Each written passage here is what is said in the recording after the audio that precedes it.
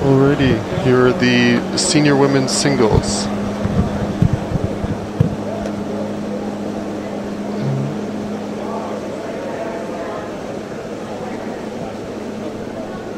About 100 meters in. Tough to see what the spread is right now, but seems to be a pretty clean start so far. Yeah. In this race, we have Morgan Ross in lane 1. She has a history of rowing for Canada, so expecting big things from her.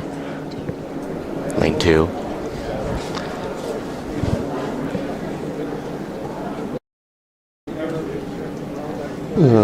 And then lane 3, we have Avery Erickson from Arion. In lane 4, we have Paige Wheeler from Craftsbury. Lane 5, we have Elaine Tierney from Penn AC. Lane 6, we have Charlotte Wiley from Craftsbury. And then lane 7, we have Fallen Duet from Arion. It still looks like it's pretty close. Nobody's sticking out, either ahead or behind.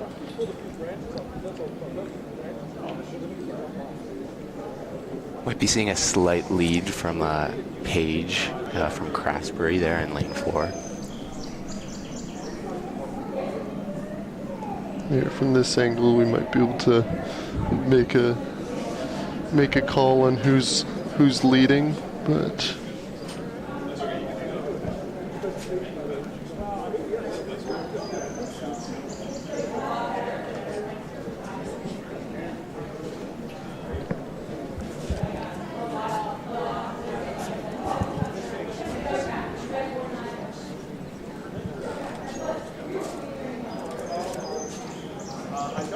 so this is the first final of the 142nd Royal Canadian Henley. So we'll see who strikes first.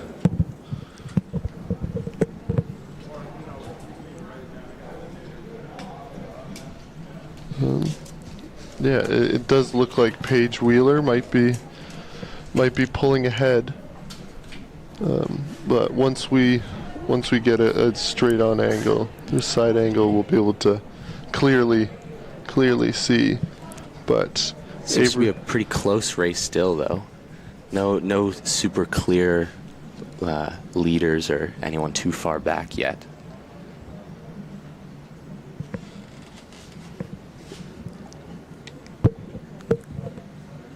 All right. Yeah. No. It definitely looks like Paige Wheeler's out ahead here.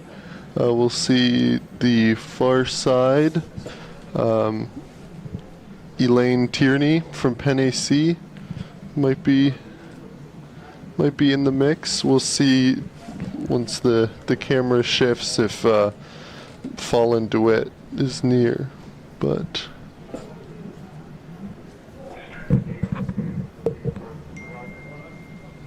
You see Morgan Ross here right in front. A very relaxed rhythm so far. Seems very comfortable.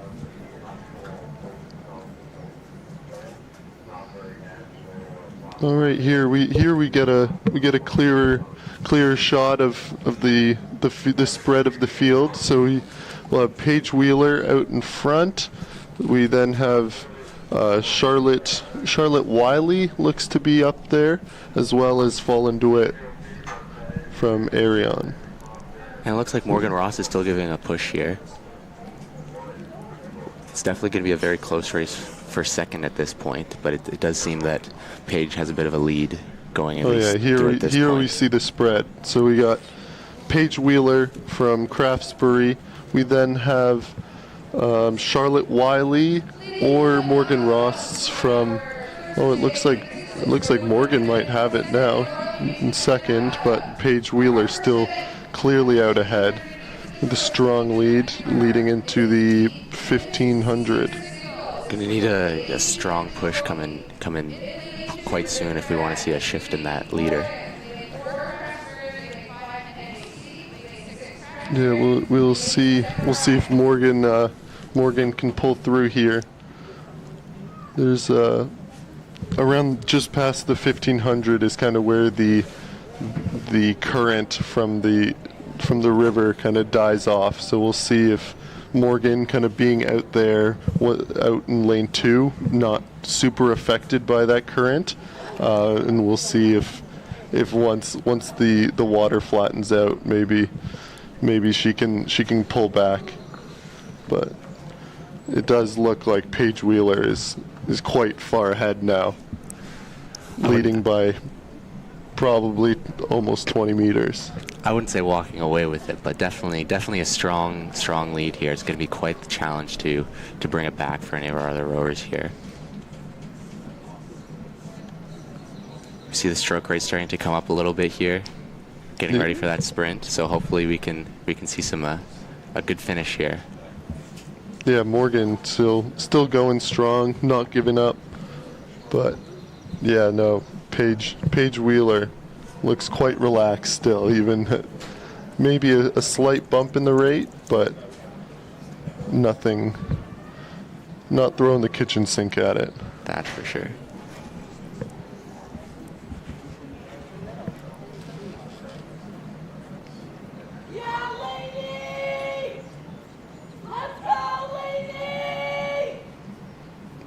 There you go. They're probably 250 left to go. Yeah, it looks like we've just hit the red buoys here, signaling the last 250 of the race. Really into our final sprint now. We can see the stroke rates a lot higher from a lot of the other Craftsbury racer. Yeah, really bringing it up. You've seen the rate come up from Charlotte here. It's tough to see with this angle, but we're getting right up to the finish. We've had quite a few strong sprints here, so let's see where it ends up. There you go. Paige Wheeler coming out ahead, followed by Charlotte and Elaine, and then Morgan and Folland just, oh no. It looks like it was Avery and Folland, and then Morgan just behind. There you go. Yeah. First race done. First race in the books. Yes, congratulations, Paige, on that win. Quite decisive win. Yes, looking quite relaxed. We now have the men's senior lightweight double. Looks like a strong group here in the final. So there are 2 heats for this. Top 3 from each heat made it on.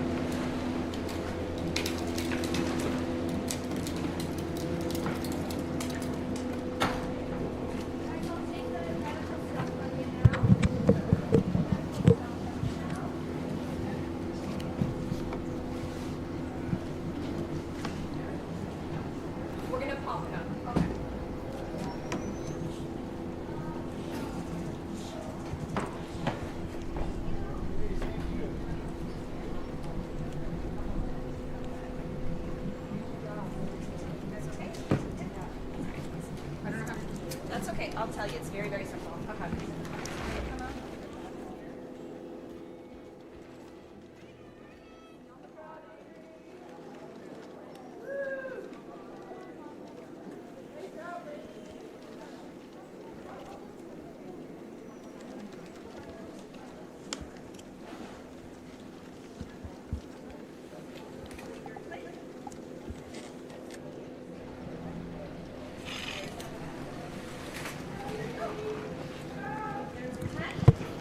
And the lightweight doubles are off.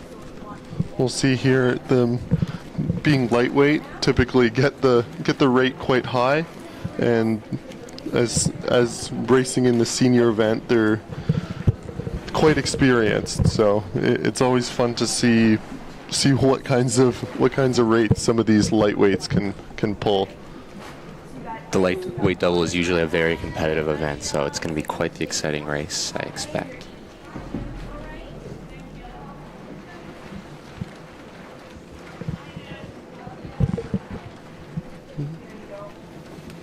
You're welcome. Okay, guys, radio me if you need anything. Okay, or you can always text me. All right, looks like we have a bit of rowing on the buoy line from the Argentina double. We'll see if they can course correct without doing too much. You want to limit how much steering you do, I guess throughout the race, but specifically in the start. You want to create a good rhythm at the start and just keep going. Yeah, keep going with steering it. can really mess up your rhythm, and of course it'll tire you out more than you need to be, which you really want to be conserving your energy for. I expect is going to be quite a strong sprint here at the end. This is UVic double. Might be pulling ahead. I think just looking compared to the Undine double to the left of them in lane 2. Yeah, UVic's had some strong results, I think, earlier in the season at BC Champs. And in the Calgary double, we have a UVic alumni in Louis Ferraro in stroke seat there. So hopefully we'll see some good racing out of them as well in that far lane. It looks like New York AC might be leading the pack there as well.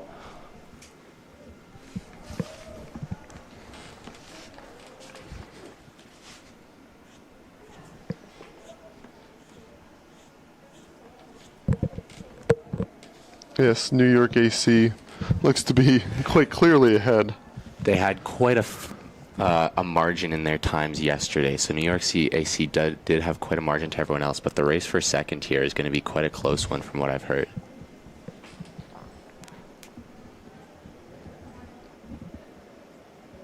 Yeah, NYAC looking super powerful here.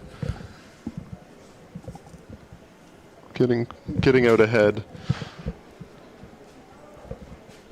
Yeah, that's a dominant lead right here. Especially so early in the race. Osprey looks to be in second.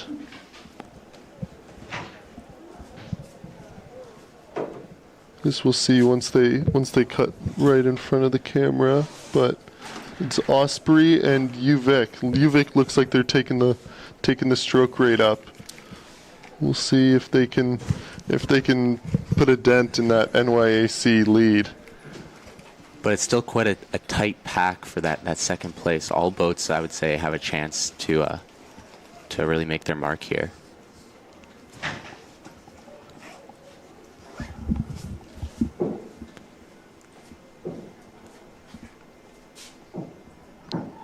Yeah, New York AC looks to be around a 36.5 stroke rate. Very powerful entries here. You can see the splashes. Yeah, they have quite crisp catches here. It's very impressive. And UVic coming towards the 1500 meter mark. They're also, it looks like they've cut the lead yeah, they've made quite a move. Kind of separated themselves from the field here a bit. Yeah, we'll see the last 5. This is where you'll get the bump in rate again from the lightweights. They had a pretty high stroke rate starts. The base quite, I don't know, still quite high, but then the last 5 is definitely really bring it up. Yeah.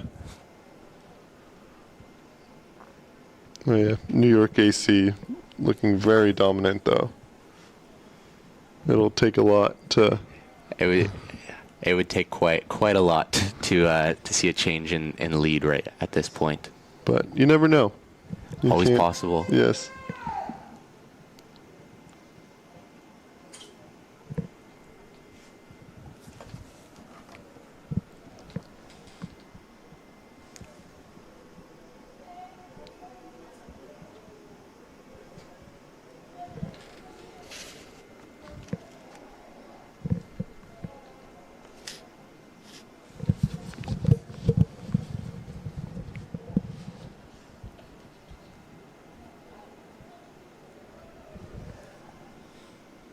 What's the stroke rate looking like for this?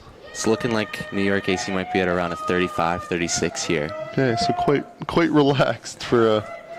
You know, For a they sprint have here, they yeah. have the position, so there is no need to dump all the fuel if they're having another race later. Yeah. But it's nice to have a comfortable win. You know, you put in all the hard work throughout the summer and at the start of the race, and then you're able to kind of celebrate it through the Relax a second bit half. here, But yeah, dominant win by quite a clear victory. yes, dominant win by Brendan Baren and Matthew Pucha. There you go. All these, yeah, like you see all these guys finishing and just collapsing.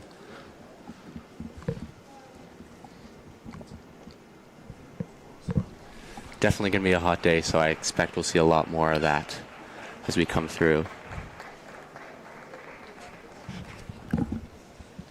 There you go.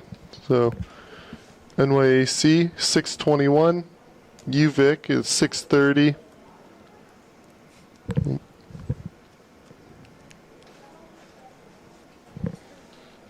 Okay, under 19 singles. Men's under 19 singles. We got in lane 2, Miles Quinton from Niagara Falls. In lane 3, we have Nathaniel McPherson from Victoria. Lane 4, we have Philip Martone from NYAC. We'll see if he can carry that NYAC streak along. We then have in lane 5, Owen Mayhew from Thunder. We have Christian Penny from Mohawk in lane 6, and then Thomas Martins from Delta D's in lane 7.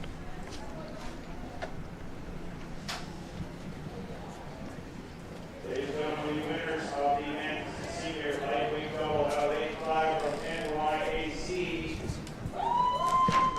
Brendan Behern. Yeah, Owen Mayhew in lane 5. He's Vaughn and I are from UBC, and Thunder we share a boathouse with them, so we've seen Owen out there a lot. He's a strong young boy. Truly, putting in the hard work.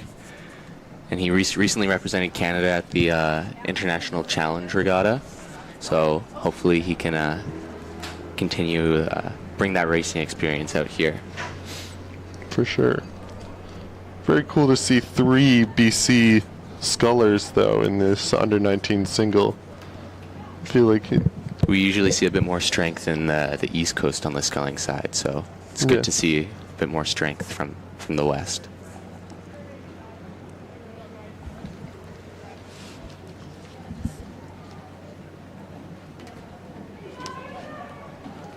Miles Quinton kind of being the only local representing in this event here, for the final of this event.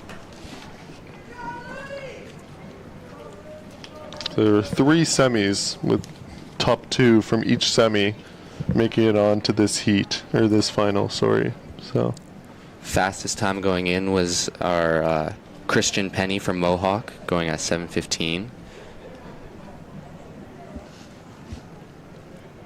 There'll definitely be some close racing. We had a lot of close times from yesterday's semis, so hopefully we can bring that excitement into this final here.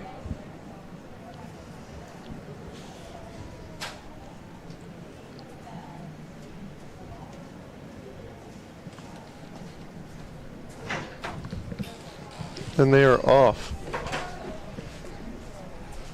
Like in the singles, you can sometimes see some crazy steering off the starts. Especially with this current, you're being held in by the boat holders, and the bow can sometimes swerve a little bit. So Definitely a stressful start sitting there, and as they count down, your boat just starts to drift. And it can be very stressful there. yes, it can. Yeah, you have so much to think about, but it looks like a lot of these guys have gotten off the line pretty clearly and cleanly. The Stuart H. Fleming Memorial Trophy was commissioned in 1977, donated by the Fleming family. So it is in memory of the late Sioux Fleming, a longtime supporter of rowing in St. Catharines. Yeah, maybe a little bit of course correction from Christian Penny in lane 6.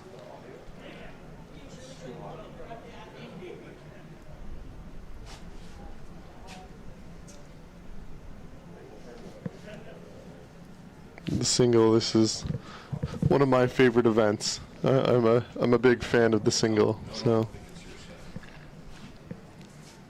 I have some reservations about it, a bit more of a sweeper, but the single is always quite an exciting event to watch. You kind of see the best of the best going at it here. Yeah, the women's senior single was quite a good event to Yes, start it off with, and being a Definitely. single. from here it looks like we might have a bit of a lead coming maybe from lane 2 here with Quentin Miles. The outside lanes seem to be making a push here. Yeah, good representation from the local guy.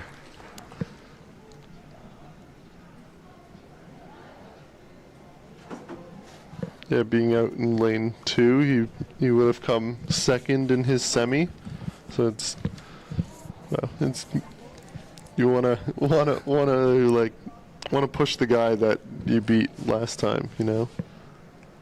Yeah, you definitely have maybe not a chip on your shoulder, but you're definitely out there really putting yourself on the line there when you know you've had a bit of a challenging semi. So hopefully we're going to see a bunch of pushes here from some of our outer lanes. I think those far lanes have could be ahead too. Christian Penny out there.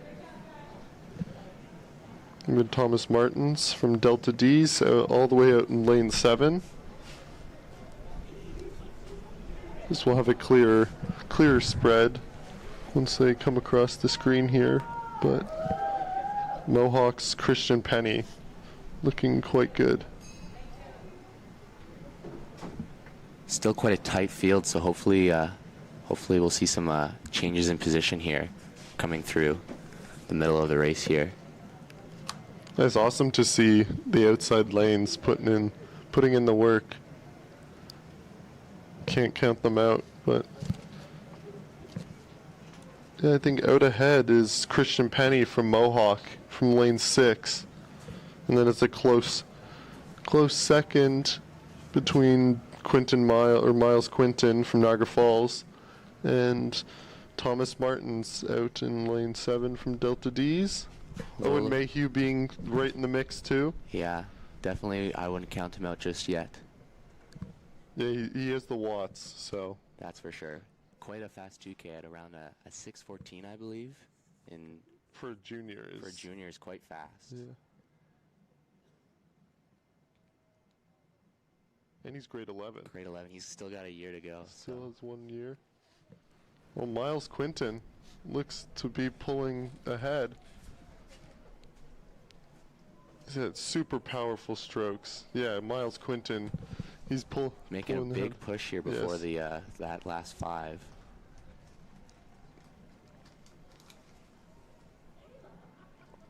That's a classic St. Catharines move. They going hard in front of the dock. Gotta look good for Everyone's the watching. fans. Yeah, exactly. Everyone's watching. Really powerful back end from Miles Quinton.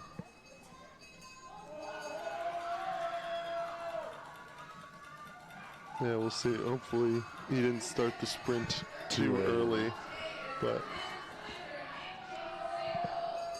yeah, Christian Penny looking quite relaxed, you know.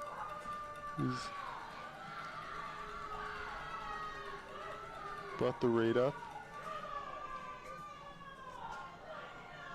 I think might be oh. Yeah, Christian Penny is out in front now.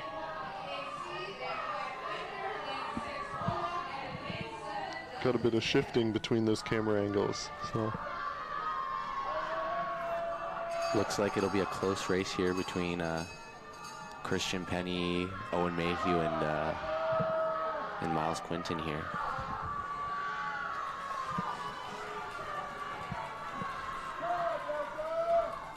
Again, the current tends to die off around the last 250 mark.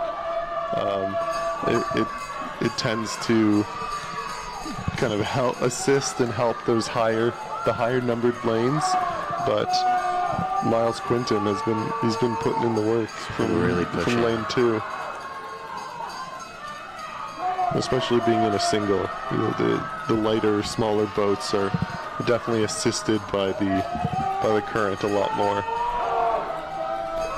Owen Mayhew really bring it up now. We're well into the sprint here. Let's see. It's going to be a strong finish here. So let's see if Owen Mayhew can bring it through, but might be tough here this late. Yeah, Christian Penny still looking really smooth for being pressed on by Owen Mayhew, but very close finish. But Christian Penny. What a race. That was a close one there.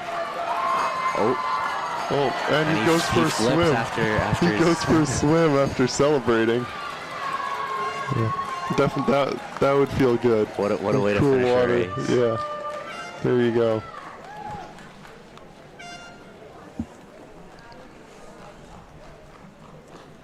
Yeah, now he doesn't have to jump in after receiving his medal. There you go. That'll be a memorable one. He won't forget that. Getting a good close up here. Let's see if he can get in on his own. Oh. Yeah, great race, Christian.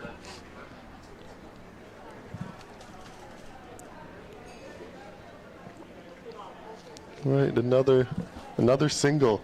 I like all these single events. The women's under 23 lightweight single. Yeah, it looks a lot of entries for this race. They had, again, 3 semifinals. Top 2 from each, progressing on to today's final. It's quite a big race. And we have 3 UVic racers in this one. In lane 2, we have Sasha Fraser. Lane 3, Stella Graham. Lane 4, Rebecca Cachetto. Lane 5, Orla Bailey. Lane 6, Morgan Harris-Storts. And lane 7, Elena Massit.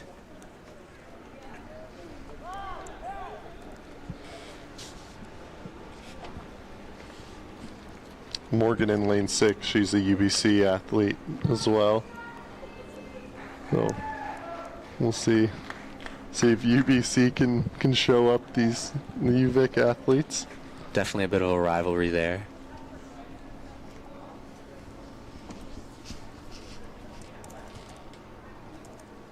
But Ottawa and Calgary being ranked above the rest of the field here. So some quite close times from yesterday's racing.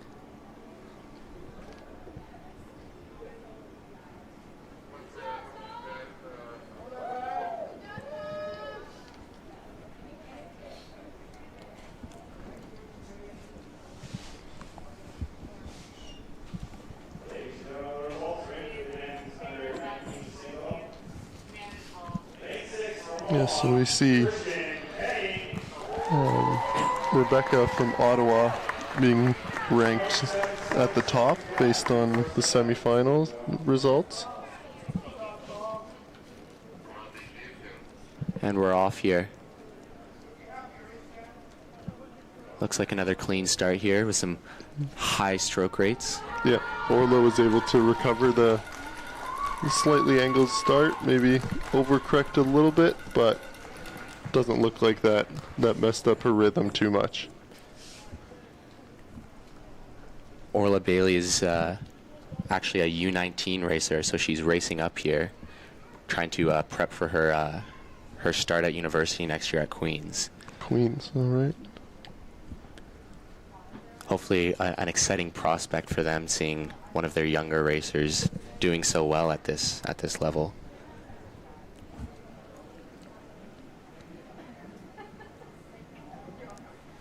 Yeah, Morgan and the UVic girls are all represent quite well at CUs and whatnot, so it'll be good to see kind of how Orla stacks up against them.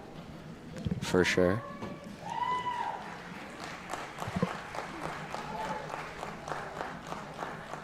Morgan looks to be ahead. Potentially.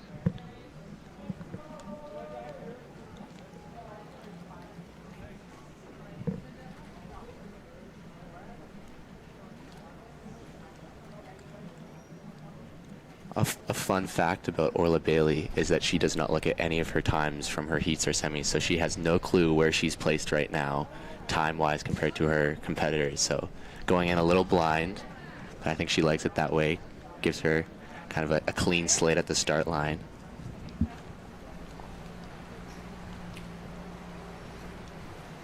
That takes a lot to not be itching to look at the times. I would not be able to do it personally. Ladies and gentlemen, the winner of the Anthony Kawaki Trophy, Christian Henley.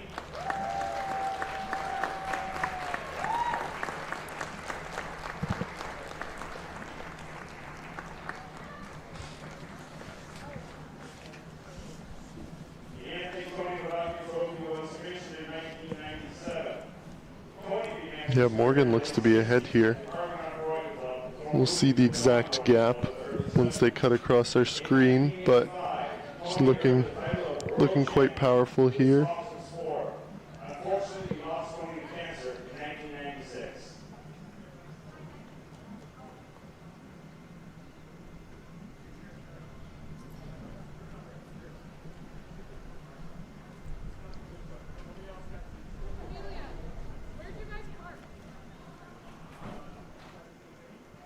Sitting around a 32 rate.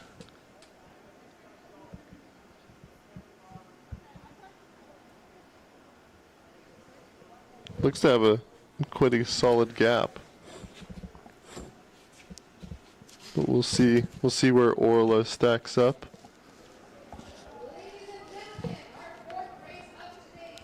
As well as Rebecca.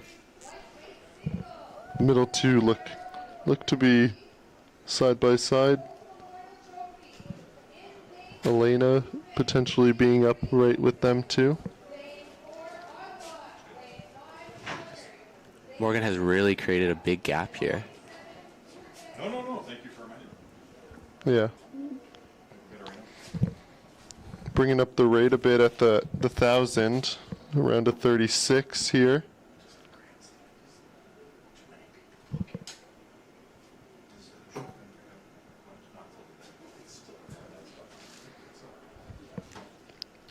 Looks like Rebecca is out ahead in second.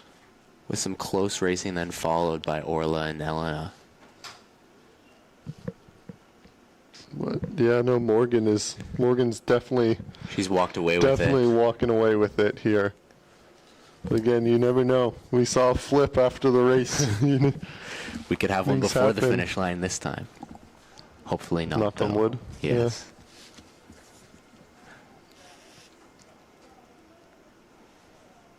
Morgan's getting a real nice send on the boat here, seeming pretty relaxed up at the front there. Rebecca's at a much higher stroke rate, really fighting for that top position here, so that's great to see.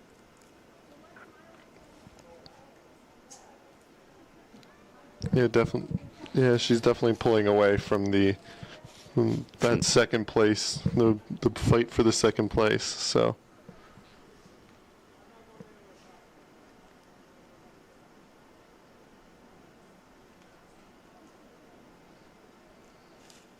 There you go, and going right into the last 5 here. Hopefully just keep the rate up. Have a Go. good sprint here at the finish. The current will definitely have a big effect on our lightweight rowers, especially our lightweight women. So hopefully we can see maybe a few changes in the results here from what we see currently.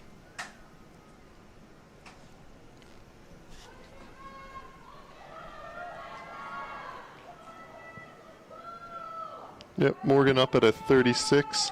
Really starting that sprint early. Great to see. Oh, you see the rate bumping up here.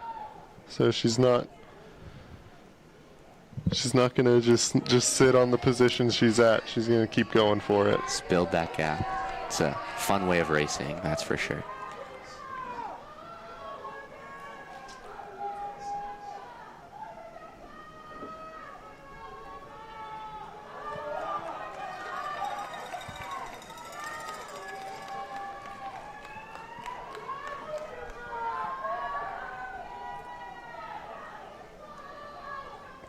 Water looks a little bit swirly here.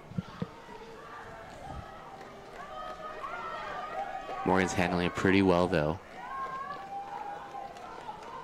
Really making a strong push here. That's great to see.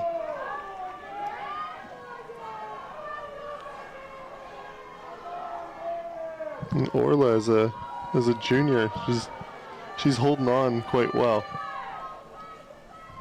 Really in the mix still for that second place. It's going to be quite a close finish for that second.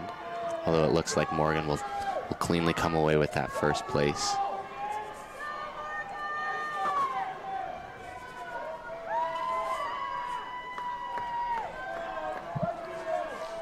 Yeah, still around that 35-36 stroke rate. Really pushing strong through that finish as she crosses the line here. Boom. Excellent race by Morgan. Definitely. He's out ahead from the start and just continued to Kept it going. press through. Looks like we got Rebecca from Ottawa coming in second and Orla coming through in third for Calgary.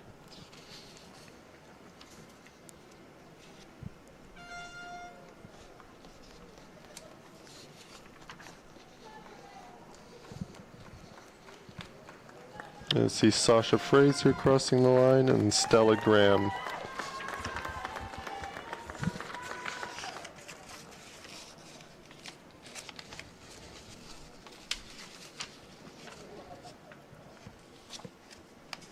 There are the times.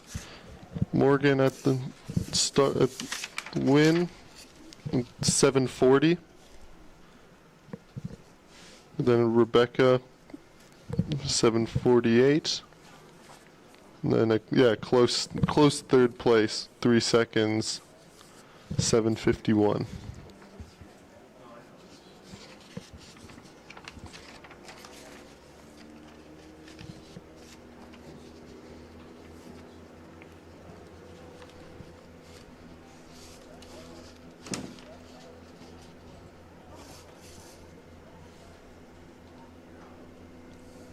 Moving on here, we have the men's under 23 double.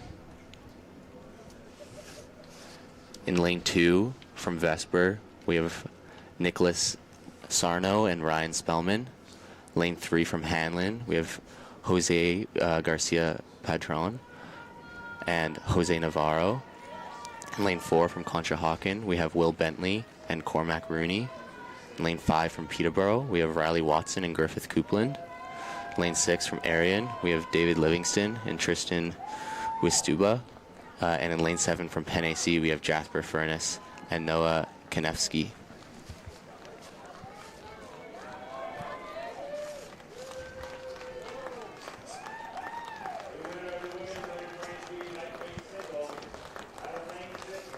Yeah, the Peterborough crew kind of being the only local. Is Hanlon is a bit local too, but Although from what I understand, the double racing from Hanlon might be the Mexico FISU double. So we'll see how they do. The race is off here.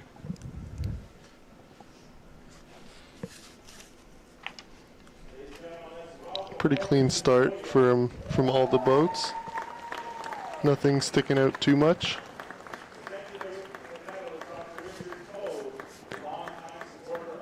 Maybe a little bit of steering from Peterborough here. Make sure they stay centered in that lane as they get off the start line here.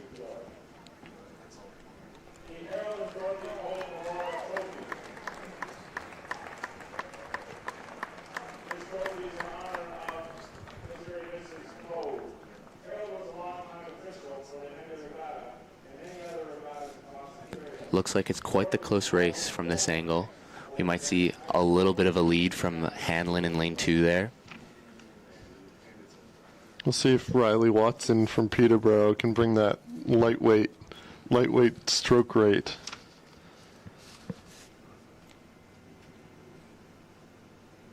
He's definitely had some success in the double, winning U.S. Nationals in the double with Nigel. So a different double, but still quite some strong successes for him.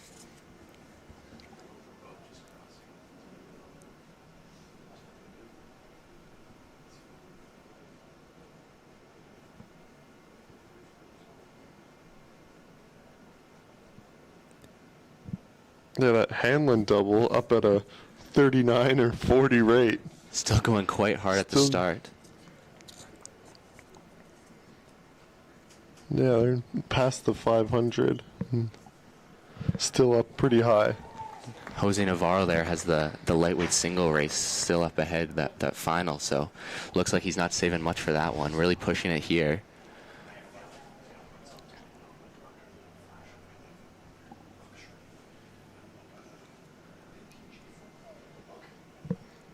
Looks like we're seeing a little bit of a race building here between Peterborough and Penn AC as well.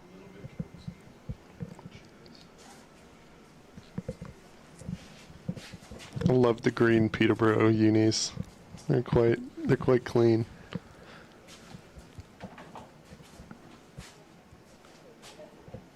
Definitely stand out. That's for sure. Amongst a lot of the white and more plain colored unis.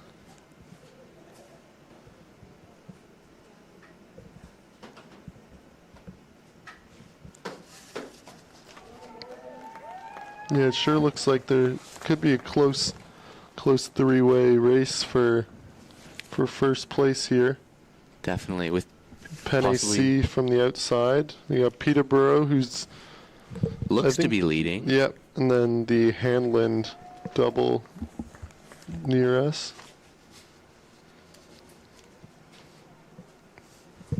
Still at quite the high stroke rate.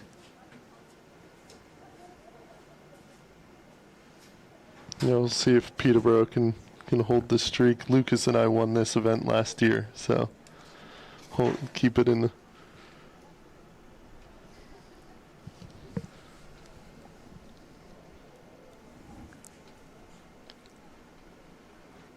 the Hanlon double, I think, moved through the Peterborough crew.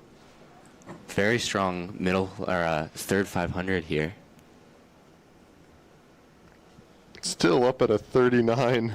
This is quite the high level of racing here. We haven't really seen it this morning yet with that high stroke rate, but it's quite exciting to see.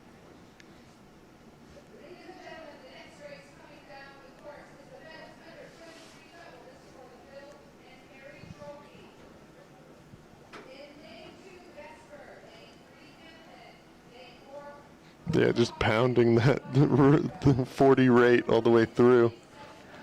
I'm excited to see what they hit for this sprint here as we go through the 500.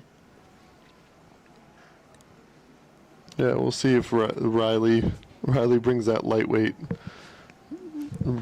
bump up in rate. But yeah, no, that Hanlon double is definitely pulling ahead.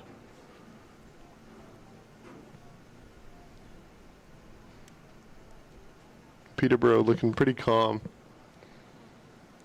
Definitely bringing that rate up now, though.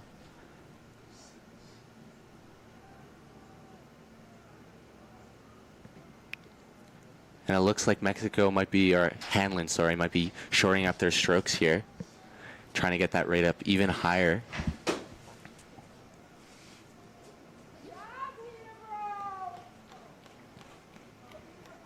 Peterborough up at a 36-37. This is quite an exciting finish here. Let's see how fast we're going to get through here as the water slows. These boats seem to be speeding up still. Quite speedy times. 550 with the little under 200 meters to go. Into the red buoys here. Peterborough looks like it's giving a strong push. Is it enough here? Hanlon has really made a strong 1500, and it seems like they're still sprinting hard. So it'll be quite an exciting finish here. Will Peterborough have enough to bring it through? Yep, Hanlon's still up at a 40. And Penn AC there also giving a strong push. As we get through the finish line here, Hanlon takes the win, with Peterborough just behind and Penn AC just behind them. It was a quite good, quite an exciting solid race. Yeah, a little bit of shifting of positions throughout the middle of the race, but Hanlon just quite overpowering through that 1250 mark. Just a brutal rate the whole way through. Very impressive to be holding that.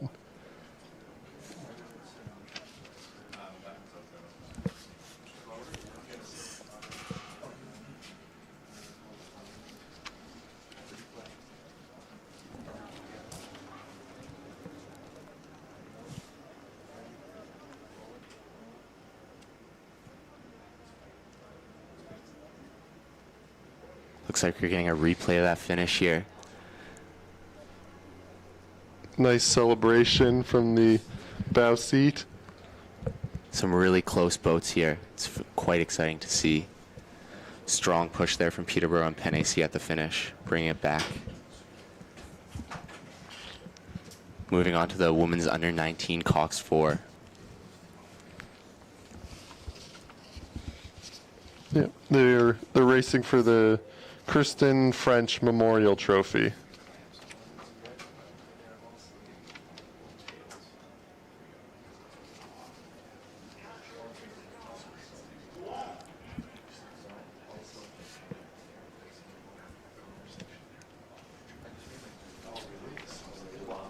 The Cox 4 is it's a fun event to race. I think being in a 4 and not having to think about steering as the stroke seat is quite nice. You get a bit of the feeling of a smaller boat, but a lot less stress. Yeah, a lot less stress. Just get to sit up there and pull. Yeah, so we'll see a lot straighter courses hopefully in these boats. And if not, we know who to blame.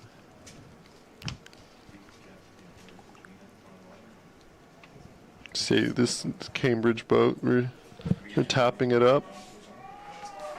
A bucket rig, which is always fun to see.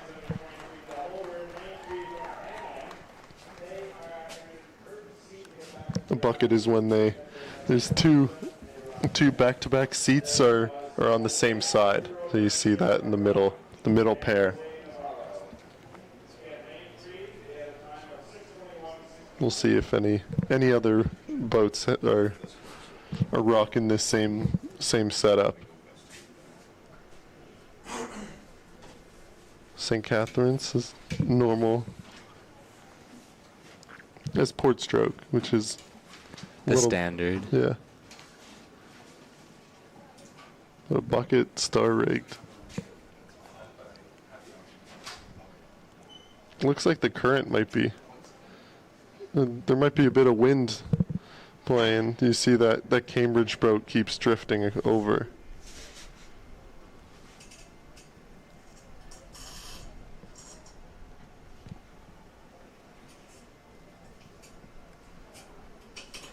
Lane 2 here we have Hanlon.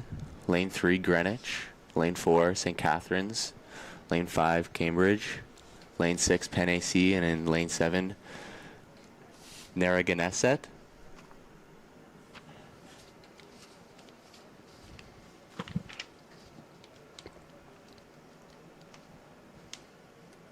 And 3 seat of that St. Catharines boat is my cousin actually. So we'll see if she can pull it together for this final.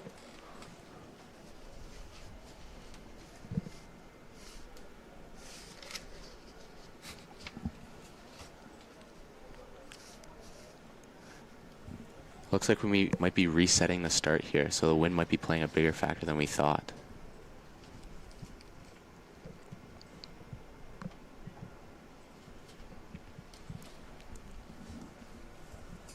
Like, typically it comes from the other side, the wind, but I think a mix of a bit of a breeze and the current being quite strong from the recent storms we've been having. That'll definitely have an impact on on the alignment at the start. But this is where it's nice to have an experienced coxswain who can make the calls to tap and make those little adjustments.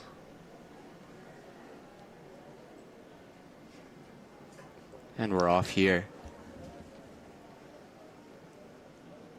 Quite a punchy start here from St. Catharines, really sending it off. And the coxswains seem to have done their job pretty well so far. Doesn't seem like anyone's in the buoys. Pretty straight courses. That St. Catharines boat is at quite the high rate. It's exciting to see. Yeah, typically like a coxed 4 will be a lower rate, but strong. It's a bit more of a heavy boat compared to Yeah. other classes, having to carry an extra person for only 4 people.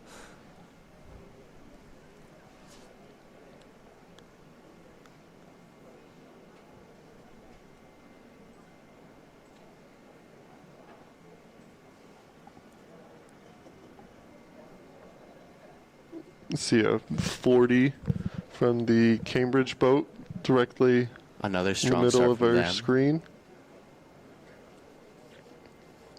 They look to potentially be pushing away, as well as the Penn AC boat to their right. And it looks like Henley in lane 2 might as well have had a strong start there.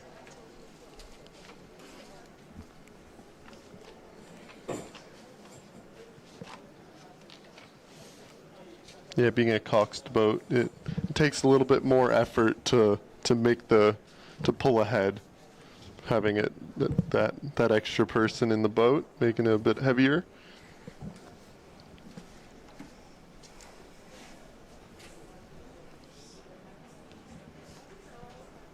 You do have the benefit of someone talking you through the whole race, though, giving you kind of where the other boats are and what moves you need to be making. So hard to see from this angle, but it looks like Cambridge and Hanlon have had some strong starts here.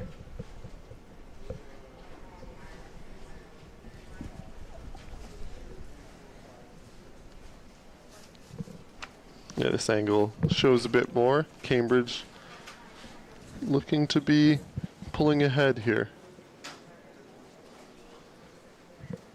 But still quite early in the race. Still early. Still some close racing, looks like.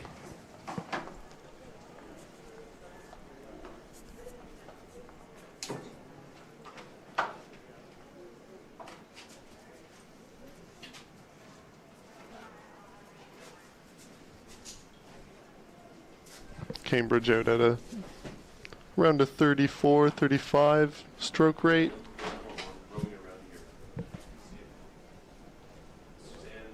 Lane 7 there seems also quite well in the race.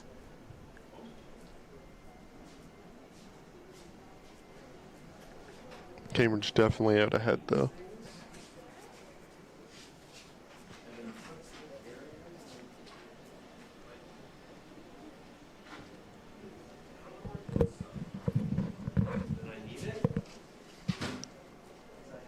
In a few seconds we'll be able to kind of read the spread, but Cambridge out ahead.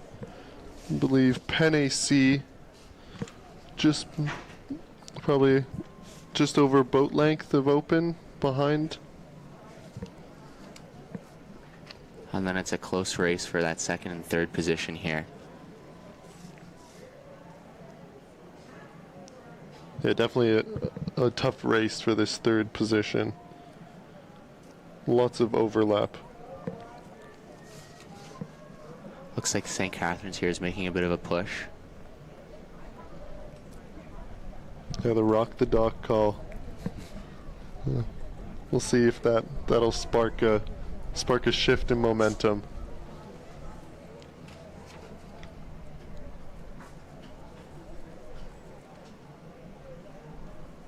See the rate coming up, 38, 39 from St. Catharines.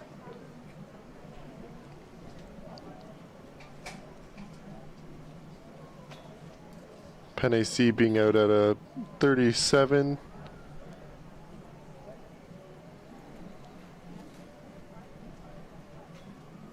And Cambridge looking quite relaxed at a 34, just really pressing through and, yeah, Sending that boat setting off. the boat.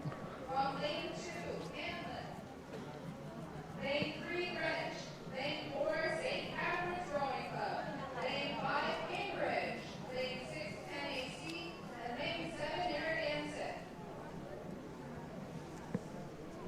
Regatta. Cambridge crossing that 1,500 meter mark here. Pushing that lead, looks to be making it almost 2 boat lengths.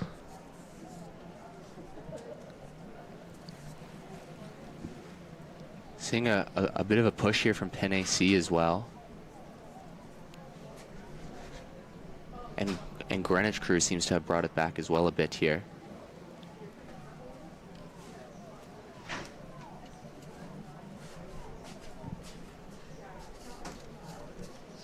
Yeah, CBC still looking around a 35. Not a crazy stroke rate, but consistent. I think that tends to work quite well. Just holding on to that rate and pressure, and not fluctuating too much from that race plan.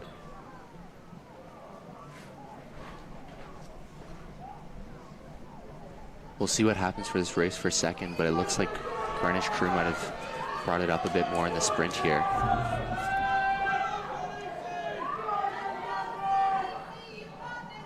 Really making a strong push now in that last 250. Bringing up that rate from CBC as well. Yeah, Penn AC up at a 38 to 40 now. Making a strong push here. Let's see what happens. It's going to be a good finish here from CBC, but it's going to be quite the close race here for second.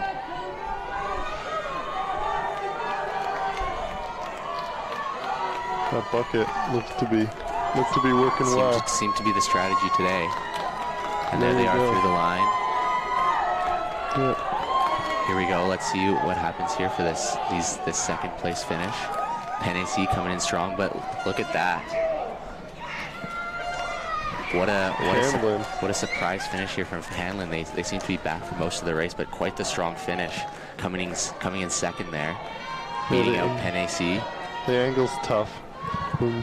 It's hard to see kind of where these closer lanes are in relation to the rest of the race. But yeah, CBC unofficial time under 7, 6:56. Some fast times here. Yes. Solid gap though, 11 seconds.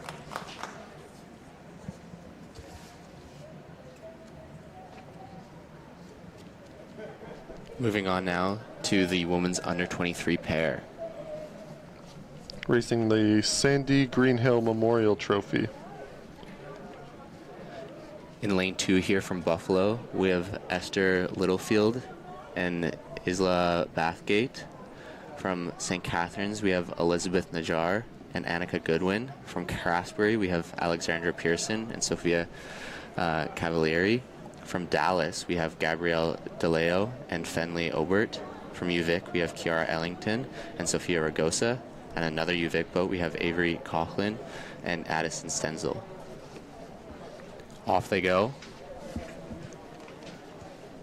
Our first pair race of the day. Usually we see a bit more excitement with the steering in a pair, but it seems to have been another clean start. A little bit of steering here from Dallas. Exciting to see. Come so far for this race.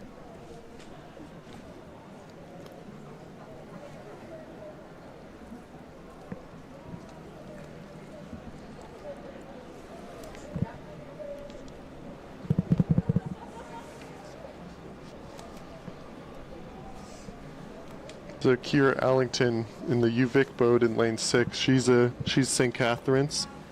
She's raced under St. Catharines for quite a while, but this summer it looks like she She stayed in Victoria, but she knows her way around the course here. So we'll see if that'll help.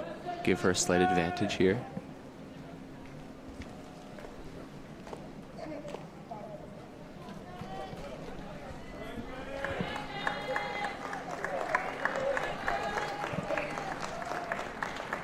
The St. Catharines boat, both those athletes were in on Vancouver Island for the U23 selection for the national team.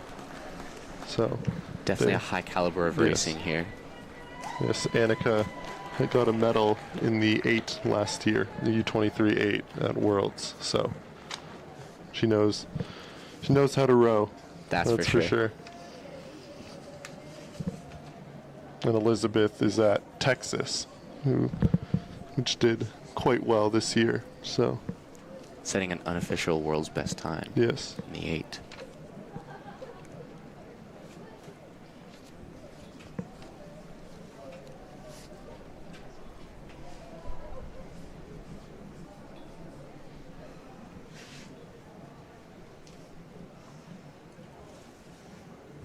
Yeah, from this angle, the field looks to be still quite tight. Looks like it's going to be quite the exciting race here. You might have a little bit of a lead from that lane 7 UVic boat.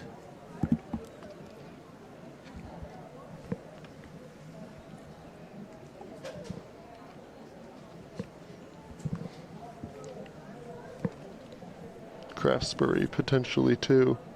I think all those lanes 3, 4, and 5 kind of from this angle look to be pretty tight.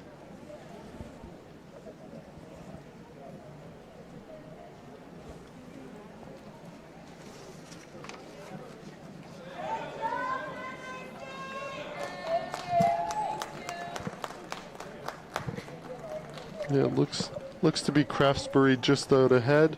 That's St. Catharines crew being right next to them though. Quite the close race here.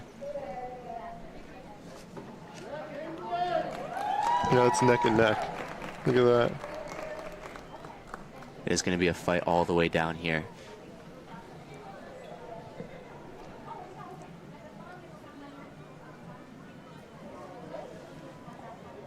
Yeah, there you go. This will be a close one for sure. We'll see it. Yep, St. Catharines crew making that move on the dock.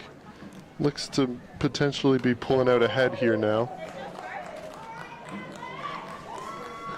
And that St. Catharines and Craftsbury boat have really moved away from the field here. Some super high stroke rates, especially from that Craftsbury boat here. Yeah, St. Catharines at a pretty strong 35, 36 here, coming through just past that 1250 mark. Looks like they might be taking it here, getting ahead, but you never know. This last 500 is going to make the difference here. With racing this close, they're probably starting their sprint quite soon, even before the 500, bringing up that rate even more, trying to get that advantage before the current dies out here. Yeah, Craftsbury really bumping it here. 38.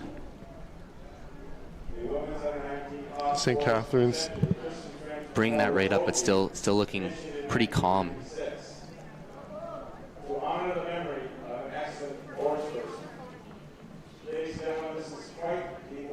Yeah, 36. Just keeping it strong. Looks like Craftsbury's making a bit of a move here now, walking away. Can St. Catharines respond? Yeah, you see the two different kinds of kind of racing that can be done. A slightly lower rate, but strong, and a higher rate, a bit tappier, but both seem to be very effective here. It's going to be quite the race coming into that 250 here. We're getting close.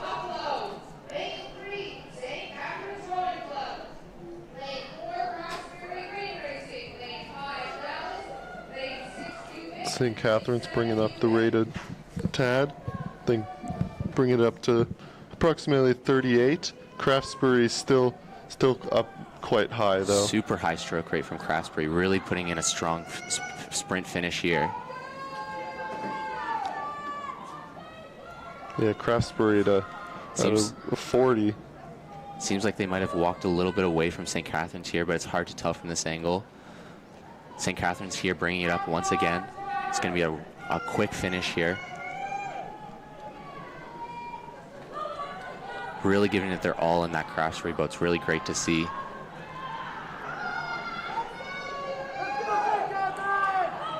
Coming down to the line here, making that final push. Let's see what happens. Some really explosive racing here. Yeah, Craftsbury looks to be ahead here now. Made that early sprint, and it seems to have worked out for them as they cross the line here in first. What a race that was. That was quite exciting. Nice to see a closer race. Some really strong racing there.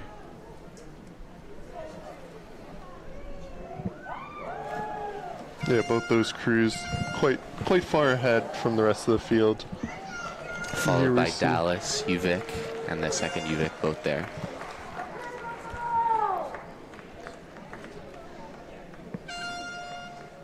And we see Buffalo here.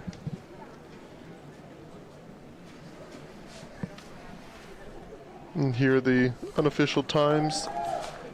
Green Racing Project, 7:11, St. Catharines, just a little bit back at 7:15, and Dallas a bit back from that at 7:29.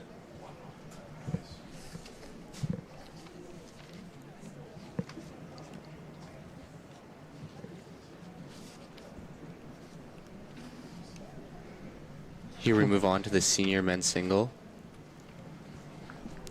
In lane 1 for Penn AC, we have James Schmidt. Lane 2. In lane 3 for St. Catharines, we have Matthew Finley. Lane 4, we have Breck Duncan from Penn AC. Lane 5 from Craftsbury, we have Thomas Woods. Lane 6 from Henley, we have Xavier Thomas Manzello Maiden. And from Sarasota, we have Evan Falstrup.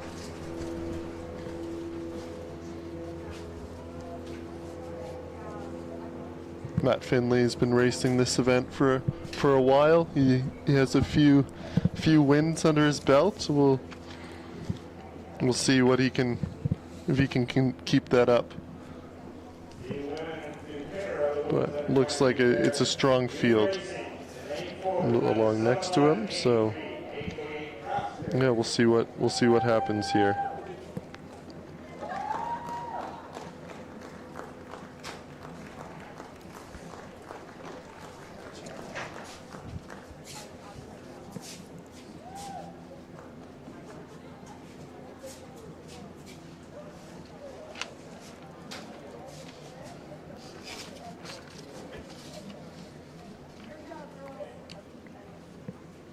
So we had the senior women's single earlier this morning, with being won by Craftsbury's Paige Wheeler. So Thomas Woods, he's their Craftsbury representative for this event. Off they go here.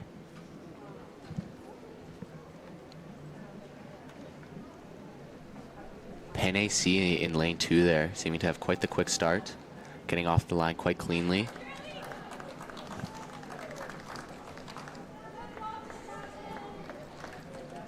With these singles, anything can happen. At Henley, it's by position, not by time, who progresses. So depending on which heat and semi you're in, these kind of general rankings on these lanes are not always representative of what the speed actually is. So you'll see winning from outside nearly just as much as inside. So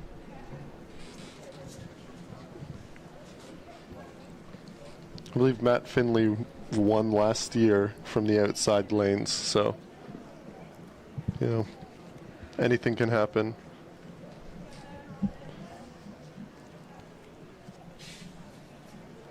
And with the current on this river, there's more beneficial spots for certain lanes at different times in the race, so there's going to be quite a lot of movement, I suspect, throughout this race.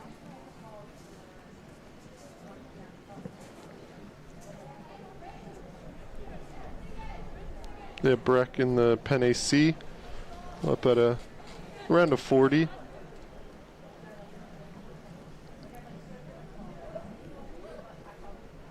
Matt Finley also up there.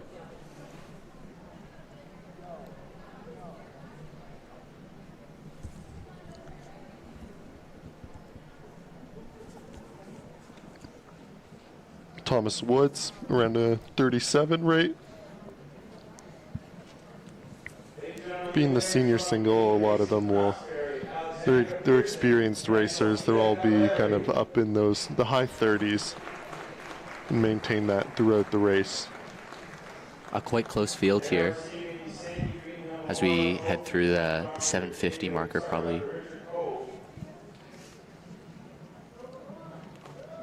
Before it was commissioned in 1993 in memory of Alex, a.k.a. Sandy Greenlaw, who was a member of the Royal Canadian Henley Alumni.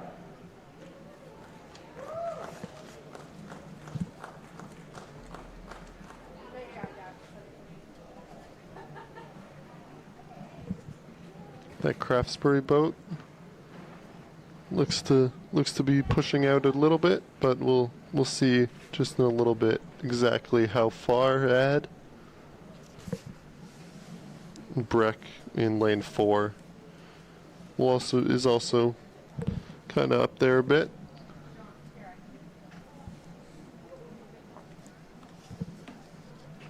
And Sarasota and Hanlon Cruz are just a bit back from that.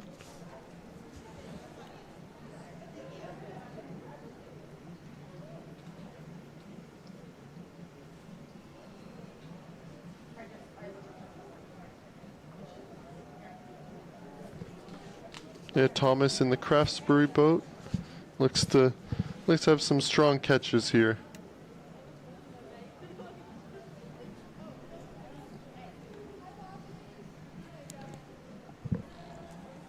Or sorry, the down, no. Yeah. Definitely a good race developing here between Pen AC and Craftsbury, as they seem to have cleared the field a little bit. Both striking quite high here, still in those high 30s. Getting ready for that final sprint here. Again, it's going to be an early sprint with racing this close. Craftsbury already looks like it's bringing it up. Pen AC is following as well. Yeah, in the single, positions move quite fluidly. There's a lot of movement between. So we'll see what happens. This Pen AC boat on the inside looks to be making a pretty big push as well. So don't quite count him out.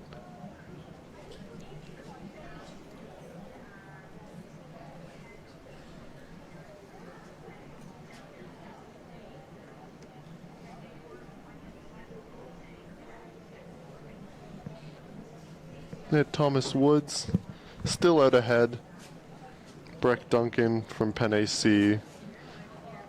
It's a little back, probably half a boat length of open, but Definitely still within a margin here that is doable to overturn here. So if he starts that sprint soon, we can definitely see a change in position here. But it looks like Craftsbury has already started that final sprint here, bringing that rate up.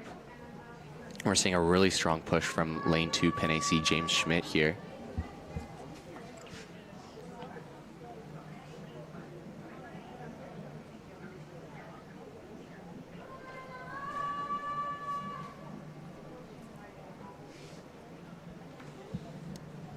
they're getting to that last 250 mark now.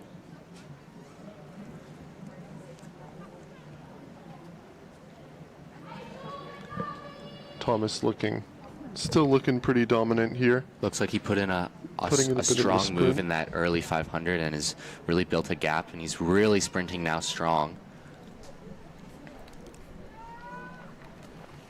Breck is moving with him though. Let's see. Another strong push from both of them. Let's see how it finishes here. He's really made a big gap though, so it looks like it's going to be a pretty clean finish here for Craftsbury's Thomas Woods. As he crosses the line here. Wicked fast time though. That is some good racing there. Wow. 640. Quite impressive. And there comes through the second Penn AC boat of James Schmidt in lane 2.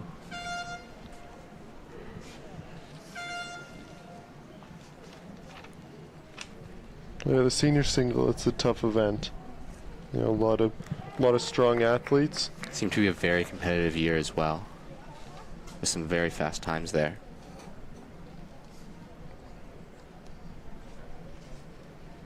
Especially with FISU being in London next week, there's a lot of athletes from that came a week early to represent their clubs here at Henley. So it's great to see the competition being lifted. Here we have the women's under 17 double. In lane 2 we have Victoria's Sienna Garmin and Vivian Fisher. Lane 3, GMS, Mary Jordan and Anka Jordan. We have St. Catherine's Isabel Austin and Ashley De Silva Peak. Litchfield, we have Megan Archibald and Tessa Pagini. Elizabeth City, we have Kieran Rogers and Gina Rogers. And in Penn AC, we have Sadie Greenleaf and Maria Elena Nediakova Sala. So it looks like we have a few siblings racing here in the Elizabeth City boat and the GMS boat. There you go. It's quite fun for U17 being kind of a lot of people's entry into the sport, and to be racing with family is quite nice. You've done it before yourself, haven't you? I've raced, yeah, with my cousin a little bit.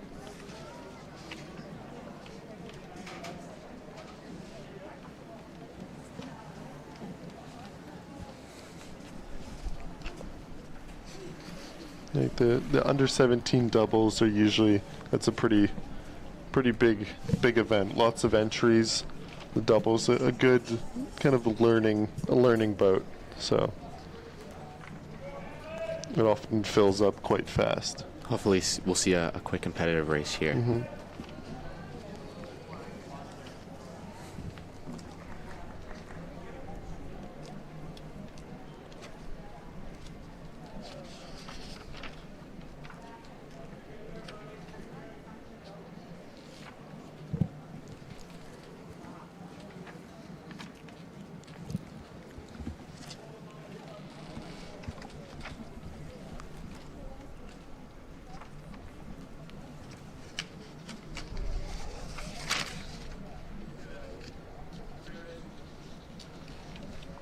Lots of good racing so far from the first day of finals here at Henley. And off we go.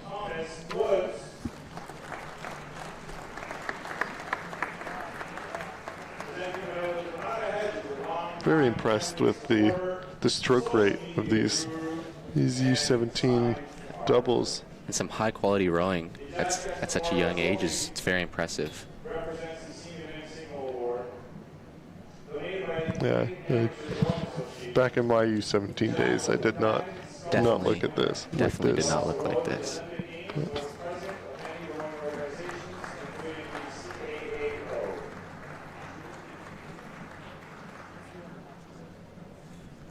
Looks like a strong start here from St. Catherine's and Litchfield.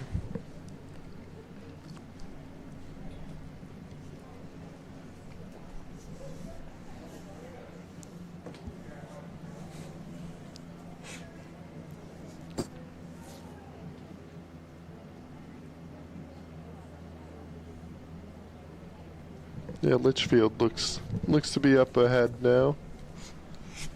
But we'll see. We'll get a better shot when we come from the side.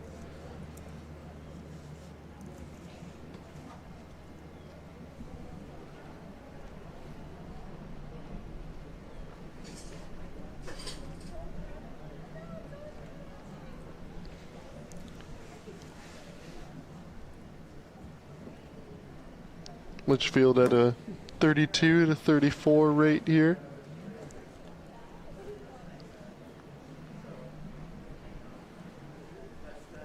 Having a strong semi yesterday, Litchfield looks like they're a bit of a favorite for this race, but we'll see how it pans out.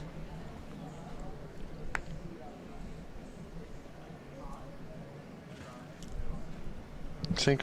Catherine's at a 40 here.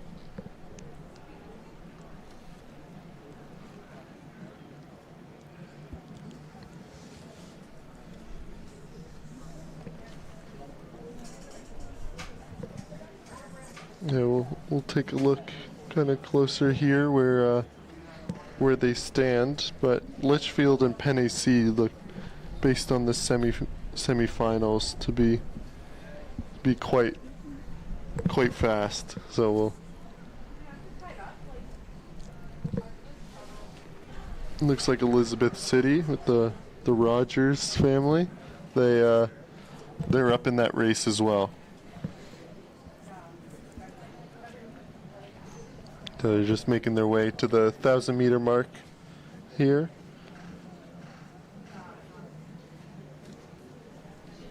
It looks to be a tight race across the three crews on the far side, with the crews on the other side creating a bit of their own race here.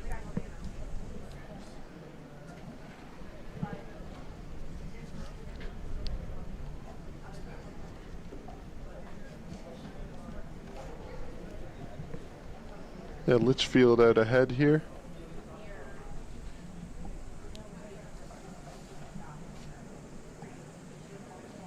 Looks like a close race here between Penn AC and Elizabeth City for second. Penn AC slightly ahead here. Yep, Litchfield at a 34 rate. Pretty solid and consistent rate they've been able to hold.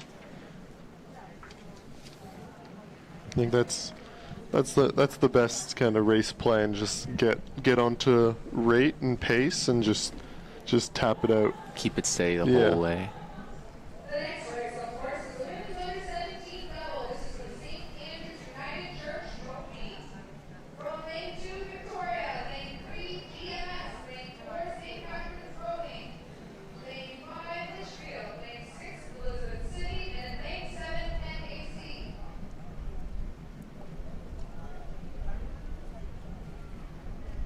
Looks like they're bringing the rate up a bit now.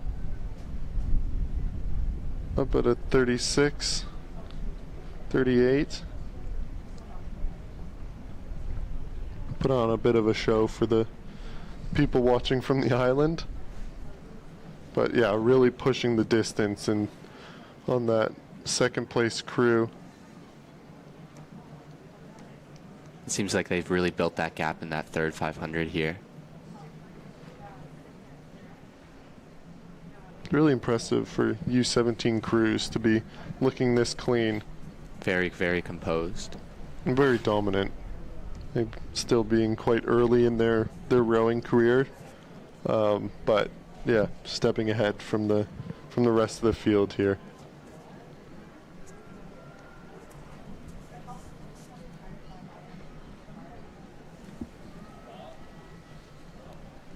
Making their way through the 1500 now. We'll see if they'll just keep pressing the rate up, or we'll see what they try to do here.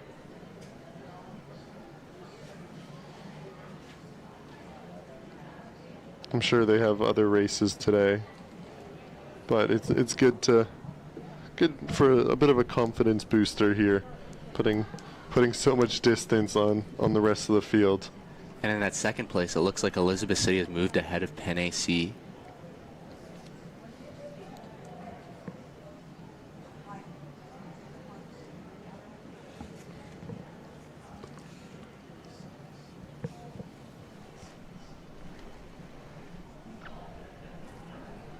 Moving on through into the last 250. Still looking very dominant here in lane 5 with Megan Archibald and Tessa Paganini.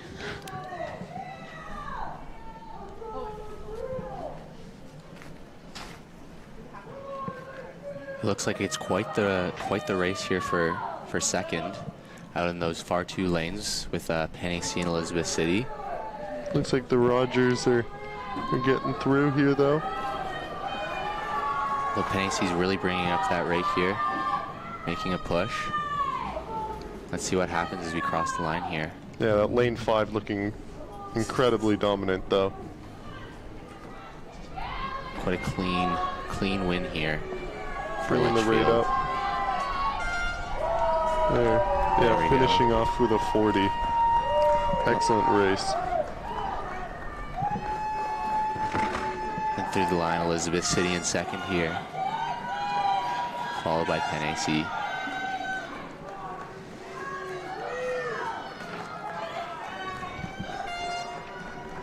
Quite a strong push, it seems, from Elizabeth City. They brought it back through. It's exciting to see. And Litchfield, of course, quite a dominant race for them.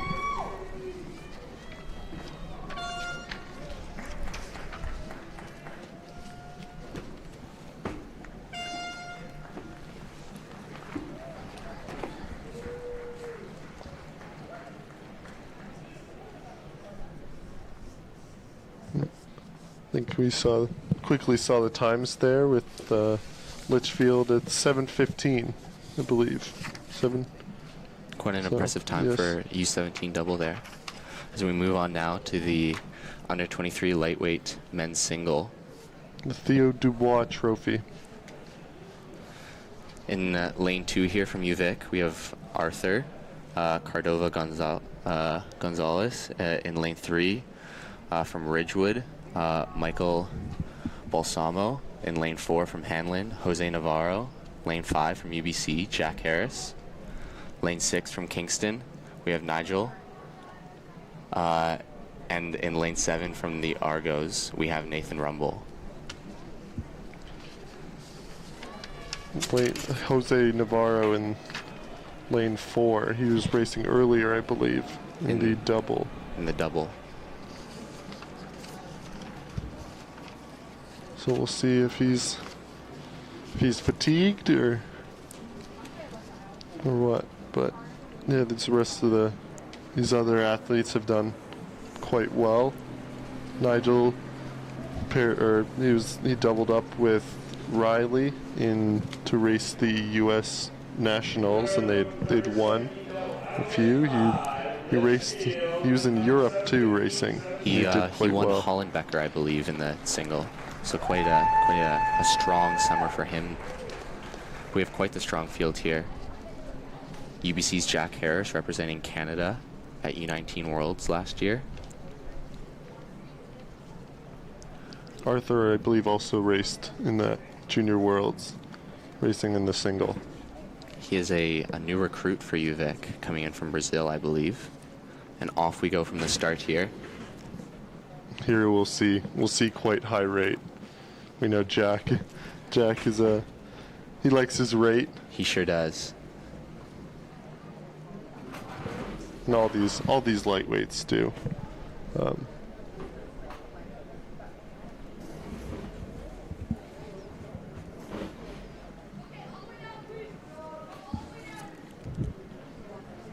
Here we see Jack might need a slight course adjustment. He'll get a little reminder with buoys coming along his star side.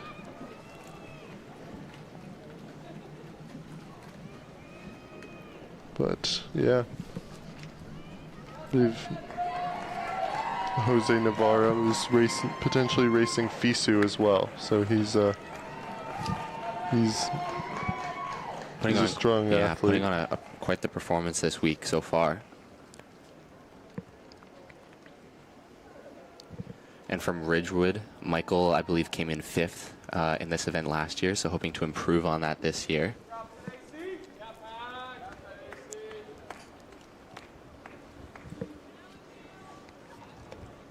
It's already quite challenging to make a Henley final, but the lightweights have to weigh in as well. So these guys have weighed in for the last few days to get to the final.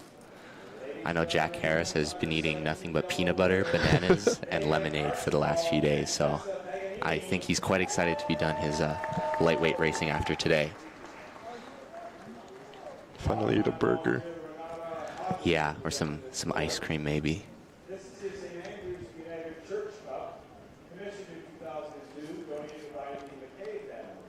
It looks like Jose Navarro might have a little bit of a lead here. Located on Main Street in Port Lucie. Yeah, tough to make a call on the gap. We'll be able to see in just a few minutes or a few seconds.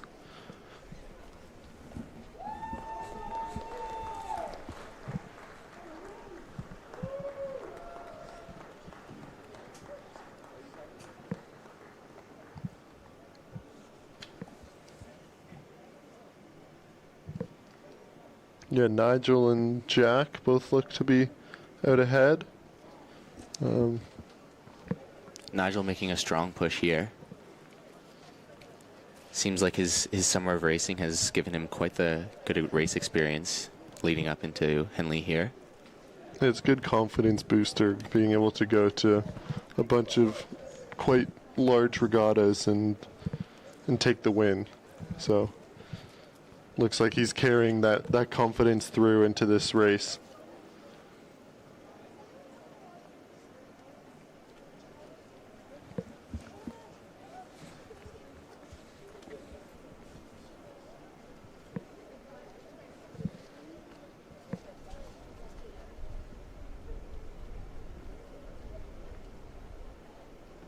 Nigel with quite the high stroke rate here.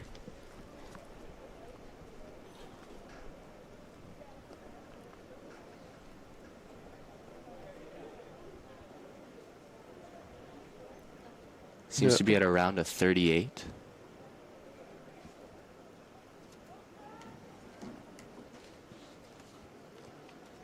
Yeah, looking quite strong here. Staying long and just really pressing it out, moving the boat.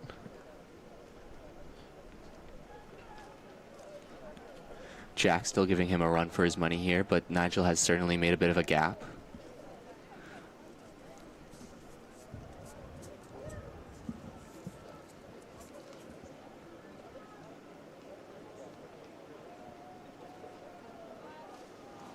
Yeah, Nigel coming through with a big rate bump here. Up at a 40 now.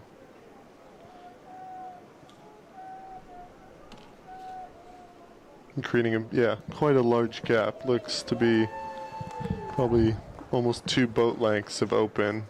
If Jack onto wants to catch him, he's gonna have to start sprinting soon. Nigel looking quite strong though. Our next race on the course is the men's 123 light weight single. This is for the field trophy. In lane 2, The rest of the field looking quite tight too. You see, I believe Michael from Ridgewood in lane 3 making a shift coming into the last 5. There goes Jack crossing the 1500.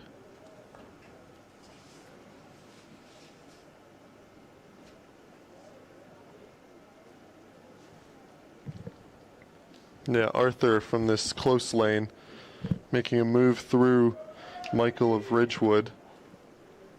Exciting to see from such a young racer. Looks like Nigel has the control of this race so far. It's going to take a lot to change that at this point.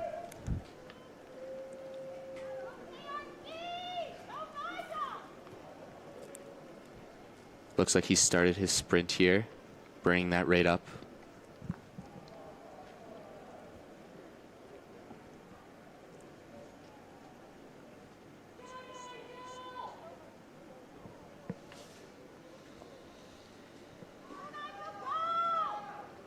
He's really pushing it here through the line. That is awesome to see. Yeah, up at a rate 40 here. Rate 40 here, sprinting through the line. He's giving it all he has here. Looks like Jack Harris might have closed the gap a little bit, but it is going to be hard to change the outcome now.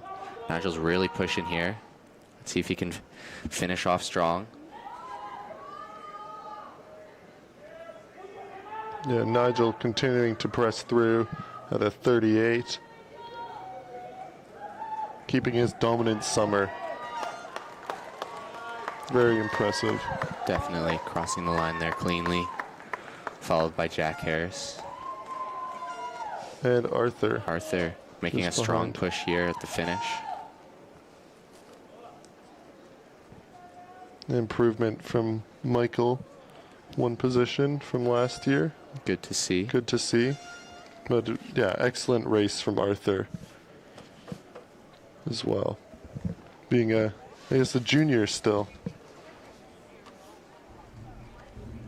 Here are the unofficial times for the U23 lightweight single. So Nigel from Kingston, 6:54. Jack from UBC at 7:01. Arthur from UVic, 7:03. So with times like that, looks like it's going to be setting up an exciting CUs in the next few months. Yes, for sure. Yeah, all those athletes will be racing at CUs later this fall. We're moving on here to the women's senior lightweight double. In lane 2, we have Montreal's Isabelle Izquierdo Bernier and Melanie Lessard. In lane 3, UBC's Abigail Nicholson and Bronwyn Posniak. In lane 4, Kingston's Isabel Geiger and Jillian Jansen. Ottawa's Sydney MacArthur. Sorry, Western Sydney MacArthur and Mary Brooksbank. Argentina's Coralla Molina and Annika Fusil-Marie. And Ottawa's Hannah Kavanaugh and Rebecca Cacchetto.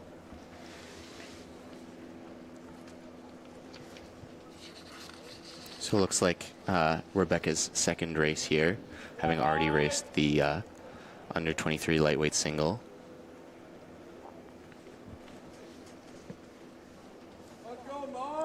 Lots of good racing from the lightweights so far.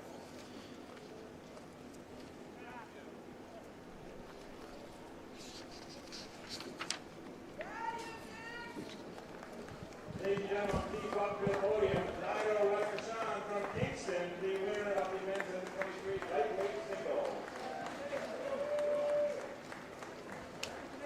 Presenting the award is Dr. Richard Cove, a longtime volunteer for the Henley Regatta. There are 2 heats for this event, so top 3 from each heat progressed on to today's final.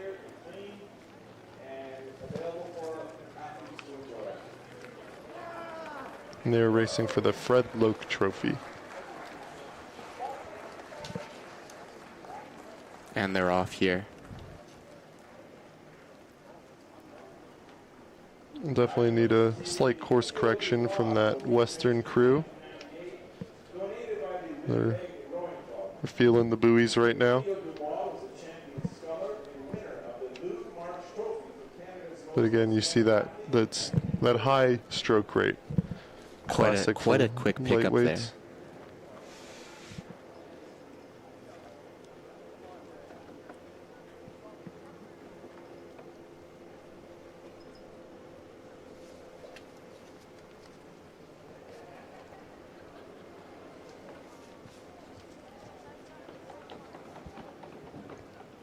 Looks to be those middle crews on our screen, pushing slightly out ahead.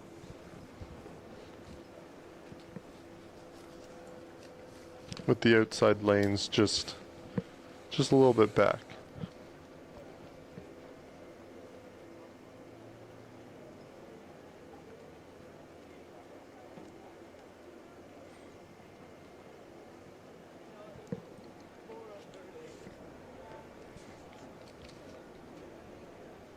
Great to see athletes all the way from Argentina coming to race. Quite the journey. Exciting to get that international competition in Canada. It's great to see. Good for our racers.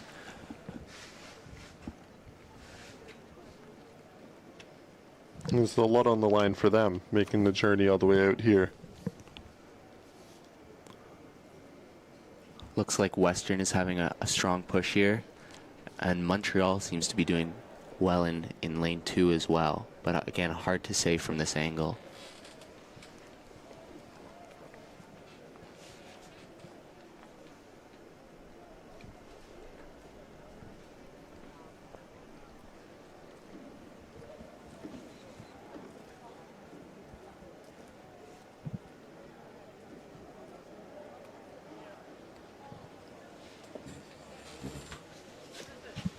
Looks to be the Western and Argentina crews pushing just out ahead, with Argentina being a little bit up.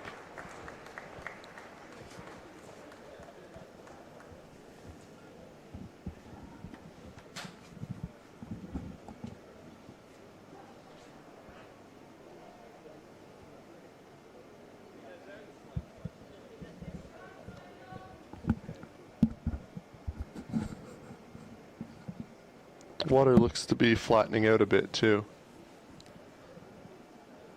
Some strong conditions here for some strong racing. Looks like their stroke rates are still pretty high in this race, and it seems to be pretty close here between 3 boats. Western and Argentina. It looks like Kingston's holding in there as well.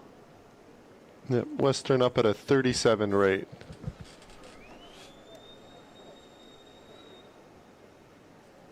Kingston holding a 35, 36. Argentina with their direct strokes sitting around a 40.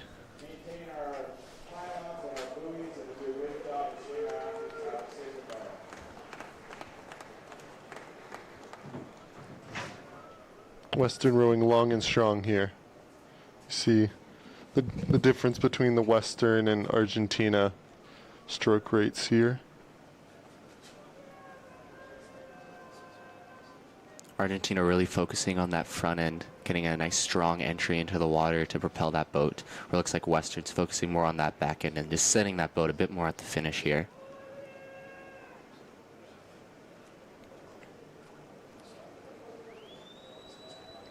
Yeah, you see the Western boats bow really riding quite nicely here. Surging through the water strongly. And Kingston has really put in a lot of work here in that last 500, and it looks to be up on Argentina here, pushing towards that Western boat. This is going to be an exciting race here as we get closer to the finish. Interesting to see both those Ontario crews holding quite, not a low rate, but a bit like 35, 36 is, staying really long and connected.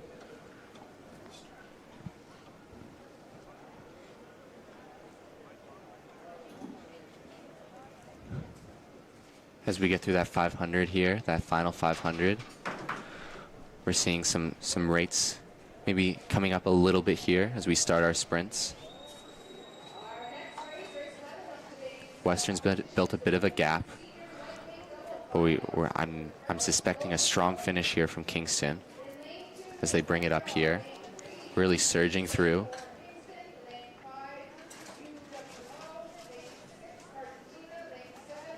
Yeah, Western still up at a 37.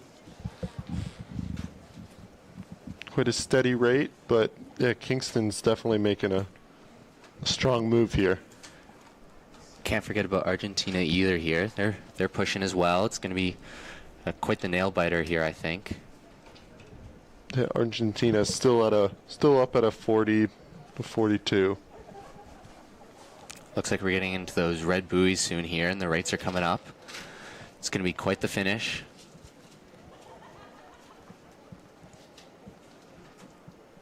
Western still ahead by a bit. Looks like Argentina might have made a bit of a strong move here. Yeah, you see the rate coming up. Frequency of strokes.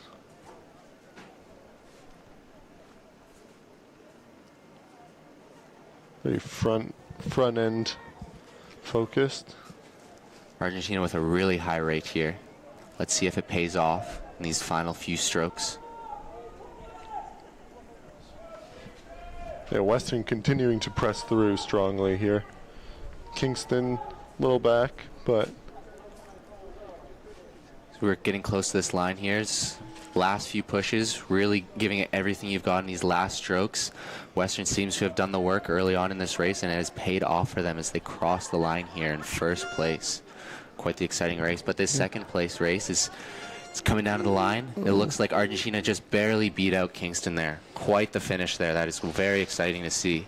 great to see the top 1, 2, 3 being neck and neck. So close there. Very close.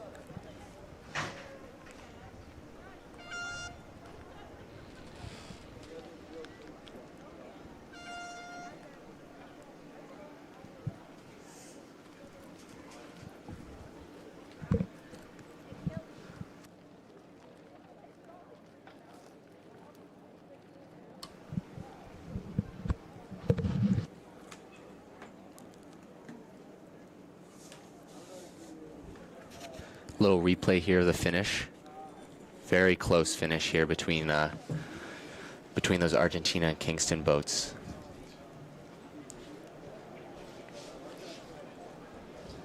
Moving on here now to the men's under 19 Cox 4.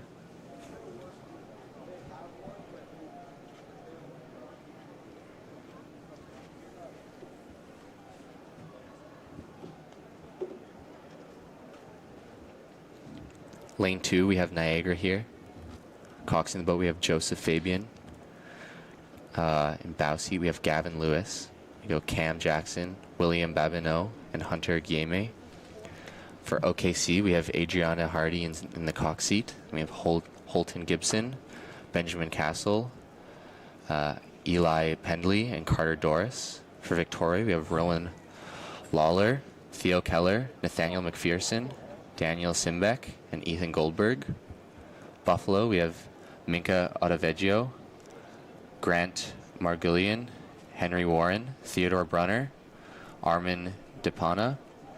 For Hawk Racing, we have David O'Connor, Sid Hodgson, Martin Bachheller, Quinn Bransfield, and Joseph Nolan. For Greenwich, we have Nikash Bhandari, Connor McDermott, Vincent Estella, Kieran Schroeder, and Luke Weixner.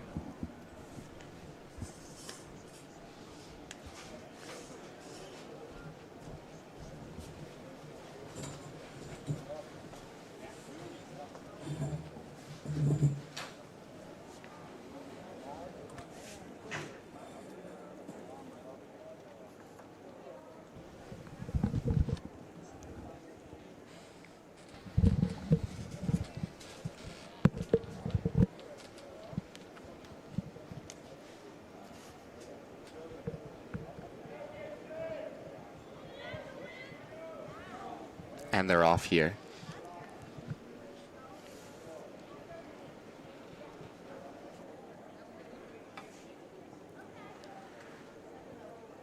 Looks like Buffalo starting off strong there.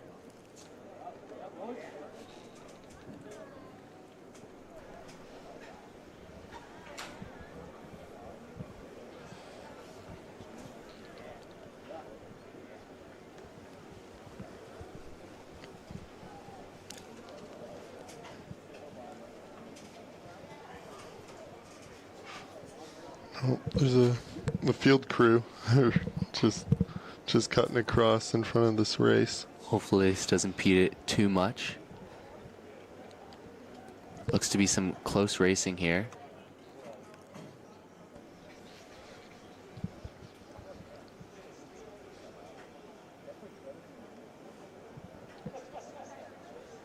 The Cox 4 again being a bit of a, I don't want to say workhorse boat, but it's not a tappy high rate boat. It's you gotta grind for it a bit. A lot of power needed to move a Cox 4.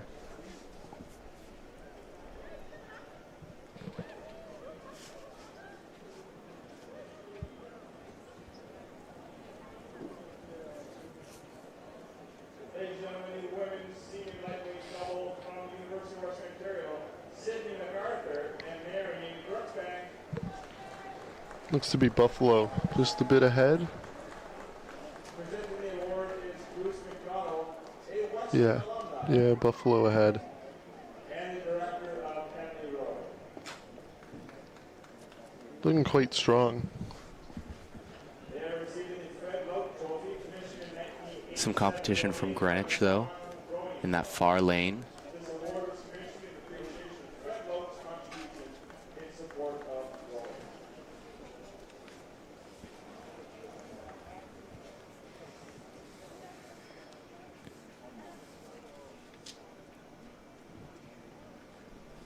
As we get a bit of a better angle here, we'll see how close it is between those top two boats.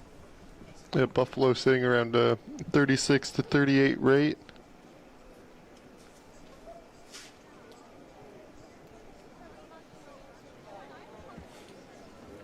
Greenwich in the far lane around a 35, 36.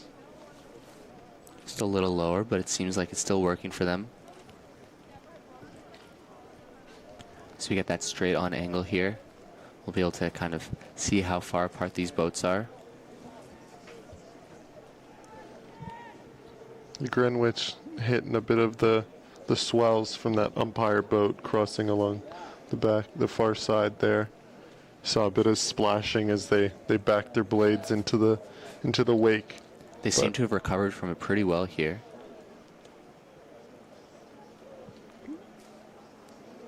Buffalo looking very dominant and strong though.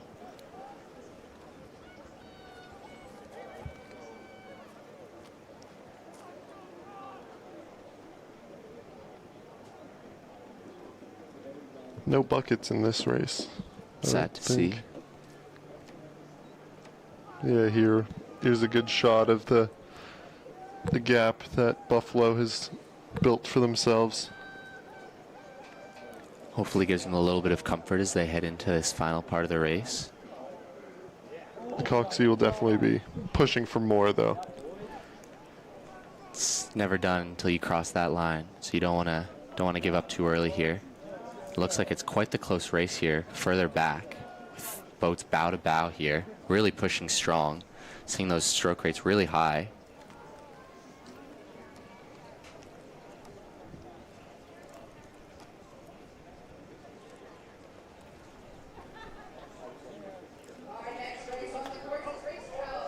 Victoria seems to have made a bit of a move, has moved up in the rankings a bit here. Greenwich still looking pretty strong. As we head through the 500 here. The gap looks to be growing for that Buffalo crew though. And they're bringing up that rate already. This is quite the close race. Look at that. It's basically a 4-boat race here for second. It's going to be quite the push to the finish. It's all in that sprint here. That's a great shot of Buffalo. Buffalo at ahead and everybody else bow ball to bow ball. Niagara is making a strong sprint here. Let's see if it pays off for them. Victoria might be slightly ahead along with Greenwich, but that OKC and Niagara crew is giving it all here in that last bit. This is quite a good race here.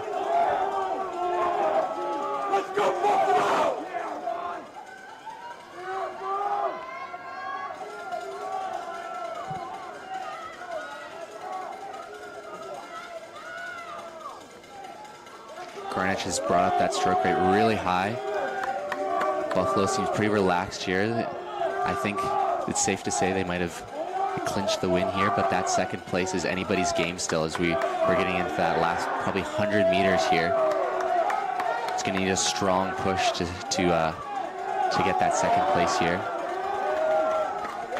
Yeah, Buffalo at a 40 to 42. Keep powering through the line. That's a win for Buffalo. Here we go. Greenwich Second. coming in second. Niagara. Coming from behind there. What a strong finish from them. That's an amazing result to see. OKC and Victoria right there with them, as well as Hawk rowing. Wow, look at that. Some super close times. Splitting a second cross. Between 4 boats, basically. It's probably one of the closest races we've had. That's a very close across race. the whole. Here's the replay. Buffalo. Coxswain coming up right away to celebrate. There's Greenwich. And look at that. Niagara crossing the line. Not even a quarter of a boat ahead of OKC there. Everybody's tired. Oh my. Moving on here to the women's senior 8. Racing for the Henley Island Helpers President Trophy. In lane 2 here, we have St. Catharines. Lane 3, we have Kingston. Lane 4, Argentina. Lane 5, Brock. Lane 6, Calgary. And in lane 7, we have Riverside. So that Brock crew will be racing FISU next week. Representing Canada. So some athletes from all over, from East Coast, West Coast. They've been training at a St. Catharines this summer, so they've had lots of loops of the island. A lot of time to get used to this course. Quite familiar with the course and dealing with the current and any wind that comes their way.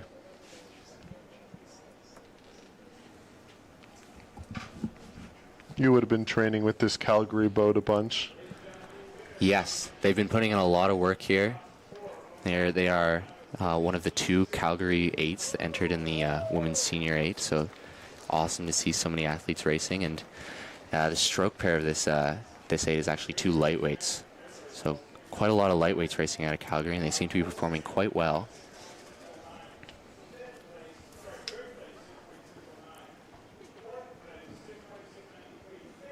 We'll see probably St. Catharines and the Brock crew doing lots of training pieces against each other throughout the summer.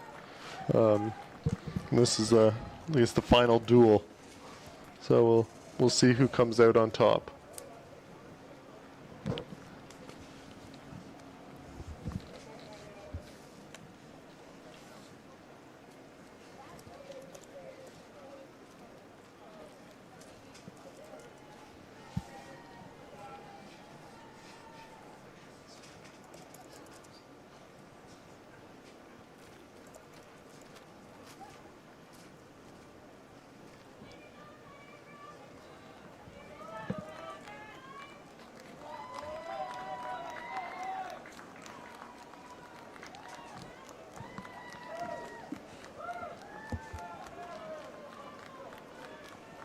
All crews making final course adjustments before they get off. Off they go. That Brock crew will definitely need to make some course changes there, you see.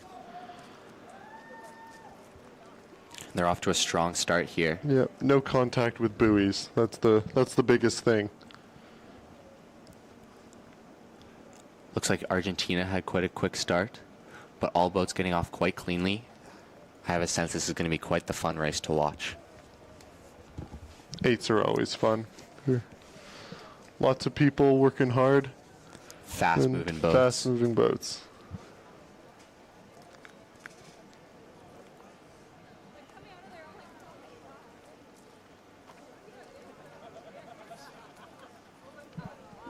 That Brock 8 looks to be pulling ahead just a little bit. St. Catharines in lane 2 is making quite a push, though, as well.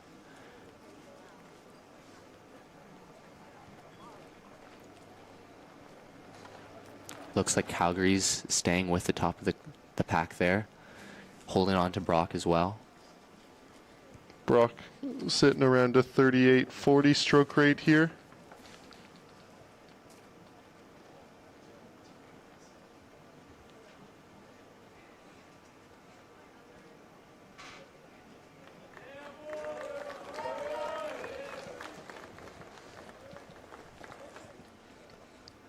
Brock getting a little close to the other buoy line now. Hopefully they don't make contact.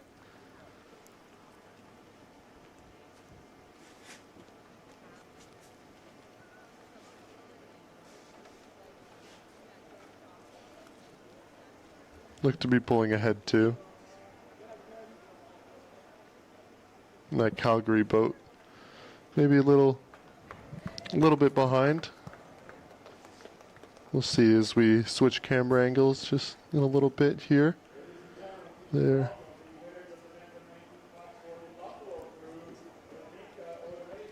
Yeah, Brock pulling out ahead.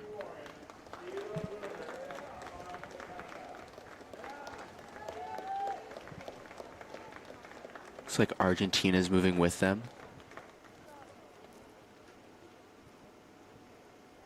Brock sitting at a 36 rate.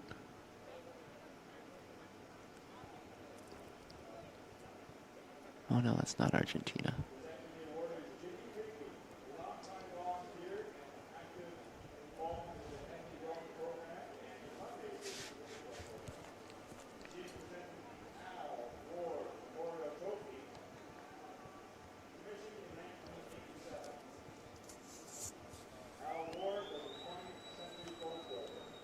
It's good to see the Canadian boat performing well as they head into FISU next week. This will provide a lot of confidence for that race. Still quite a close race here for second. Hard to tell from this angle. Looks like Calgary might be taking the lead slightly here, but still in the race with Argentina and Riverside.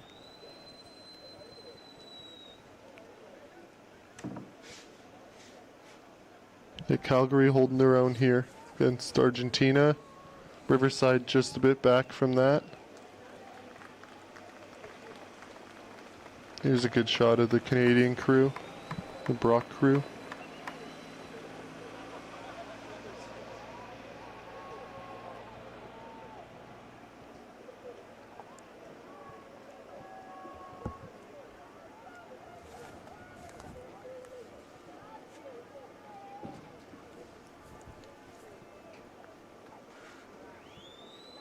Sitting around a 37, 38 here.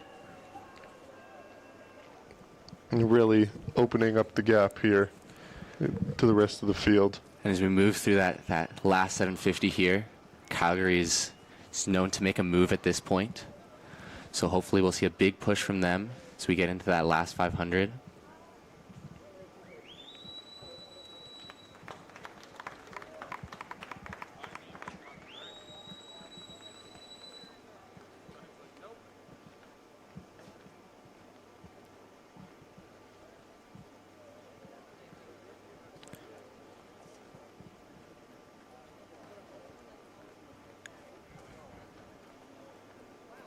Brock looking very dominant. Rate coming down just a tad. Sitting at 34. Now they're coming up. The race for second is building though. As we get into that last 250 coming up here. We'll see if Canada makes a push. Brock.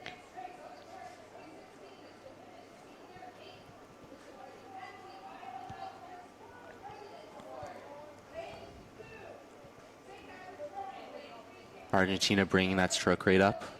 Let's see if Calgary can match here. They have two lightweights in the stroke pair, so hopefully that'll give them a bit of an advantage when it comes to this sprint.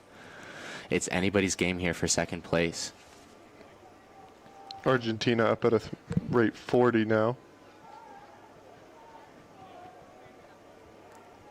Calgary just back from that, 38. Brock here finishing nice and strong. Good to see them pushing all the way through as they cross the finish line. Coming up here. And now the race for second starts. Here we go. It's going to come down to the line. This is super close here. Last few strokes pushing. Who's it going to be? It looks like Argentina's just pushed ahead in those last few strokes. Great race from Calgary. Awesome racing there. Riverside coming through. Followed by Kingston here. St. Catharines.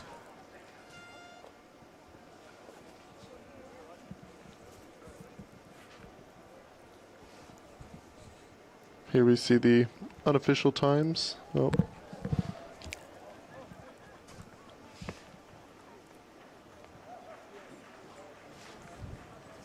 We got a replay here. The Argentina boat crossing the line, Calgary just behind them.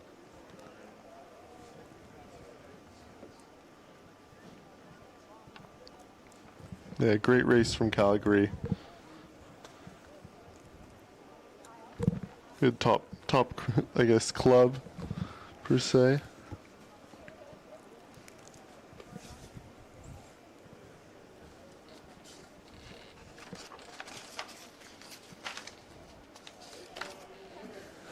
We move on here to the men's under 17 quad. Lane 2 from Washtenaw, we have Griffin Forward, Nicholas Cavella, Maxwell Dombrowski, and Joe Zorus. Lane 3 from Penn AC, we have Grayson Lundgren, Sebastian Atherton, Victor Hambrat, and Simon Habrat. Brothers. Family, cousins. In lane 4 from Black Sheep, we have William Simon, Zach Robbins, Gordon Rolfling, Alexander, and William Taylor. From Penn AC, we have Charlie Harrison, Jackson Kerr, Colin Evans, and Timothy Reinhardt. From Potomac, we have Luke Perkins, Shams Emelshawi, Caleb Neeson, and Peter Madigan. From lane 7 in Victoria, we have Howard Hugh, Billy Taylor, Benjamin Wood, and Liam Sawatsky. Racing here for the John H. Newman Trophy. There are 2 semifinals for this event, and the top 3 from each of those progressed on to today.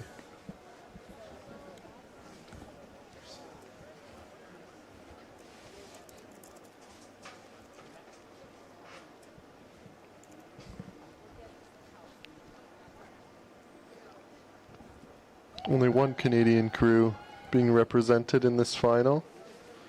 Good to see, and the West Coast crew as well. So, sculling on the west coast of Canada is on the up. It's on the up.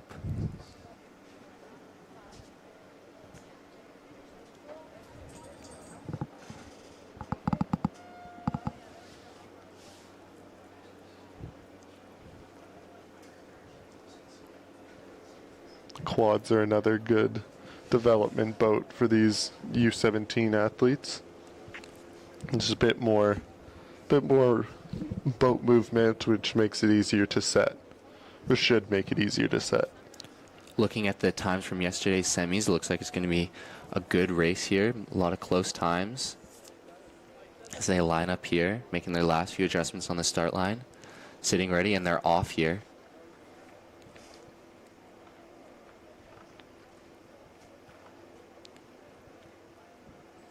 Quads are quite the fun, powerful boat to row.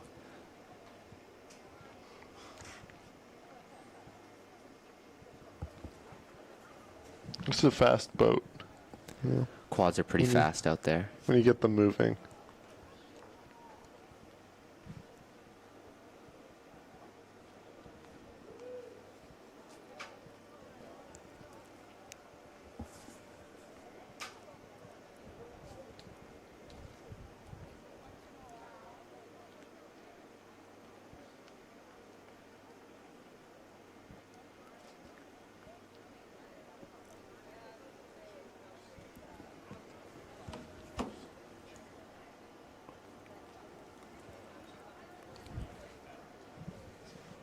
Yeah, it looks like Penn AC and Black Sheep. Those lanes 4 and 5 could be out ahead, with Potomac in lane 6 being up there with them.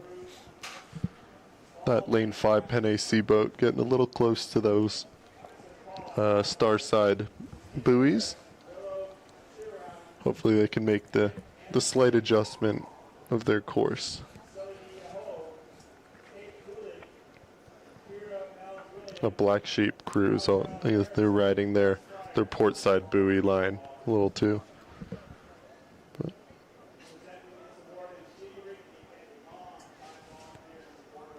Black Sheep coming in with the fastest time from semis, so let's see if they can hold up to that in this final here. Well, it looks like having a lot of steering going on in this race.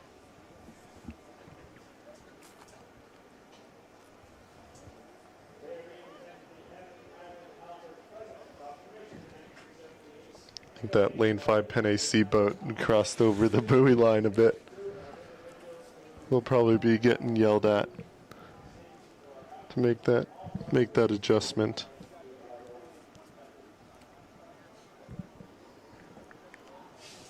Here looks like Potomac might be a little ahead.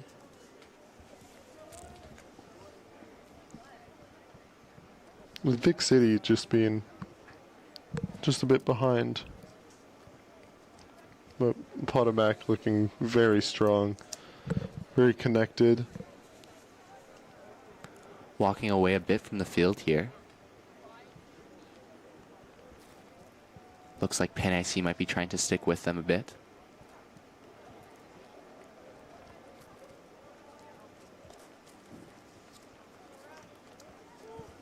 Yeah, the steering adjustments look to disrupt their rhythm just a little bit, but they've gotten it back together a bit. But yeah, Potomac out ahead with almost a length of open water. Pen AC and Black Sheep overlapping.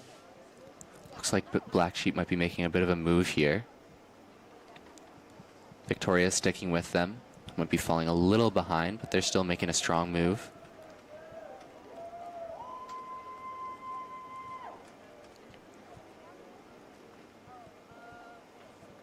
Some really clean finishes from that Potomac boat. Yeah, for U17 crew, they're quite dialed. Moving well together, that's for sure.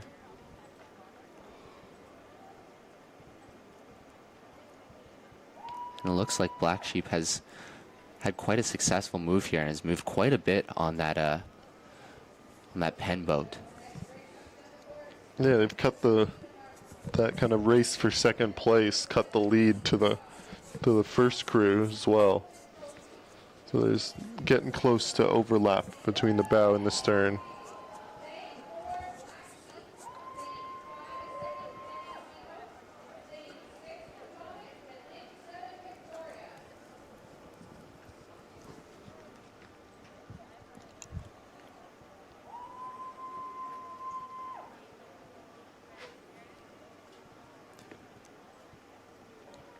Yeah, Black Sheep is cutting that lead of Potomac here from what was once a boat length, basically. Now they're bow and stern.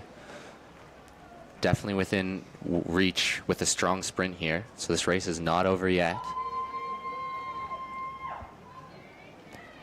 Yeah, a lot of momentum here from the Black Sheep crew. Let's see if Pen AC can hold on with them.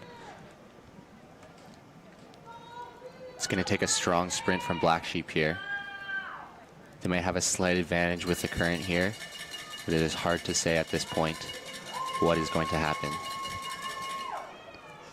Yeah, Black Sheep looking very clean and connected. They brought up their stroke rate.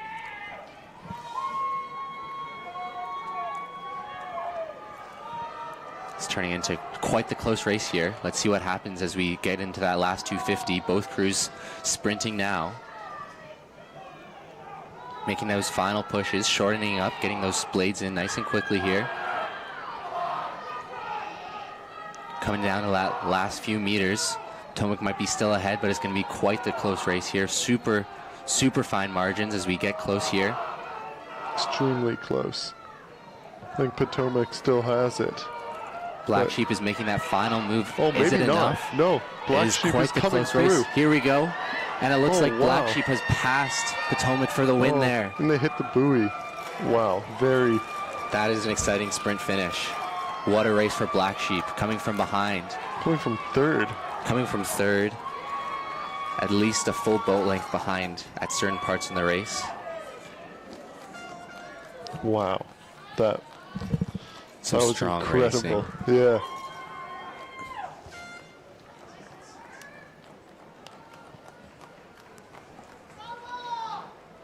There you go. There's the times. Black Sheep pulling out ahead by almost a second. I think we're going to get a replay here of that.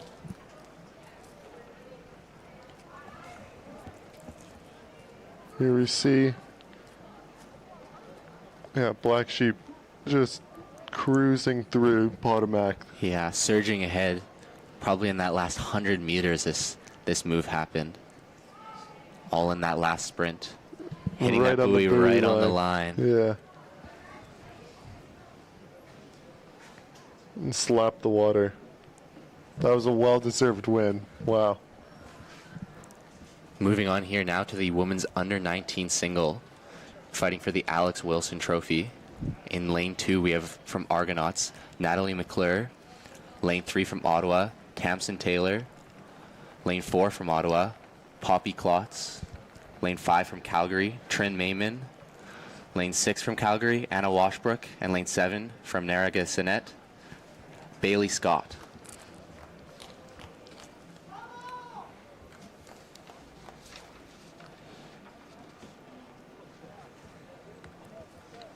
So 2 Ottawa boats, 2 Calgary boats in this final.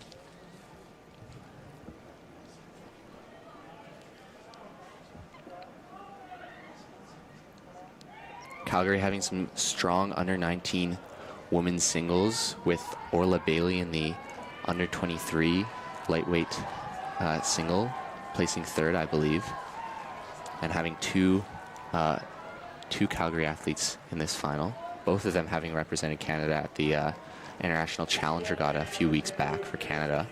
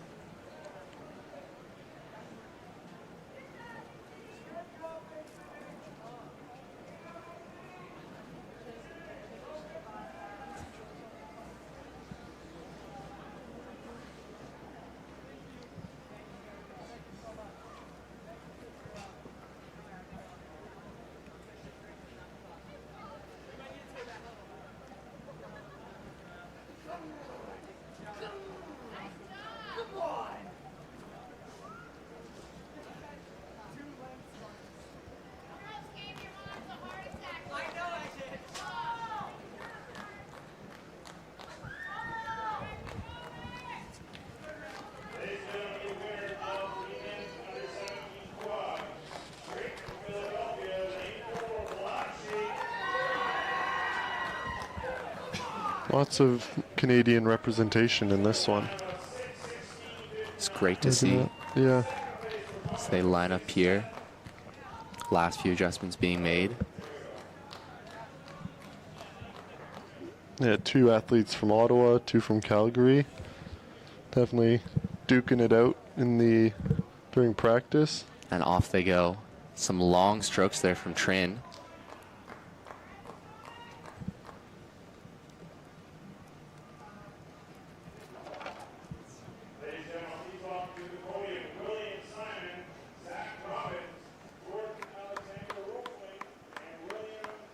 Yeah, these middle 4 athletes all pushing ahead right off the start within the first 30 seconds.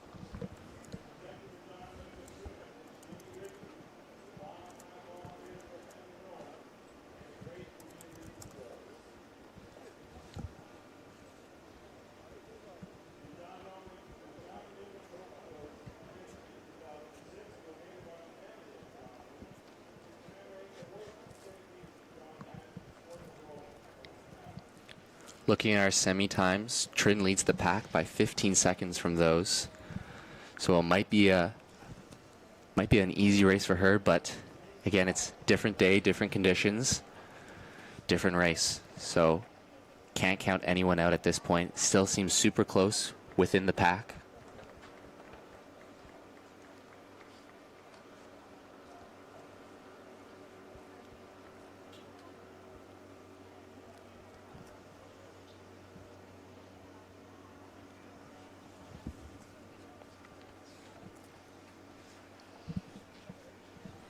Yeah, Trin looks to be getting out ahead, but that Poppy in lane 4 for Ottawa, definitely sticking with her.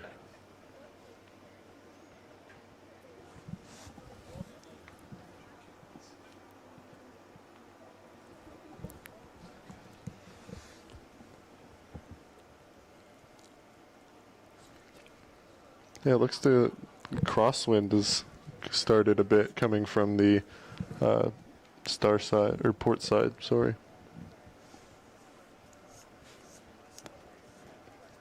Mixed with the current coming in at that last 500 is going to make an interesting sprint, I have a feeling. Yeah. Yeah, there's a bit of an opening just behind the island, that between that 500 and say the 750 mark. There's there's an opening into the back bay that there's a lot of wind comes out of there and cuts across the course. So when it's windy, you'll feel it there. So it's important to stay clean as you hit that power 10 or whatever you throw at the other racers at the 500, and then stay clean through that choppy water. Looks like Trin has made a little bit of a lead for herself here.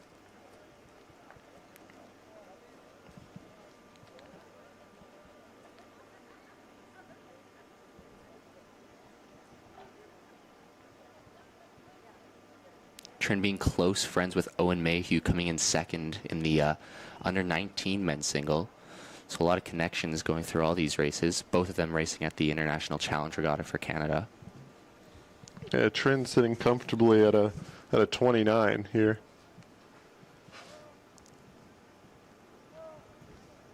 I'm assuming she's racing some more today, so she's saving her energy for that. Definitely.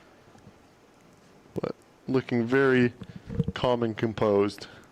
Super long and strong strokes here from her. Really built that gap.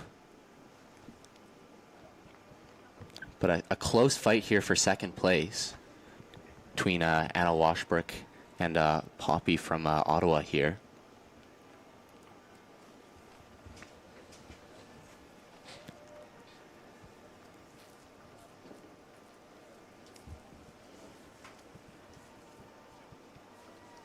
Yeah, the water looked to settle a bit just in the cover of the island, so.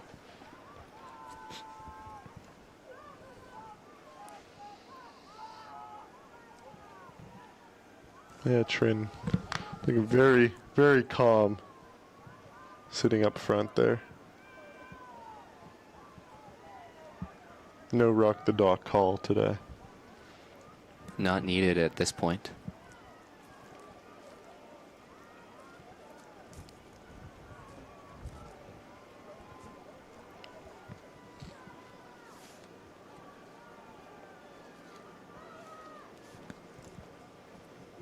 Looks like Ottawa's Poppy here coming in second, just a little bit ahead of Anna. A 1-2 finish for Calgary would be very big in an event like this, as both Anna and Trin have another year of U19 to go.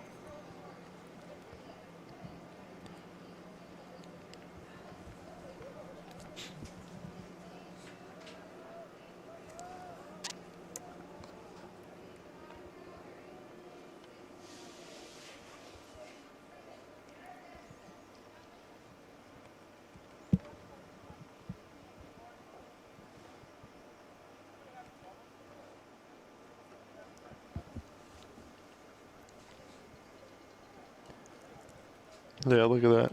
Look at that lead. Huge gap here for Trin. I've heard from her before the race, and she's planning to race it all the way to the finish line, just get as fast of time as possible. So we expect to see a good sprint from here as well.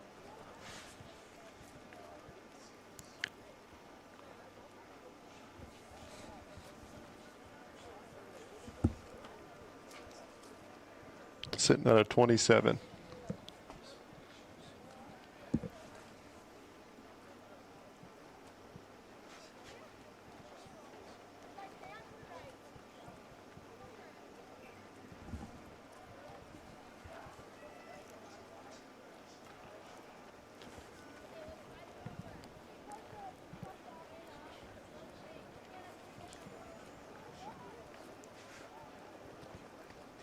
There you go. Calm and composed. Just tapping it along into the red buoys now.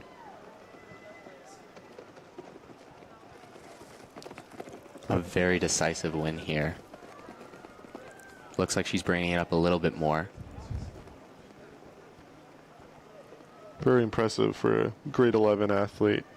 Have another year of U19 before she moves on to university or wherever she goes.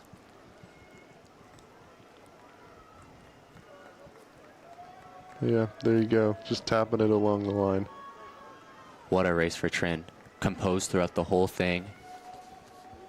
Very well executed. She's going to be very happy with that result here as she crosses the line in first. And the fight for second here. Will it be a close one here between Anna and Poppy? Looks like it will be. Pushing here in the last few strokes. Who's it going to be? It is hard to say. It is quite close. It looks like Poppy might have pushed ahead just a little bit, but wow. Very, very close there. There you go.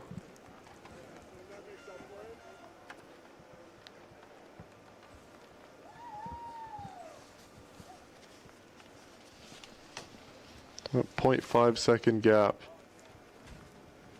Look at that. Calgary, Ottawa, Calgary, Ottawa. Some great single sculling from both sides of the country. Great to see. We'll do a little replay there of that second place finish between Anna and Poppy.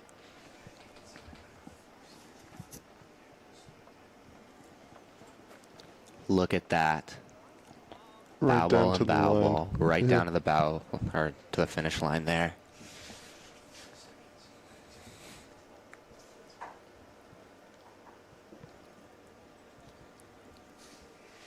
Senior lightweight fours now for the men's side.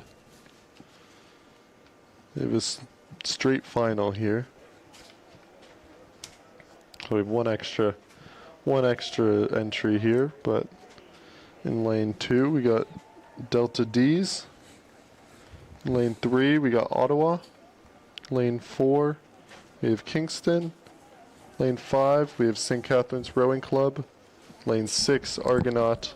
Lane 7 Calgary. And lane 8 UVic.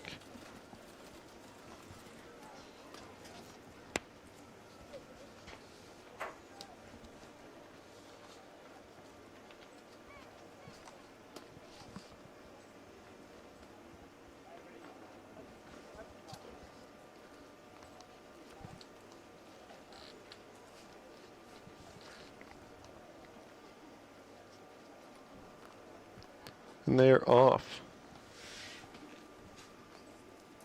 A little bit of steering here from St. Catharines, making sure they're staying in their lane. Yeah, so these are straight fours. So typically the stroke seat has some foot steering. So a little bit more effort from them in comparison to a coxed four, but a little bit less weight you got to carry around. So Kingston here looking to have gotten off with a strong start. yeah, St. Catharines still working to adjust back on their course. We're riding the buoy line a bit with Kingston right on the other side of the buoys.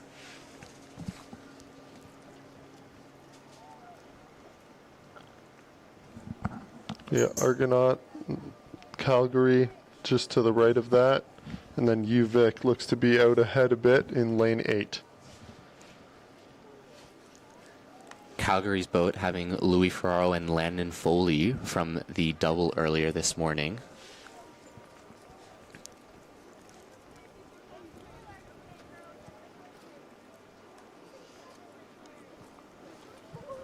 And Delta D's in lane 2 having a teammate of ours in Tomoki McMartin. So it'd be good to see him have a good race. They look to be a little back right now, but nothing that can't be recovered. Looks like UVic and Kingston might be up ahead a little bit, but again, hard to say from this angle. Can I have a coach from Riverfront to Clerksbooth, please? Riverfront to Clerksbooth, please.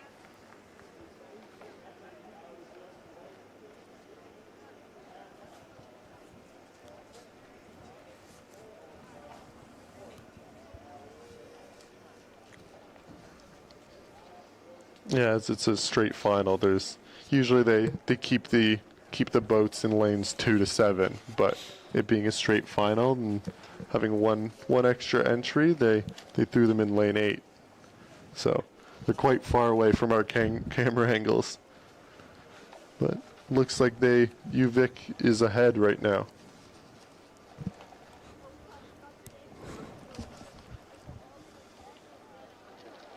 Looking quite close with Kingston.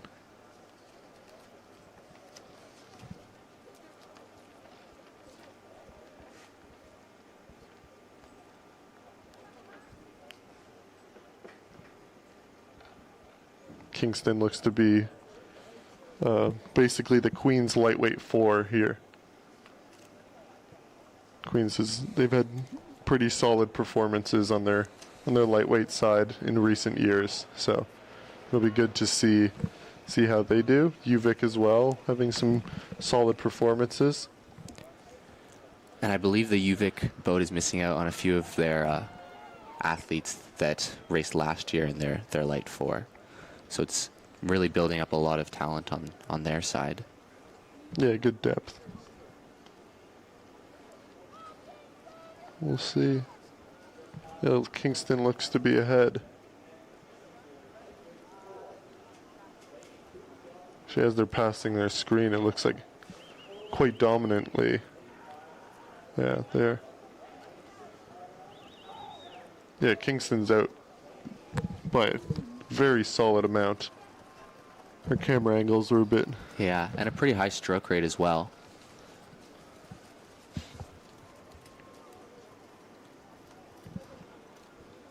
St. Catharines, though, still pushing hard here. They're not out of this race just yet. Neither is UVic.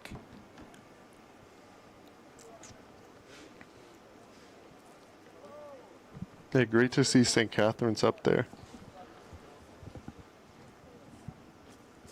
They have some very solid athletes there. A lot from Brock, actually.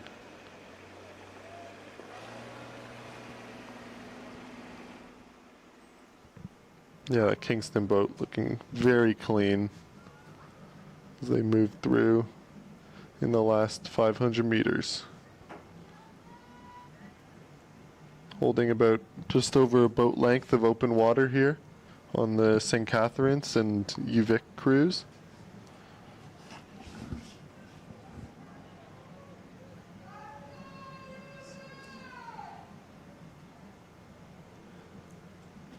Kingston's sitting around 38.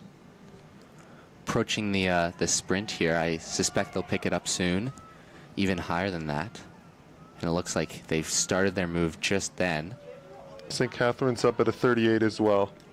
We'll see if they can press through, cut down that distance onto first place. Kingston is looking pretty dominant at this point, but the race for second between St. Catharines and UVic is still quite alive at this point.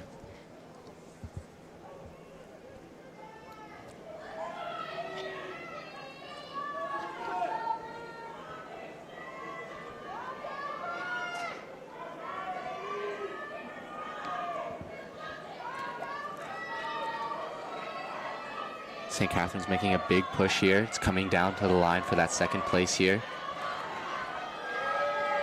Is it enough? Kingston here crossing the line in first. Followed closely there by UVic. Then St. Catharines and then Calgary. Looks like that black sheep race. The crew knocked off the buoy line in the finish.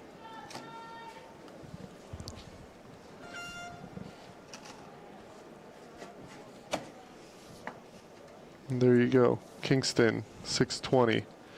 UVic just behind, 624, with St. Catharines just behind them, 626.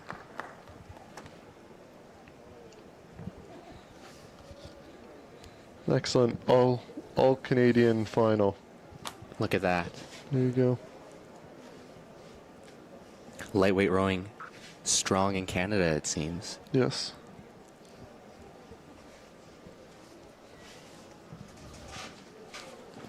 Moving on here to the men's senior pair racing for the William Hamilton Merit Trophy. In lane 2, we have Argentina, Joaquin Riveros and Joel Romero. Cambridge's Simon Whitaker and Gabriel Dyer. Lane 4 is California, Julian Leonhardt and John Patton. For Hanlon, Hugo Reyes and Jordi Luis Castillo Gutierrez. St. Catherine's Owen Kadrikis and Giancarlo De Pompeo. And Calgary's Remo Kramer and Sam Shipley. Yeah, that's St. Catherine's pair and Owen Kadrakis and Giancarlo. Those are both, I guess, they ex-lightweights now. Not quite lightweight anymore, but they were solid athletes for St. Catherine's all through junior and their U23 careers. And representing high-level collegiate rowing at Penn and UVic. Yes.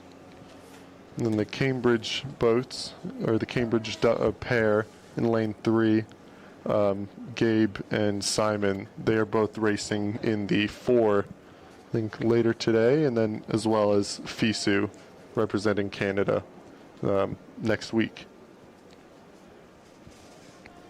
And John Collar will also be representing Canada in the men's 8 for The men's FISU. 8, yes. Filling in as a last-minute replacement for, I guess, our commentator here, Bart. Yeah, Gabe and Simon, both UVic athletes. Giancarlo was UVic. Although we have some UBC representation in the Calgary pair with Remo Kramer. He seems to have had quite the strong summer.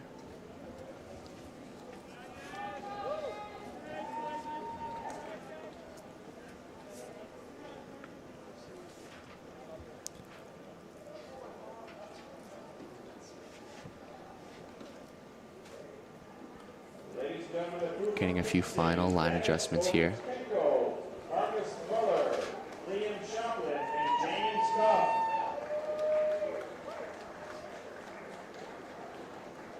Presenting the Fred Carter Memorial Trophy is Renata Hodges. And they're off. Longtime volunteer of Henley. Super high rate of striking here right off the bat. Very clean start there from Hanlon. Donated by the Don's Rowing Club. In appreciation of Fred's long service to The Hanlon crew might also be racing for FISU for Team Mexico here. Rowing makes men. Those who have the courage and determination to master an oar are well prepared to face whatever life offers.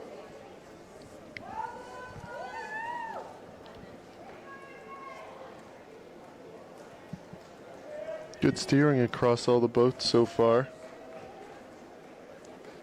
No major adjustments needed.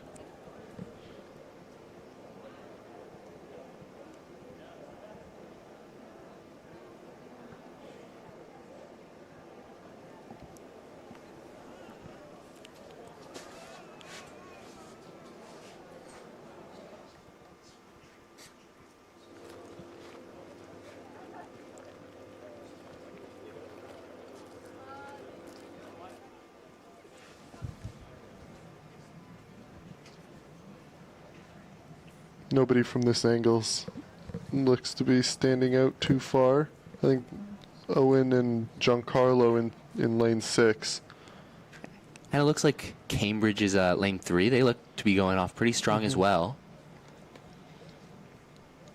Yeah, we'll see as we shift to our other camera angle in a few seconds.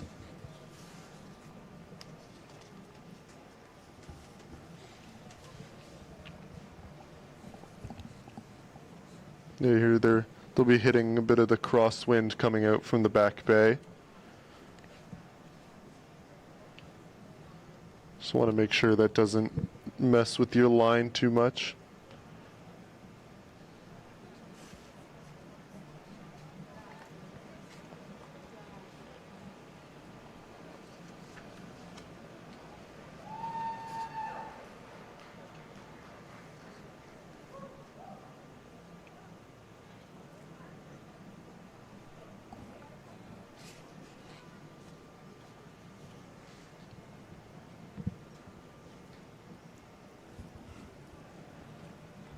Yeah, St. Catharines looks to be ahead. I think that Hanlon crew could be right next to them as well. And of course the Cambridge in California.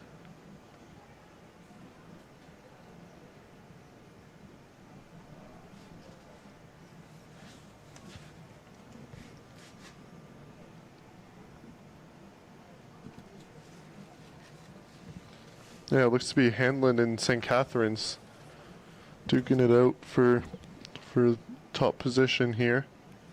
Going to be a close race, I can tell.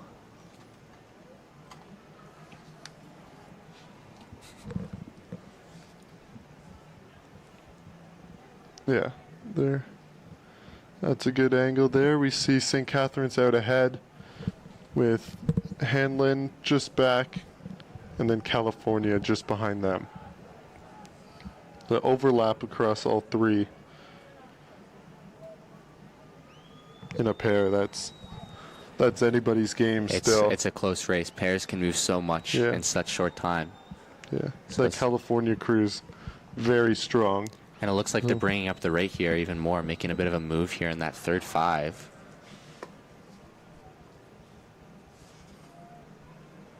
They look to be really composed right now. From this angle, it looks like Hanlon and California have moved ahead a bit of that St. Catharines boat. Yeah, California looking to, yeah, there you see they pulled through. Now they're bow ball to bow ball, but momentum's definitely with that California crew. That Cambridge crew seems to be walking it back a little bit, but that Cal boat it's starting to pick up some pace here. Oh, that's not the Cambridge crew. That's Argentina there on the inside.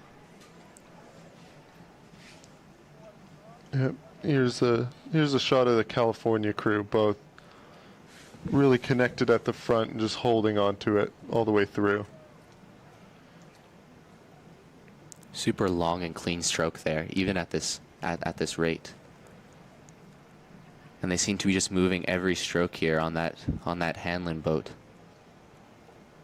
Yeah, although it looks very calm. Hanlon here seems to be bringing up the rate a little bit, making sure not to lose out too much here. Will it be enough at this point? Getting close to that 250 here with that final sprint really is in full swing.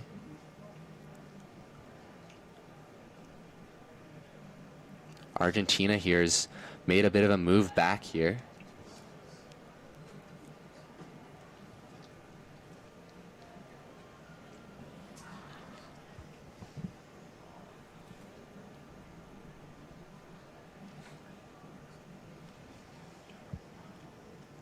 Well, little wobble from that California crew. I don't know if they caught a buoy or just a bit of a... Hanlon's rate is really high here, making a strong push at the finish. Will it be enough here? Last 100 meters, maybe less. Cal's bringing up the rate a bit.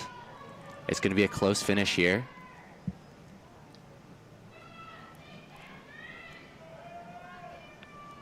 Last few strokes. They're bow ball to bow ball here. Really making a push. Let's see. It's going to be close. Looks like California's ahead. Great race. Oh, they're right on the port side buoys here. As we cross the line, it looks like Cal has built that lead up a bit. There you go. Finishing first. Great race. Closely followed by Hanlon there. And Argentina making that move at the end, coming in third.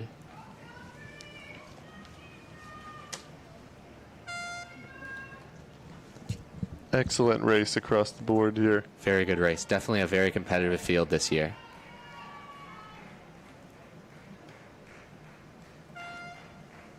With Cambridge crossing the line and Calgary bringing up the rear.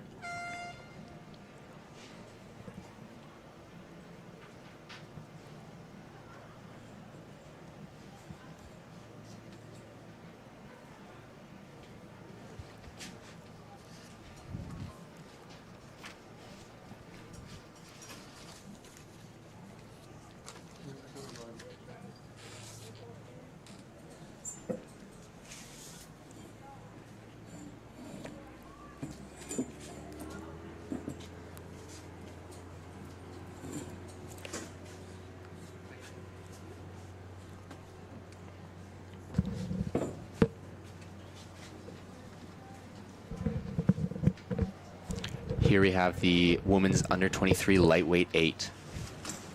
Only 4 boats in this race. It's straight to final. We have St. Catharines in lane 3, Argos in lane 4, Kingston in lane 5, and Calgary in lane 6.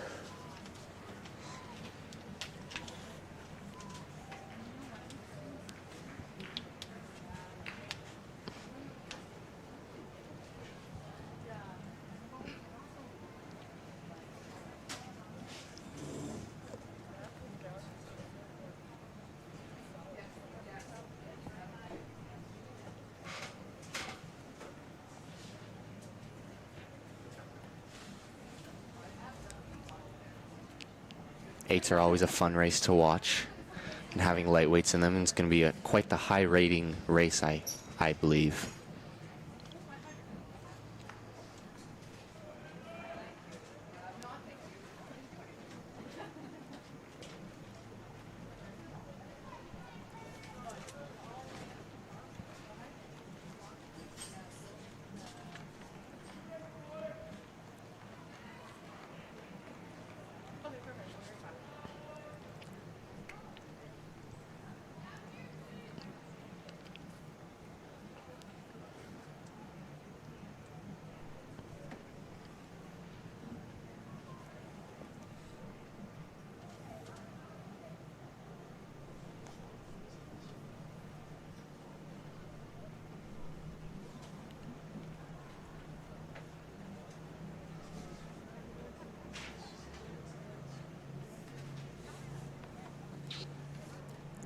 Calgary lining up there, having Orla Bailey, who just raced the under 23 women's single, and Leah Guillaume, who's actually a coxswain for Calgary most of the time, but is filling in today to race the 8.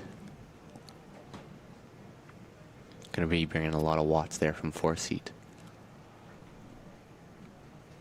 Exciting to see so many lightweight boats still out.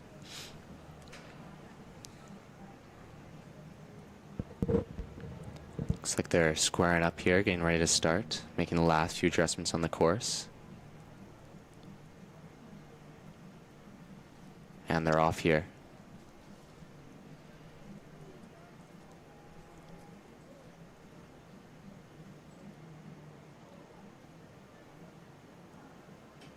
There we go. Seems like the boats are pretty even off the start. St. Catharines might be jumping in a little bit, as well as Calgary here.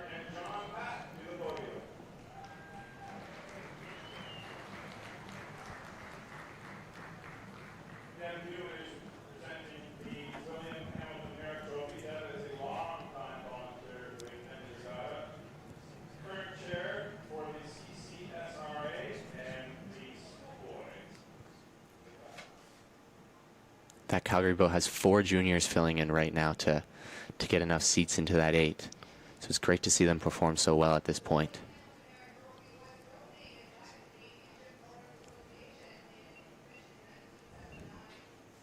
Still a close field here. Seems like St. Catharines and Argonauts are getting pretty close to the buoy lines.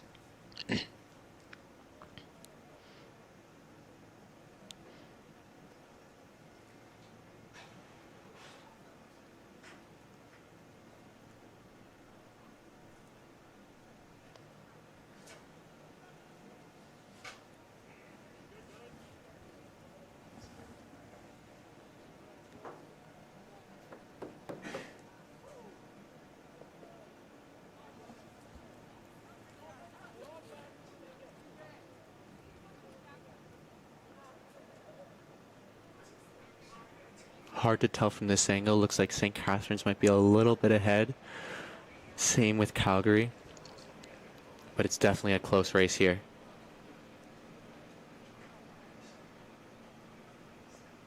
Kingston getting a little close to that buoy line. Looks like they've made a move away though. The next angle should be better to see who's in front.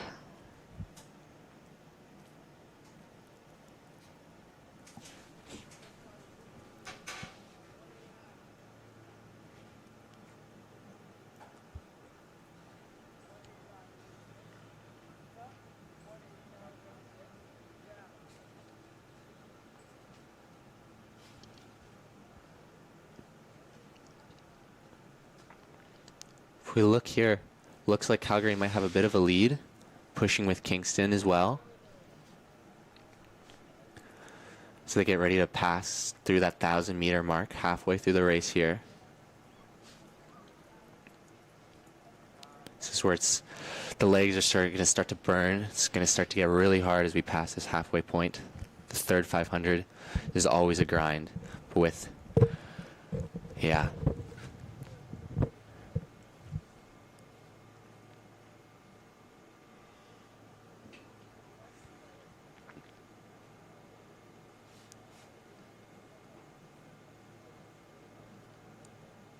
Yeah, it seems like Calgary has taken the lead here.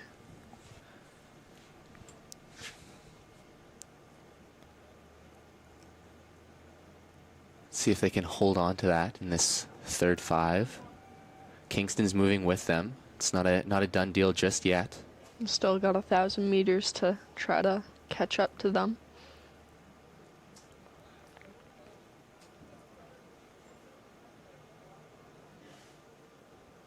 Calgary looking nice and long through the finish there.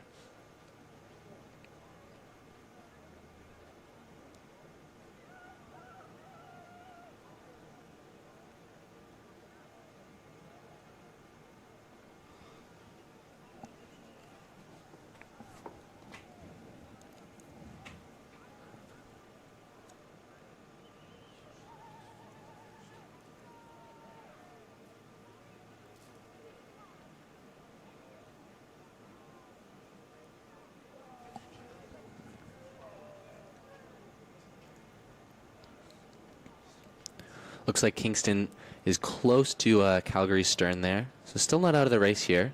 Still making a strong push. Calgary's going to be making a move at that 750 mark around here.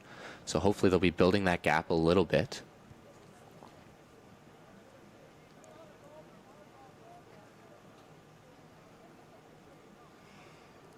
But Kingston is definitely not out of this race. They're bringing up that stroke rate here. So is Calgary. It's going to be a long sprint starting before that 500 here. This is going to be a dogfight for sure.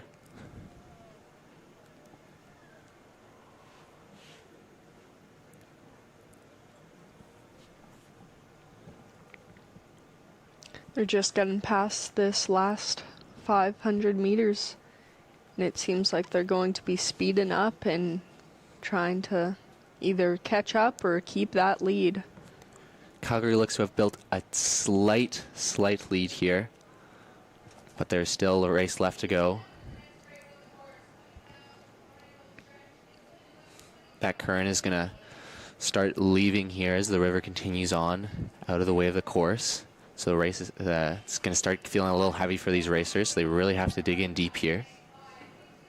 Let's see what they can muster in this last 400, 300 meters left in this race.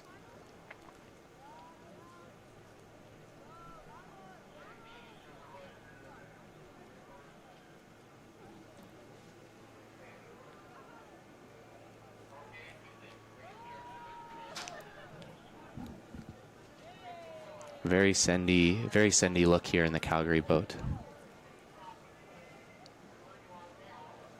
Kingston's still looking strong. Will they be able to make that final push here as they get into the last 250? They're going to need a big sprint here to upset the results here.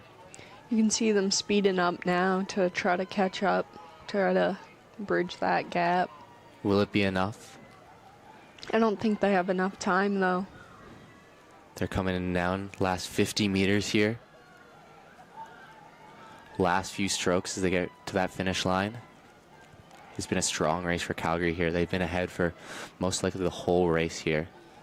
And finishing off in those last few strokes, crossing the line. What a great race.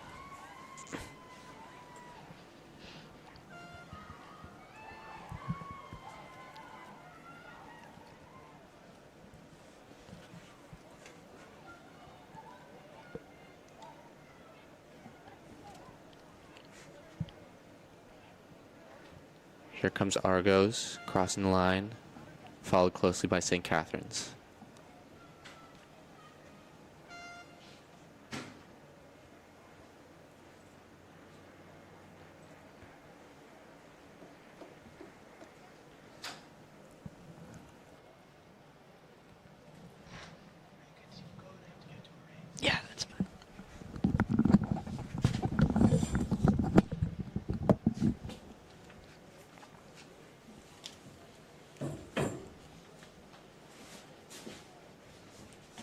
Right here lining up, we have the women's under 17-8.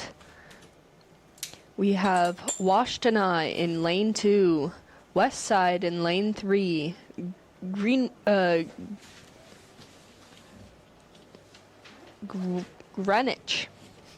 in lane 4, New Jersey in lane 5,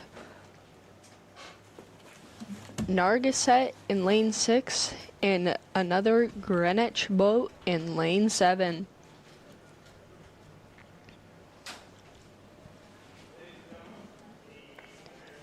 We should have around another 2 minutes till they start to set off. You can see them making sure they have a straight course so they don't got a wonky start.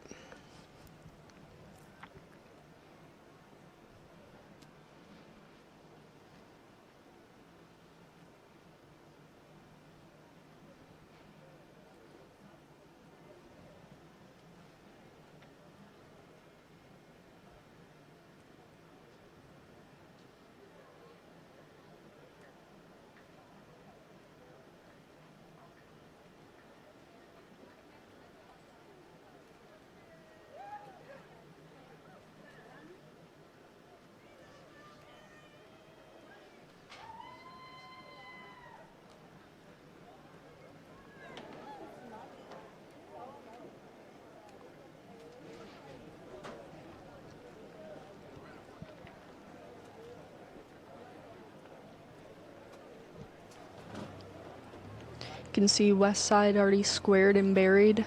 Seems like all of them now are. They're probably calling the names to be ready to let them go. And they're off.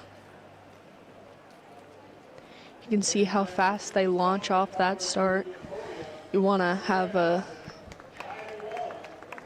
good start. You won't win a race by the start, but you can lose a lead with the start, since a start is normally just to keep that boat, or to get that boat up to speed, and then you start the power.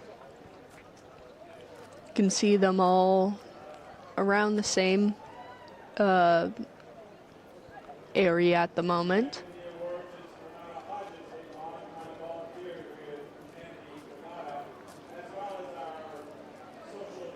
You can see them all together. They're doing great for a under 17-8. You can see they're all in time. They're all composed, driving through that water as best as they can.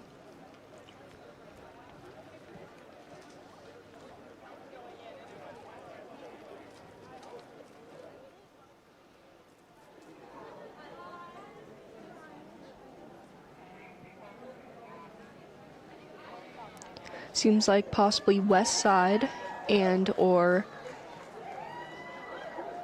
Narragansett possibly have taken the lead. It seems like Greenwich in lane 7 also seems to be around that area.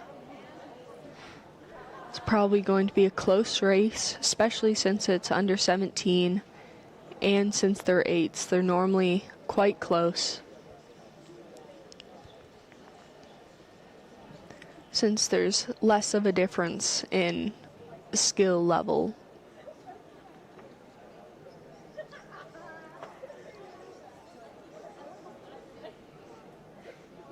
You can see them all going together, all in time, as they launch forward through that water, prying that blade.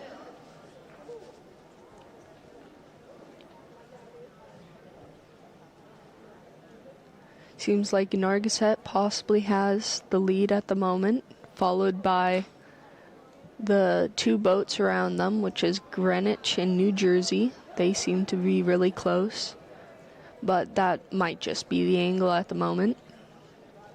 You can see them approaching this 1,000 line. That's normally when they start to either speed up or try to do a pass or catch up.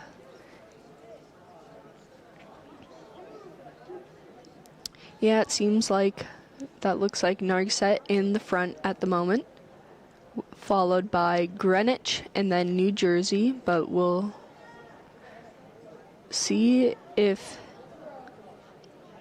New Jersey's actually in the lead for second.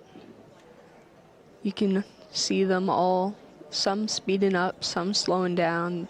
The 1,000 is you're tired then, but you just gotta push through. You can see Nargset in first at the moment. Let's see if they'll be able to either gap or keep that lead. Seems like New Jersey is in second at the moment, followed very closely by Greenwich in lane 7. With Washtenaw in lane 2 being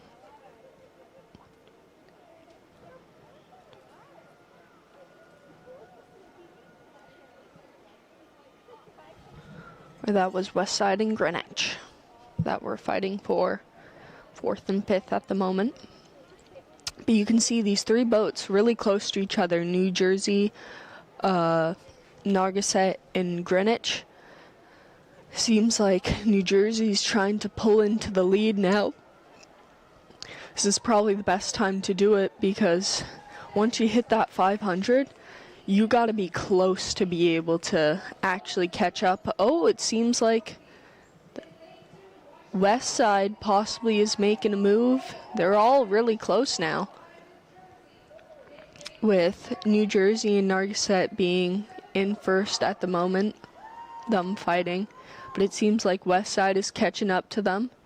They're coming up upon this last 500. This is where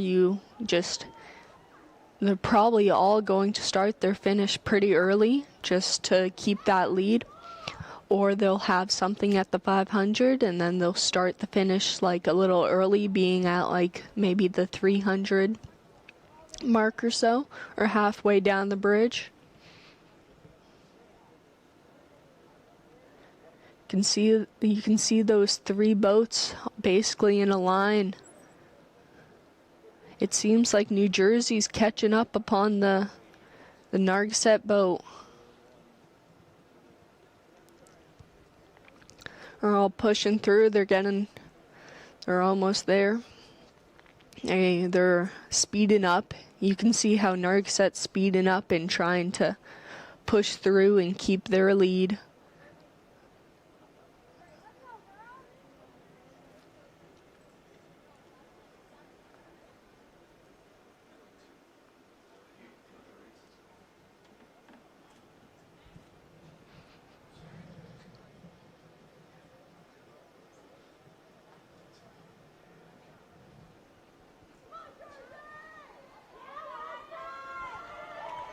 You can see them coming upon the finish now.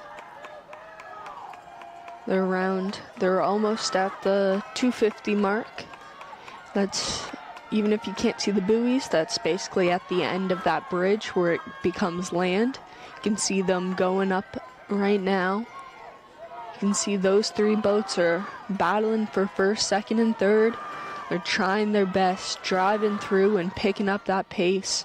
You can see Nargset picking up that pace for them, but I don't think they're gonna be able to make it. It seems like New Jersey's in the lead at the moment, with Greenwich in second and Nargset in third. It's gonna be a really close race between Nargset and Greenwich, with New Jersey taking first place, Nargset taking second, and Greenwich taking third, I believe. With that being Washtenaw. With that being West Side, and then Greenwich in lane 4. And finally, it should be Washtenaw soon coming up right there.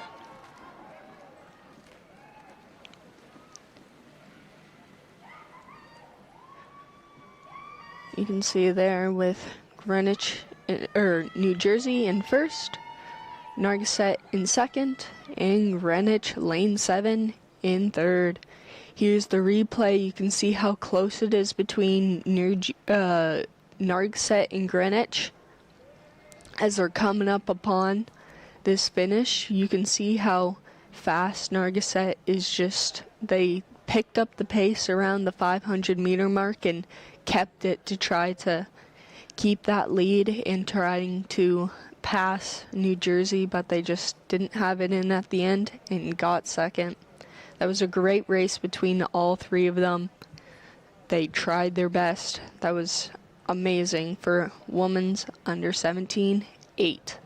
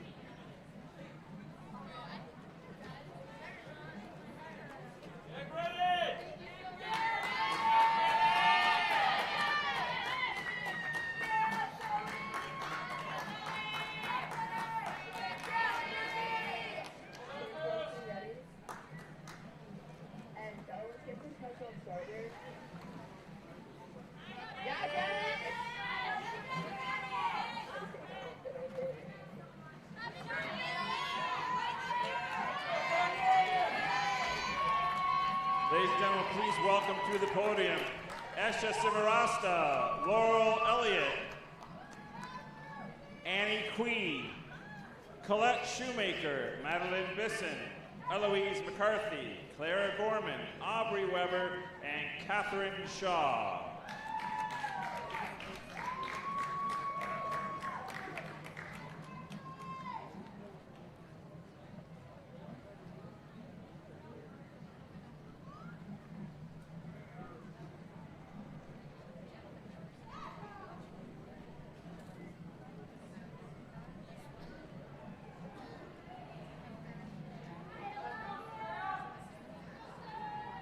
Approaching the finish line now is the men's under 23 single, lane 2 Uvic, lane 3 Craftsbury, lane 4 St. Catherine's Rowing, lane 5 Hanlon, lane 6 Argentina, lane 7 Kingston. Presenting the Algoma Central Corporation Trophy is Renata Hodges, a longtime volunteer and and social media guru for the Henley. The award was commissioned in 2005 and donated by Algoma Central Corporation. Algoma has been a proud supporter of rowing in Niagara.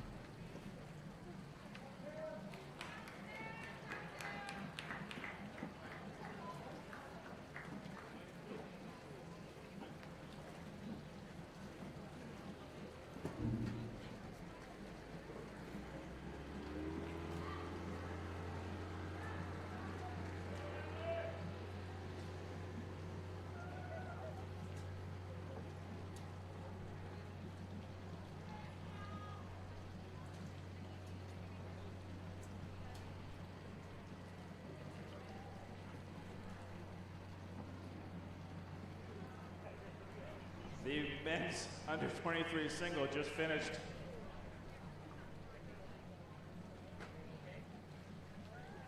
Top two going through to forward and third. Lane 3, Green Racing, took first. Second place out of lane 5, Hanley.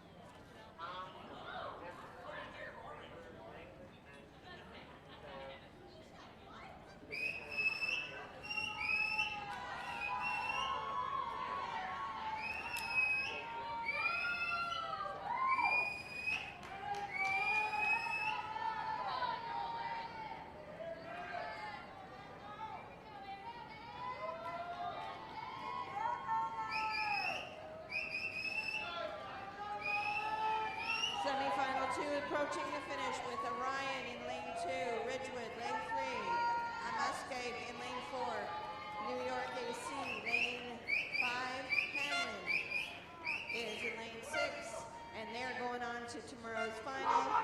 And UBC will be coming up in lane 8. We have 2 to the final of tomorrow's final. Medals and magic happen in the morning this year.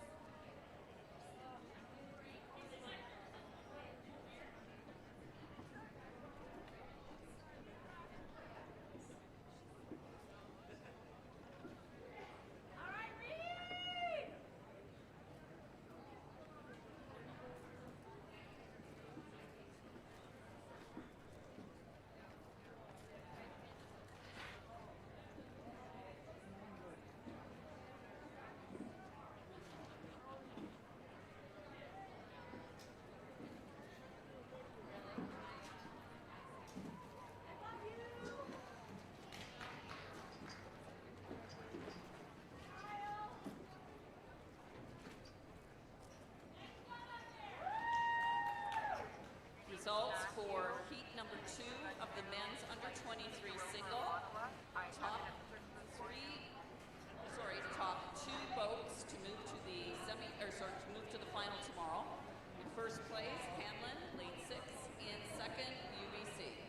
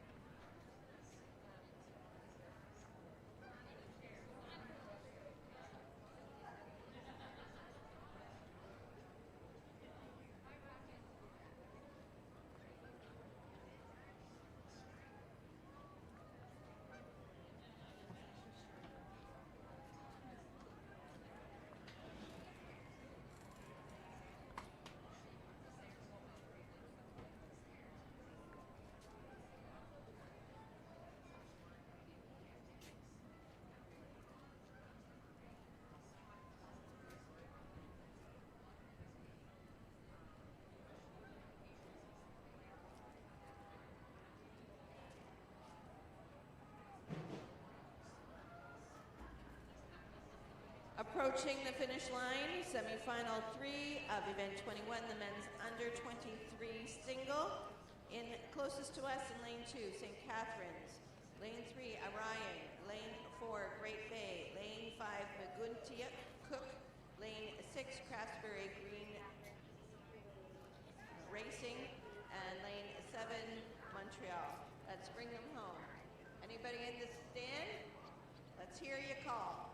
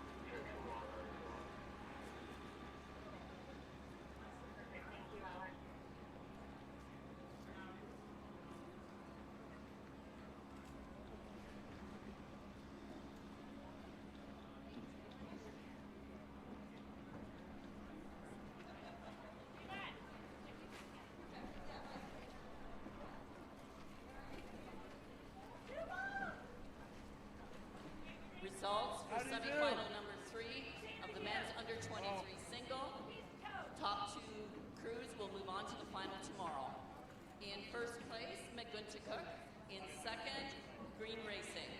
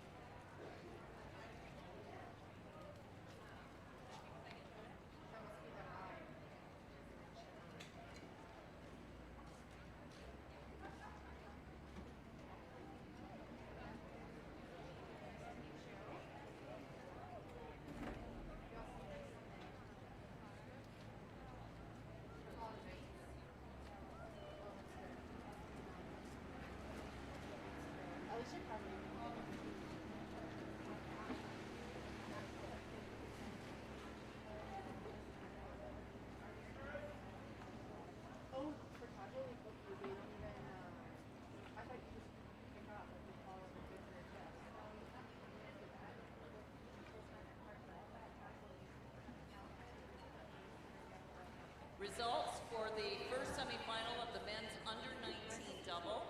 These gentlemen will race for the Ralph Shack Trophy tomorrow. In first place with a winning time of 6:51.03 is Cambridge Boat Club. In second, Victoria.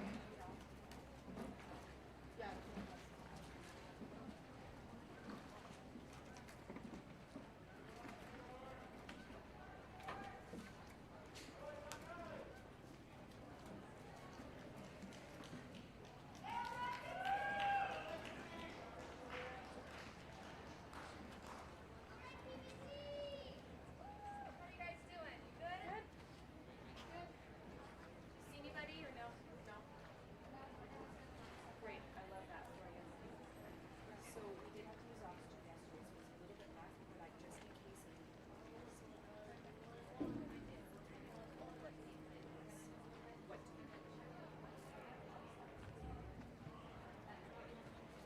Way to go, Elliot and Merrick! Woo! So you were covered under the Good Samaritan Act if you do need to use it. You can absolutely use it. You're covered under the Good Samaritan Act. Absolutely. Way to go, St. Catherine's! You crushed it! Do you need anything else? Way to go, boys! Good job, guys! You just radio me if you need anything, okay? Just FYI, Amy, I will be off the island for an hour, probably 2 hours. Good job, guys! Okay? But my cabin shift to Sandy is here, and medical is fully staffed. If you need anything, like from me, you text me, I'll call myself. I'm still trying to find someone, if someone can join me this afternoon, I'm still.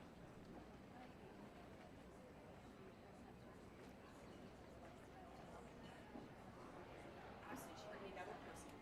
Sits in her head. That's fantastic. I appreciate it.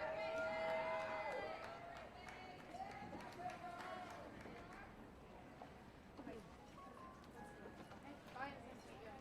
Bye.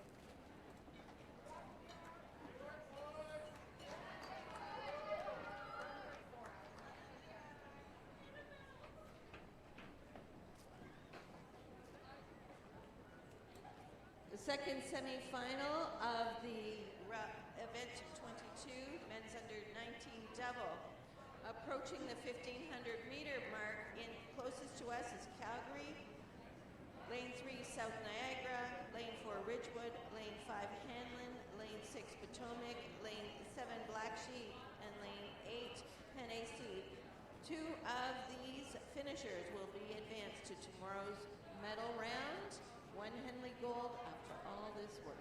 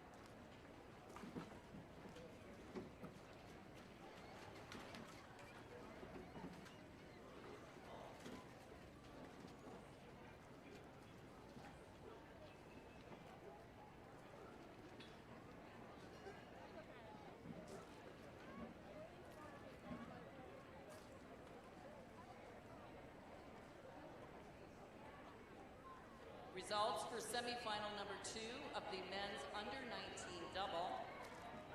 First 2 crews to cross the finish line will be moving on to the final tomorrow. In first with a time of 7 flat, .67 is Ridgewood. Second, Potomac.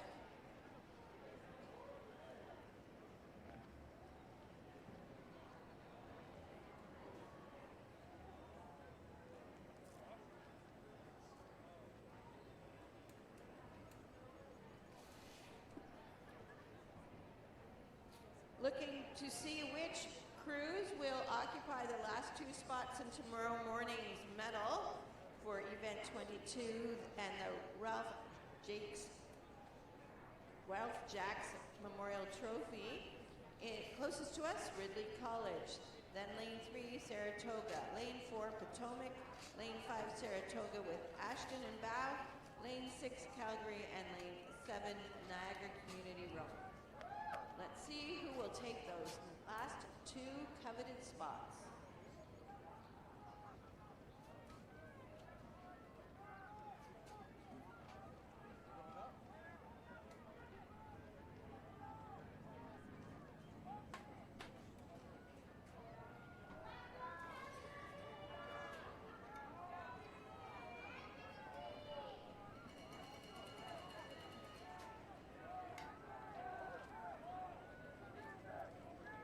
Come on, Niagara, let's go!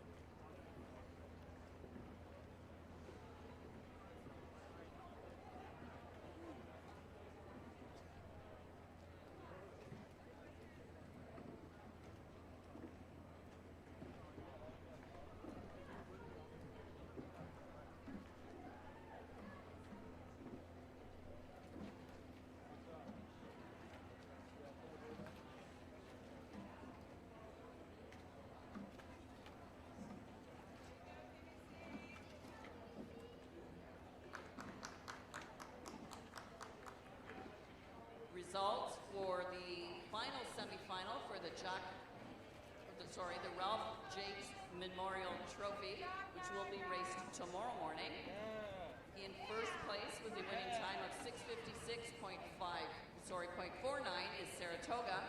In second, Niagara Falls Rowing.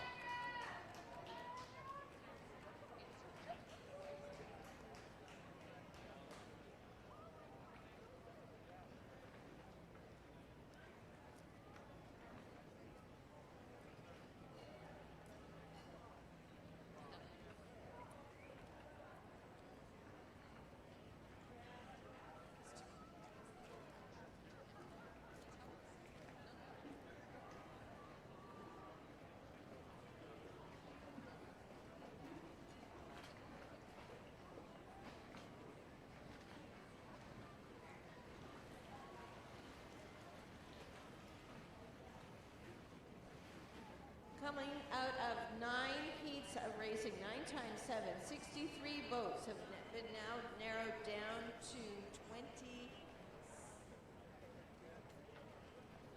21 boats in this final for the women's under 19, in this semifinal for the women's under 19 double.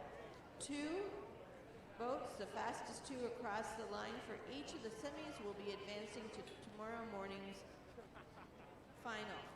If you're looking for the schedule or results, go to m.regattamaster.com.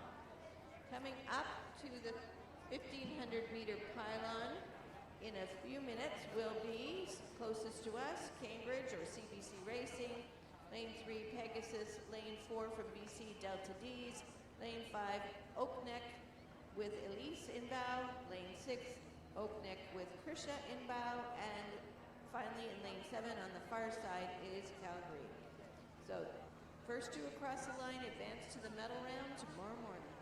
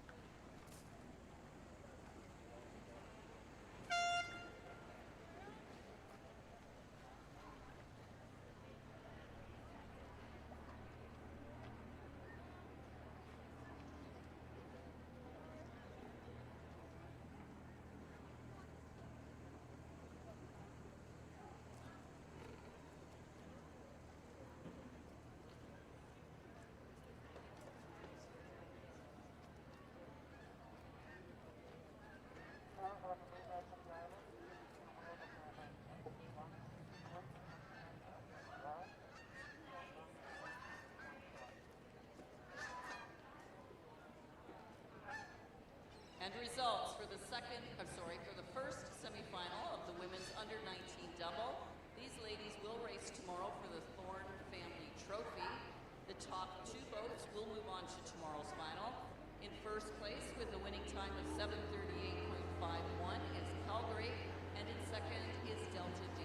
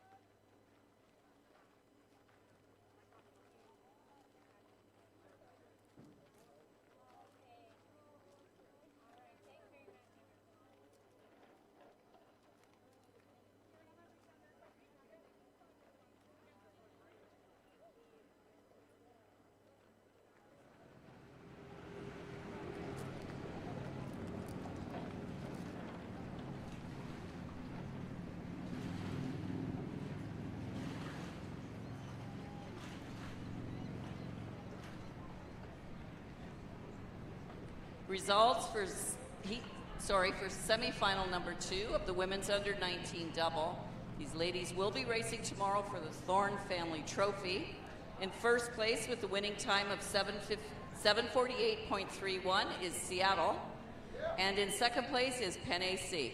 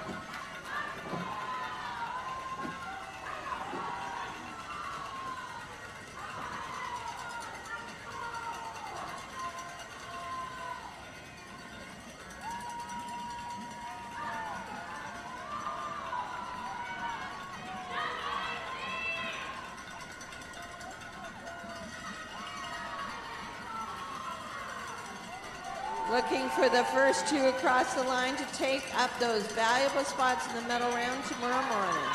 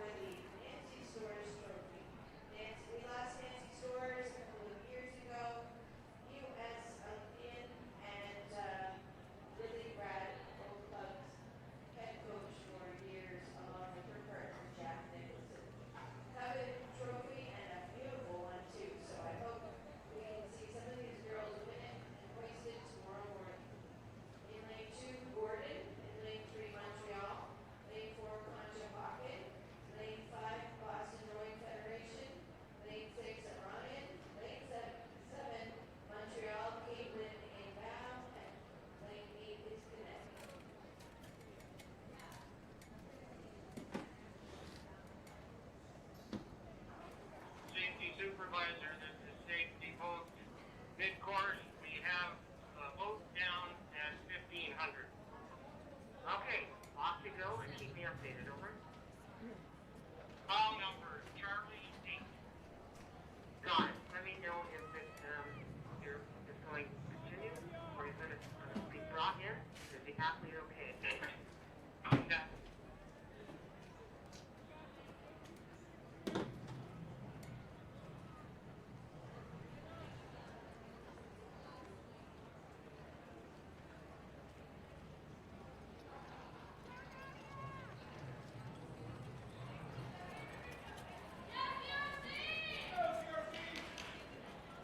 Safety vote 500 to safety supervisor. Both athletes are fine. They're reboarding both injuries claimed and they did not hit their head. Thank you. Are they continuing the race for points? Yeah, fine.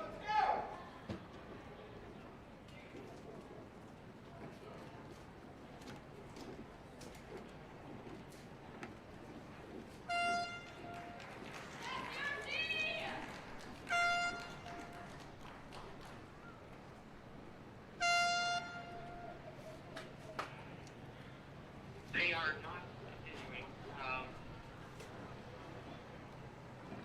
That's okay. No, safety vote at mid-course is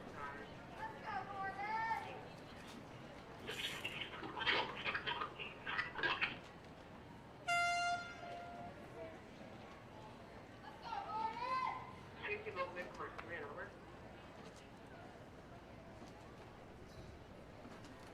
Yeah, they're just getting back into the boat. I'm not sure.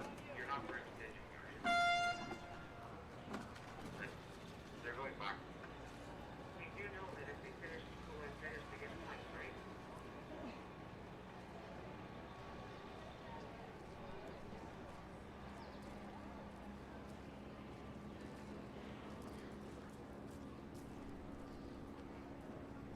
They're going to the finish line. They're going to continue. Copy. Thank you. Have a nice.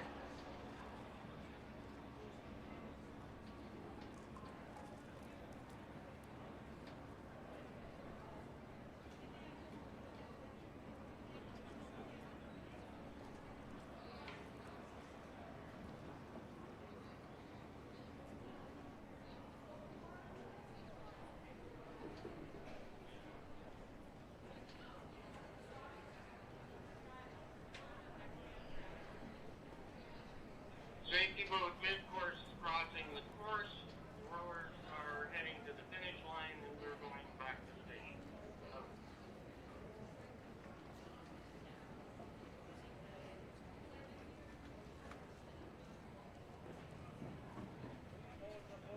Could you repeat that over? Yes, we're crossing the course and we're going back on station. The two athletes are in the boat and finishing their race. That is true. Thank you very much.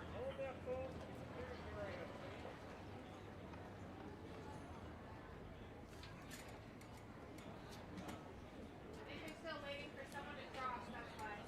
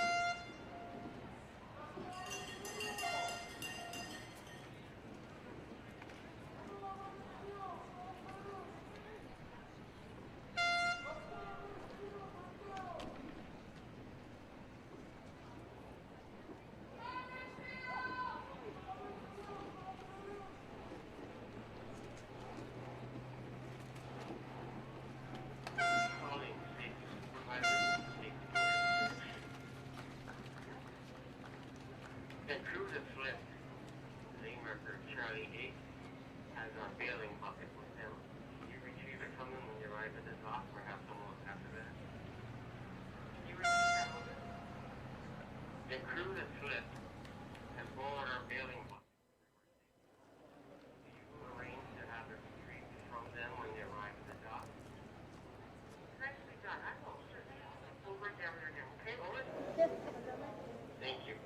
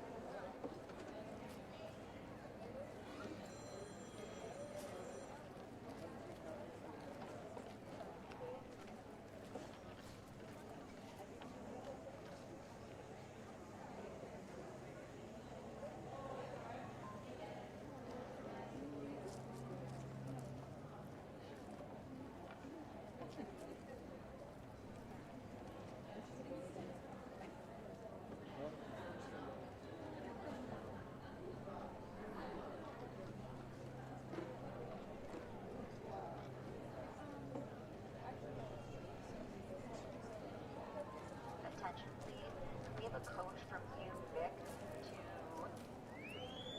to the course, a coach from UVic to the course.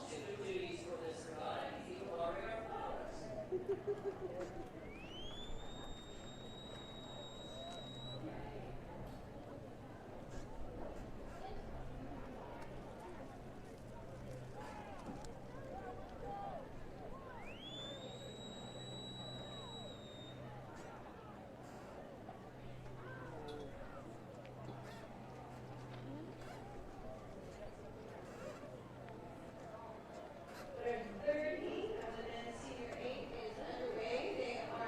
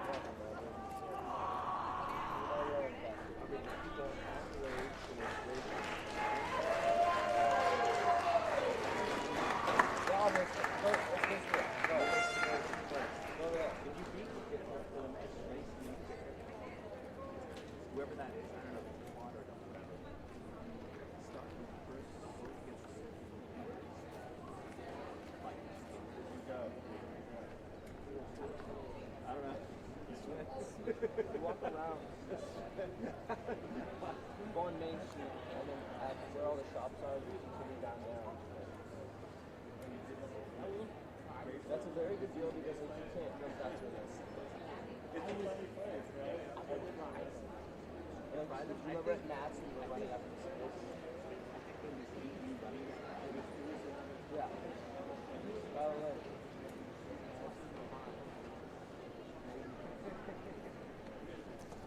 I'm gonna see it.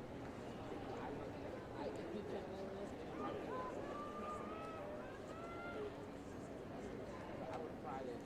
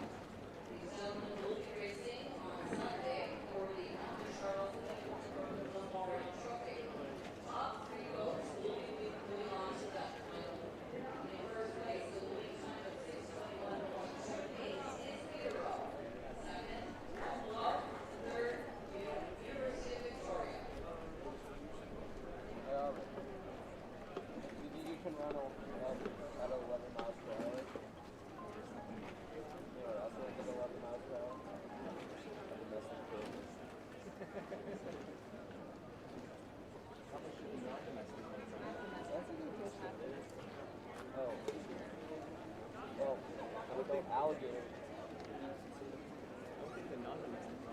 Anything about this one? You have a wing hitting the dog again. You really gotta go find out. I'm so sorry. It's gonna come and let me pull something in a second. Okay, sorry.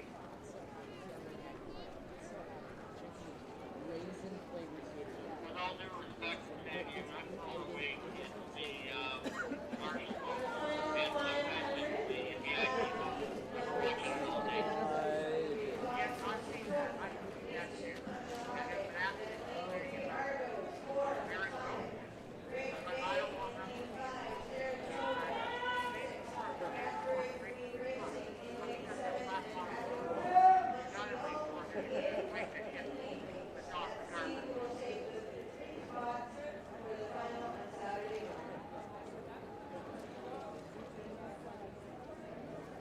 I'll let the head umpire know what this is, over.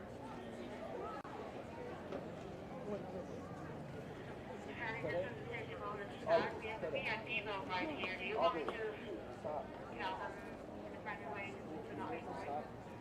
Yes, tell them that there's rates coming in on rates on all the phones, bigger phones, water. Tell them that they can't have those rates.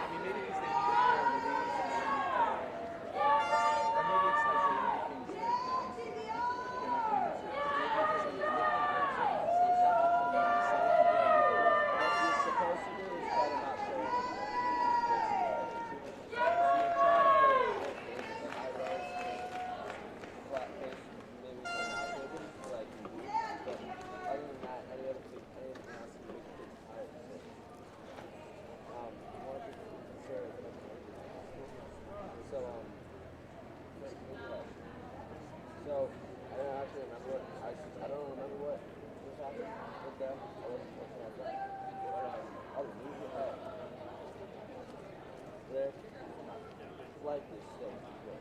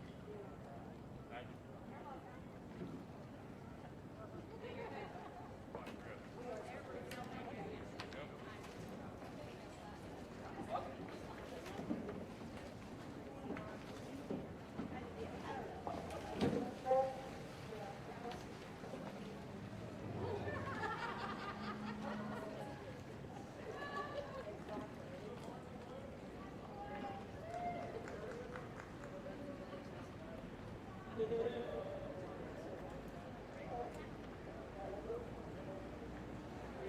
for heat number 5 of the men's under 19 pair.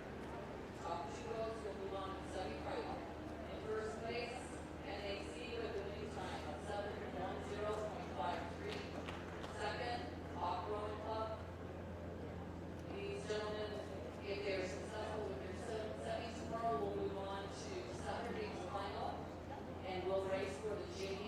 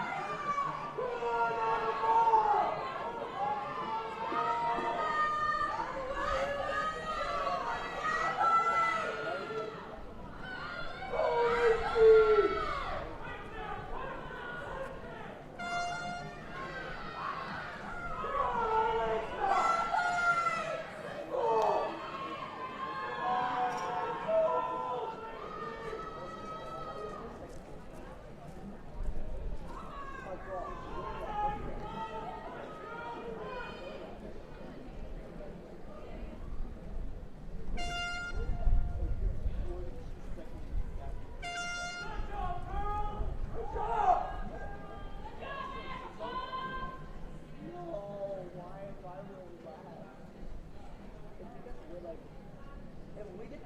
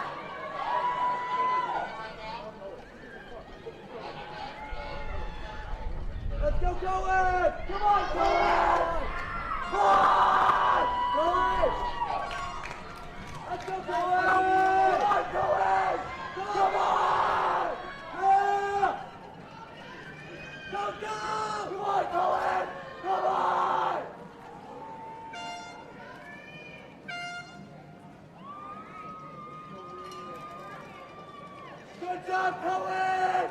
Let's go, Cohen! Let's go, Cohen! Let's go,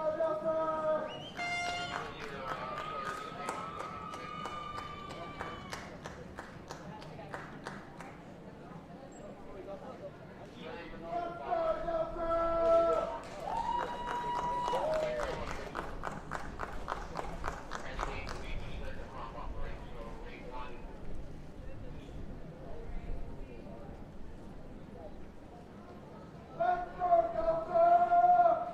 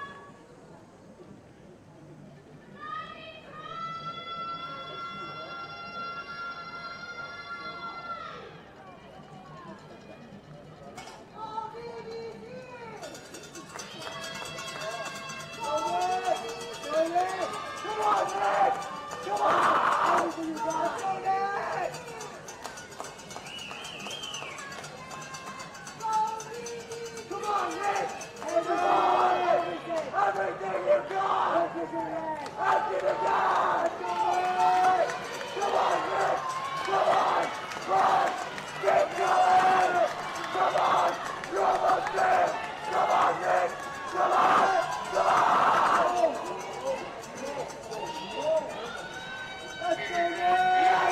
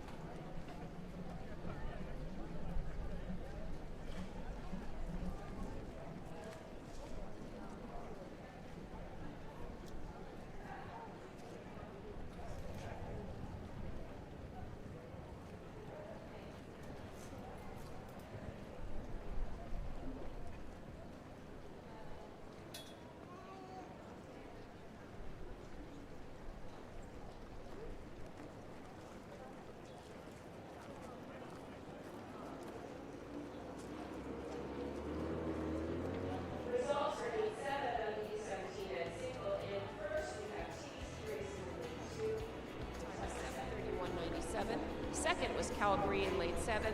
Third, Crescent. Fourth, Notre Dame. Fifth, Leander. Sixth, Resilient. And seventh, Black Sheep. You can see that the conditions are getting a little choppier, and it's just, I think it's a little deceiving from where we sit here, but it is a little bit choppy out there. So these kids are doing really great handling these conditions. Congratulations to all these rowers.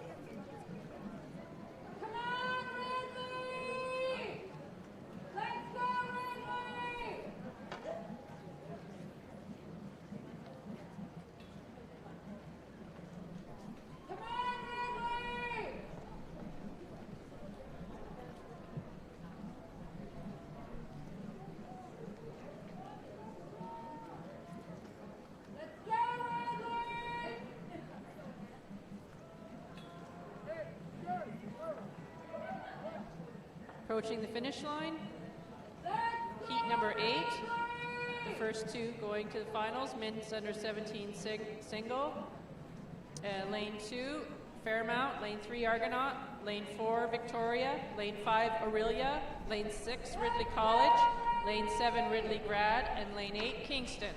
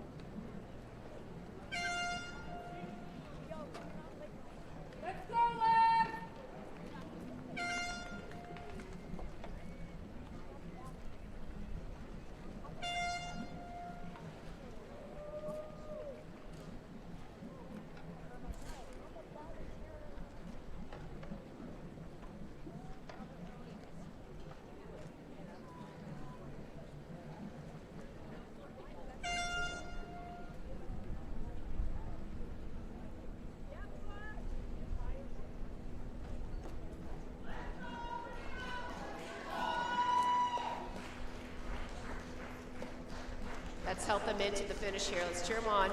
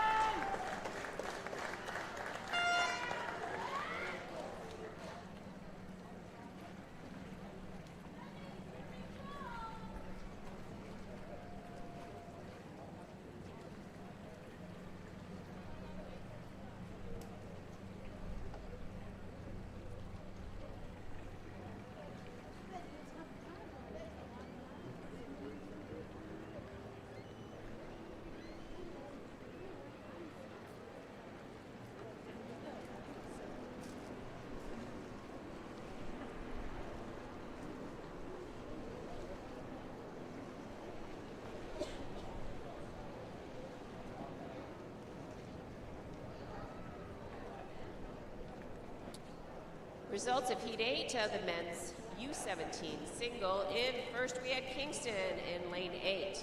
Second, Aurelia. Third, Argonauts. Fourth, Ridley College. Fifth, Ridley Grad. Sixth, Fairmont. And seventh, Victoria. Again, the first two, Kingston and Aurelia, go through. Time for the winning heat was 7:34.35.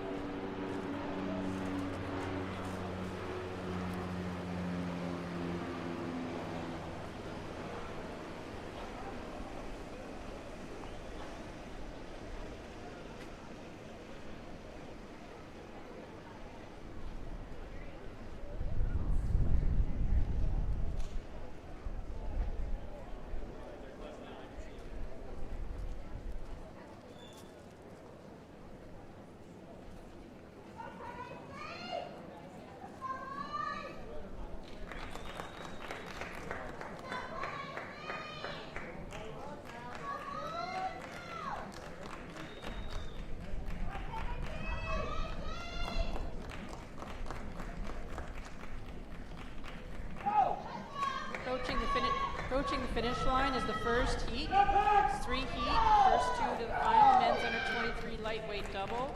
In lane 2, Ottawa, lane 3, Argentina, lane 4, Wisconsin, lane 5, Argonaut, lane 6, Kingston, lane 7, Penn AC, and lane 8, CC Seattle.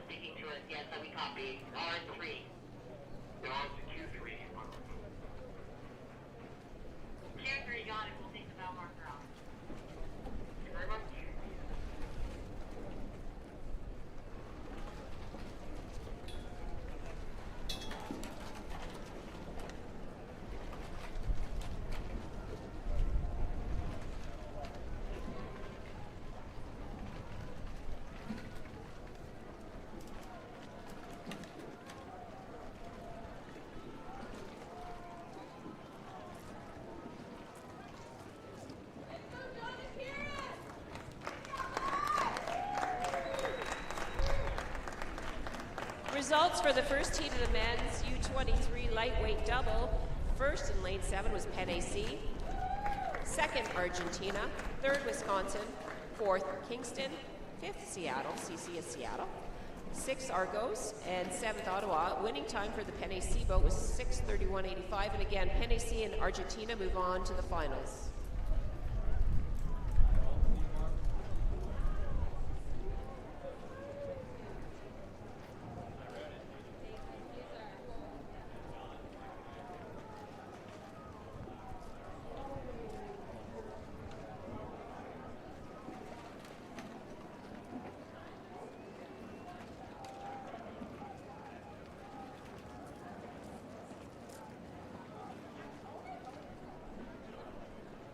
So these lightweight categories, if you're wondering, the weight class is 159 pounds or like 72.5 kilos. So the people that are in these boats have to make weight each morning that they race.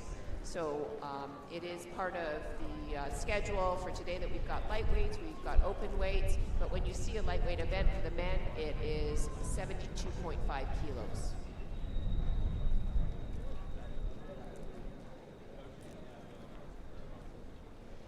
Approaching the bottom 300 meters here, we have that next heat, heat 2 of the men's U23 lightweight double. In lane 2, we have Argonauts, lane 3, Kingston, lane 4, Litchfield, lane 5, University of Western Ontario, lane 6, Calgary, lane 7, Dons, and in lane 8, Delta D's.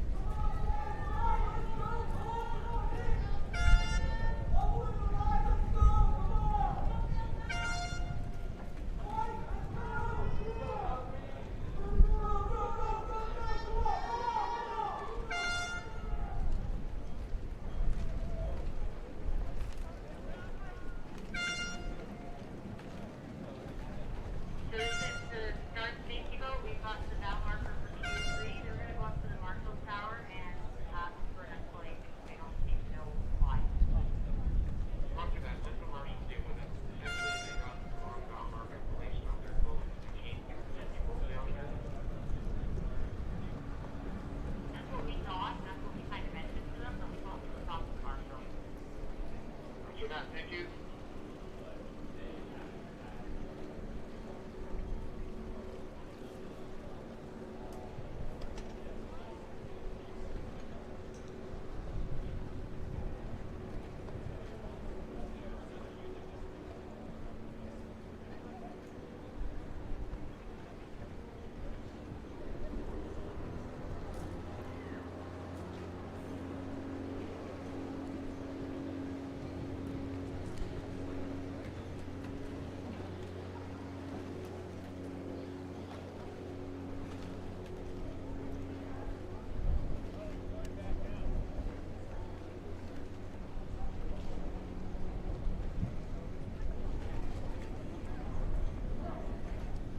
Results of Heat 2 for the men's U23 lightweight double. First is lane 3, Kingston. Second, Western.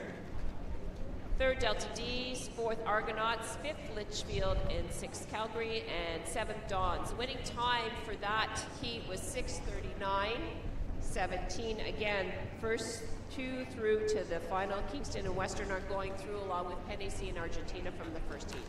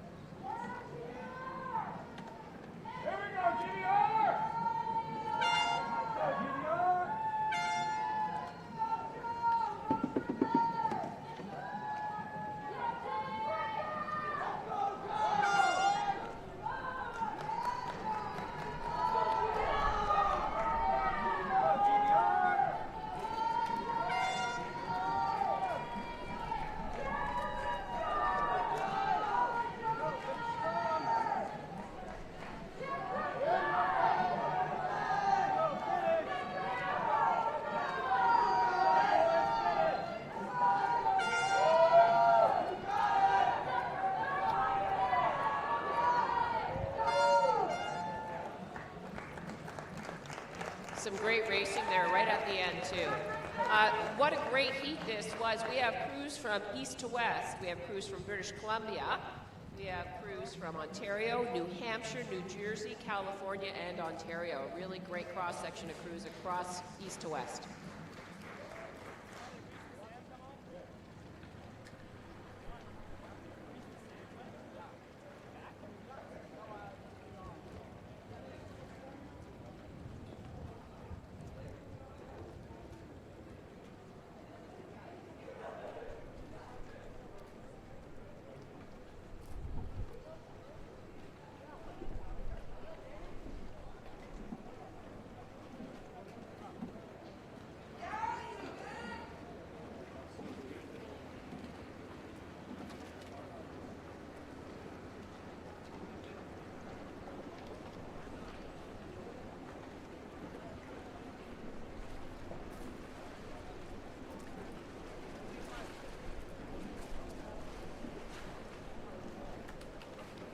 Results of the final heat for the U23 white lightweight double. In lane 6, first was Ridgewood.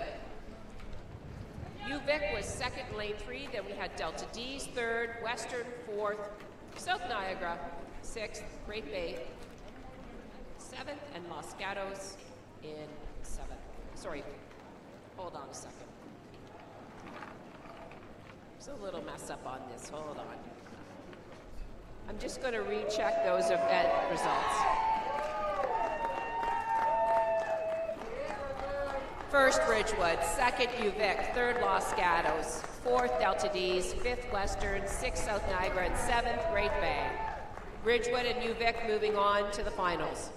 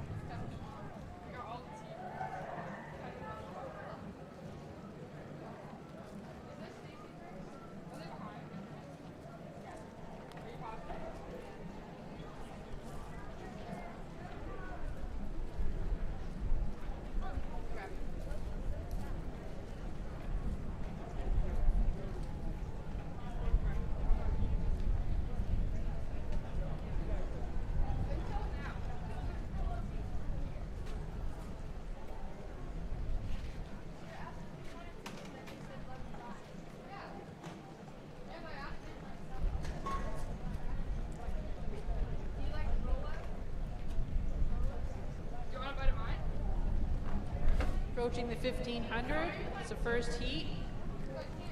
6 heats, the first 3 going to the final. Women's under 19 pair, semi-final, lane 2. OKC, lane 3, Washington now, lane 4, Calgary, lane 5, Port, lane 6, PNRA Mercer, lane 7, Thunder, and lane 8, Great Bay.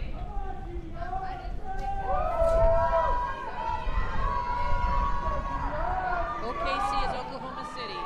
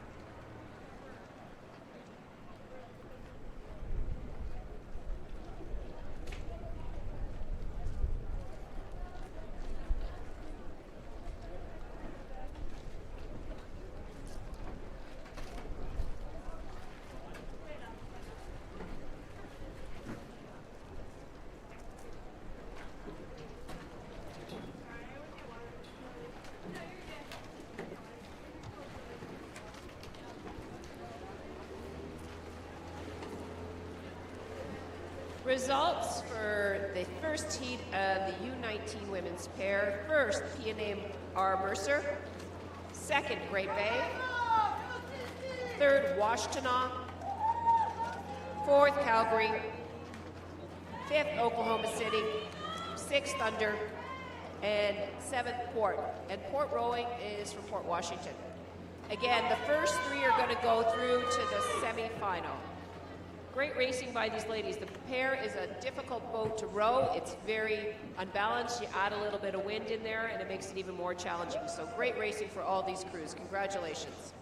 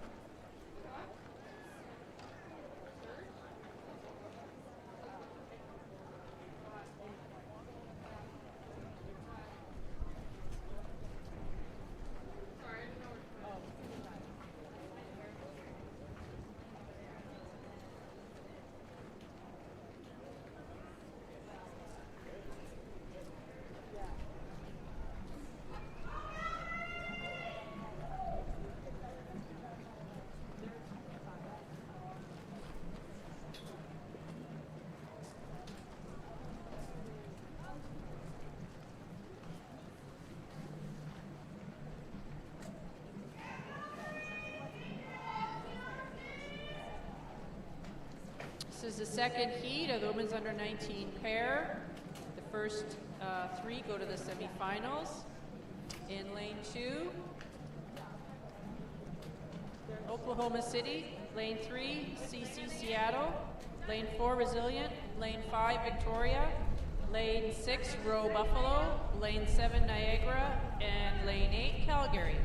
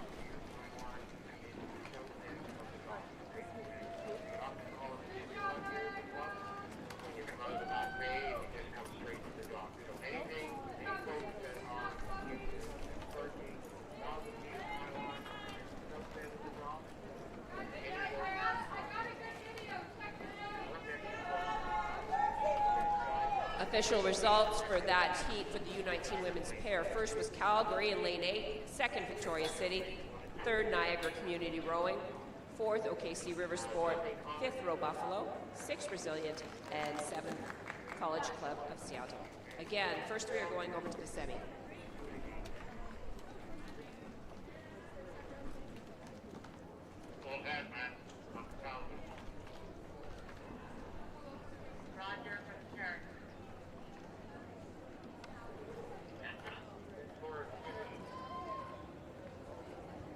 Already in the bottom five, we have heat 3 coming across for the women's U19 pair. Penn AC is in lane 2. Port Washington is in lane 3. Community Club Seattle, lane 4, PNRA Mercer, lane 5, Delta D's, lane 6, Greenwich in lane 7, and St. Catharines Rowing Club in lane 8.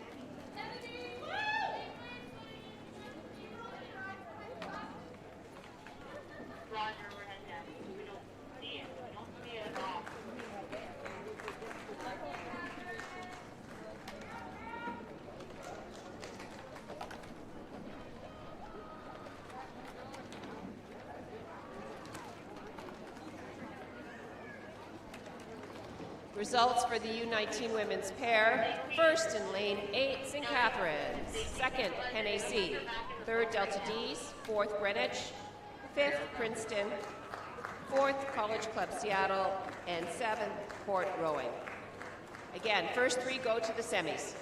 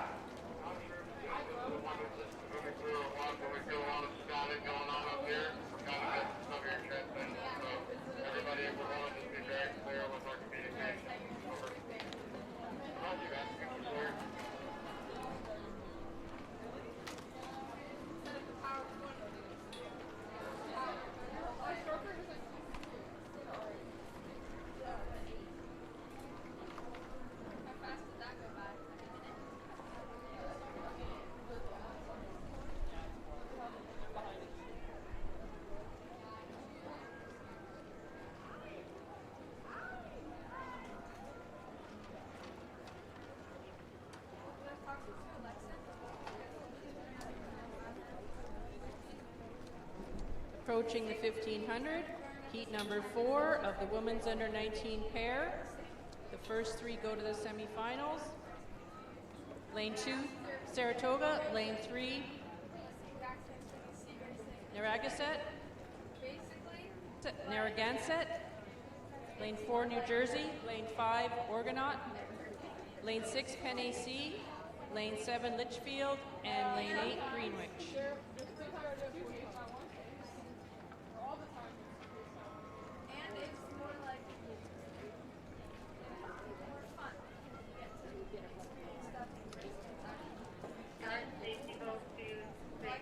supervisor that's a small success for this race.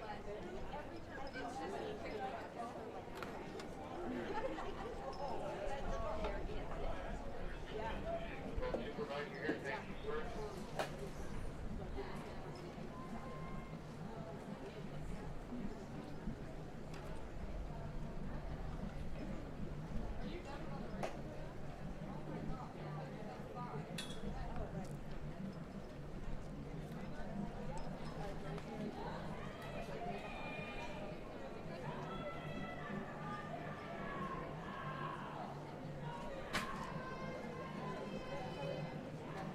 Close race here between, on this side, Saratoga, and it looks like Penn AC as well as Argo's in there.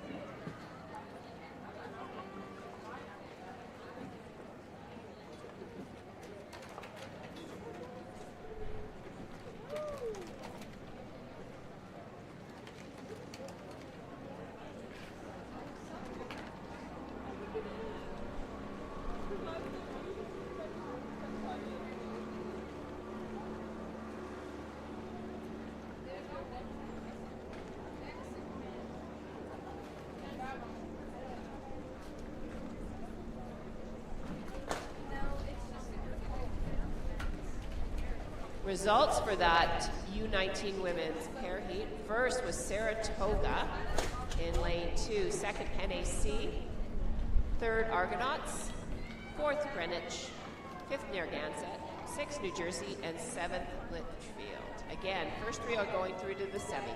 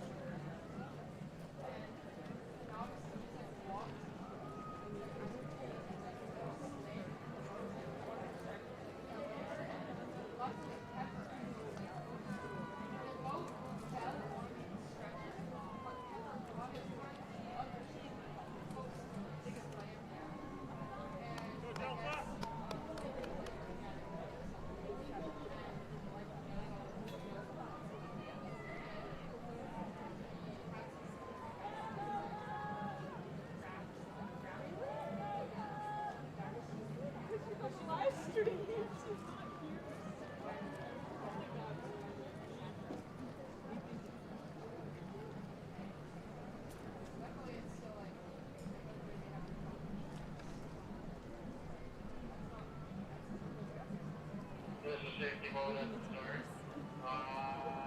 Whoever's having engine from 3 does not want to idle. Like water and fuel, maybe? No, I'm still getting anything out of the line. Gas is full, right? Kurt said he had to fill up the tank today. Not that big. The issue was the line. More gas than it actually needs.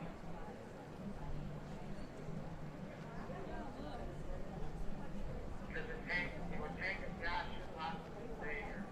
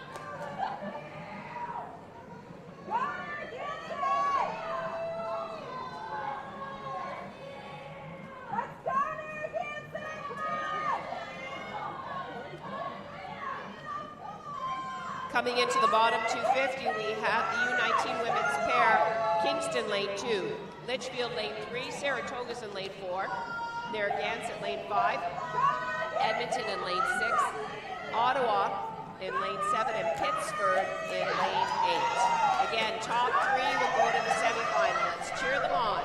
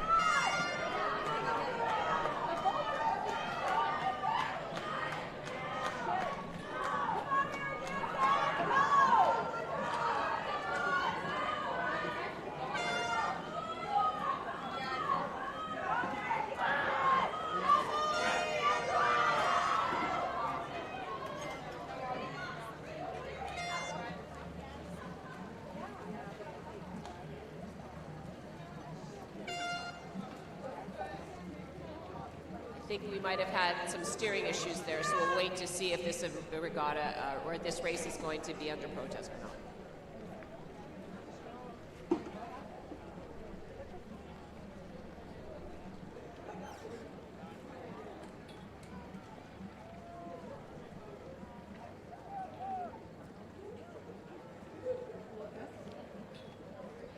You'll notice the umpire boat had the red flag up, so they're in discussion right now about the happenings during the race.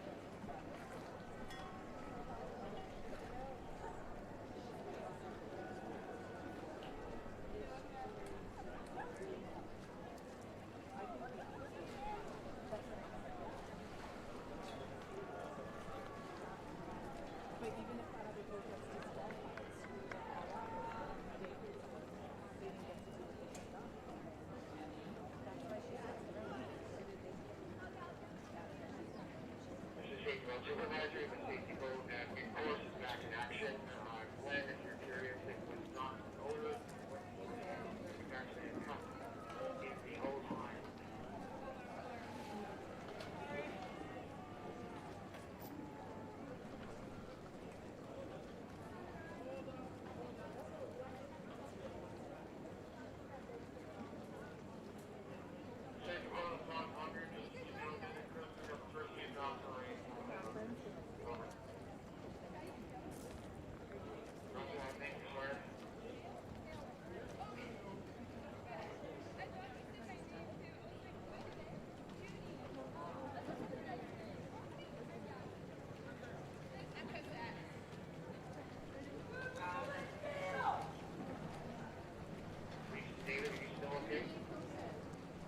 Coming into the bottom 250, we have the next heat of the U19 women's pair.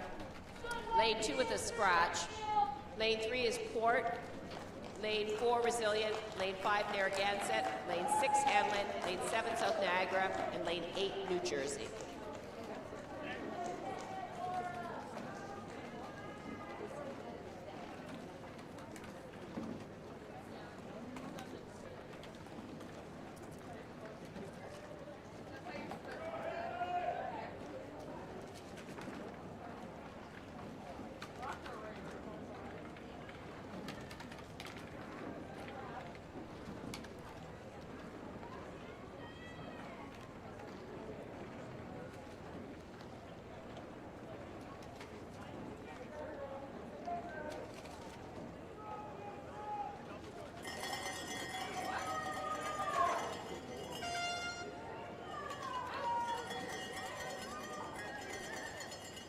We do have official results for that last race.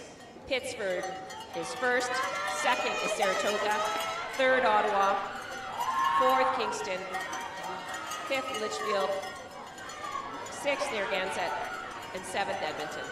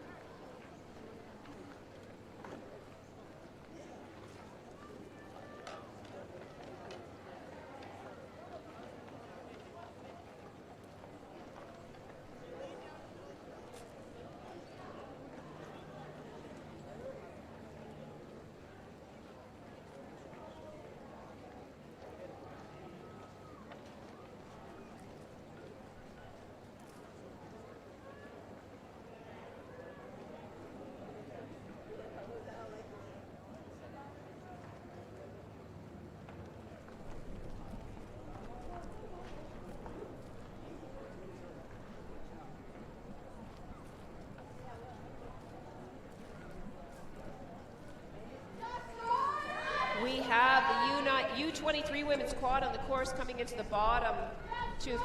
Lane 2 is Riverside, lane 3 Ottawa, lane 4 Peterborough, lane 5 Ottawa, lane 6 Durham, lane 7 Calgary, and lane 8 OKC. The bow of the lane 3 Ottawa boat is Ariane, and the bow of the Ottawa boat lane 5 is Emily.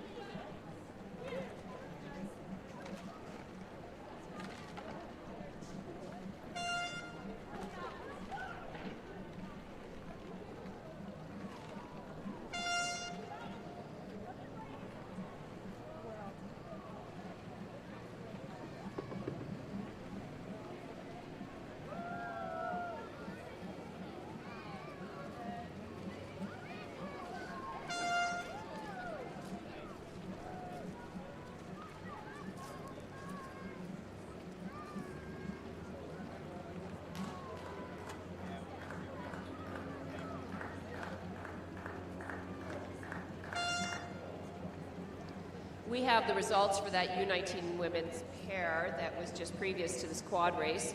Hanlon was first in lane 6, second was Resilient, third Narragansett, fourth Port, and fifth South Niagara.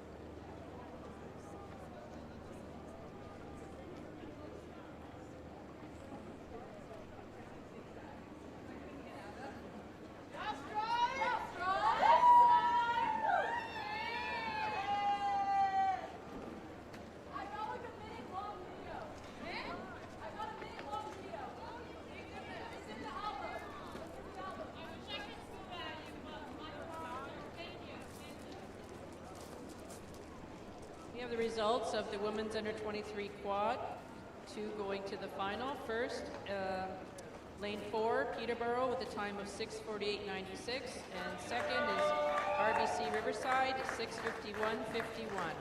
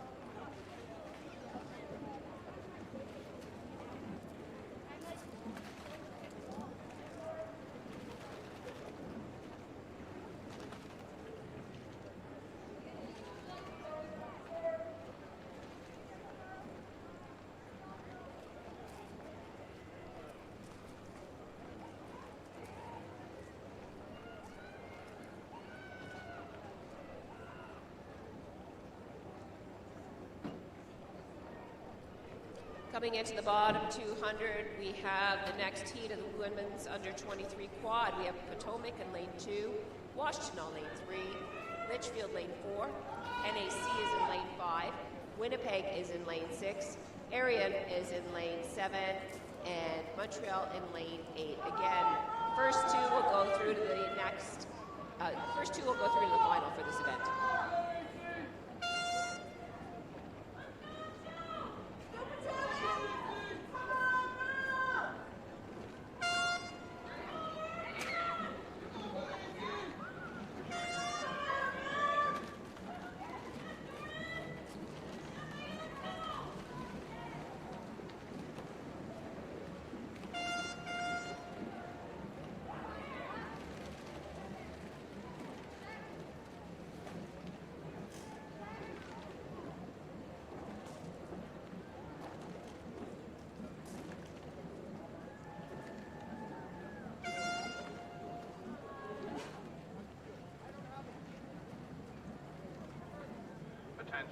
Attention. I'd like to inform the parents and coaches that the alumni patio is open after racing today, or even now.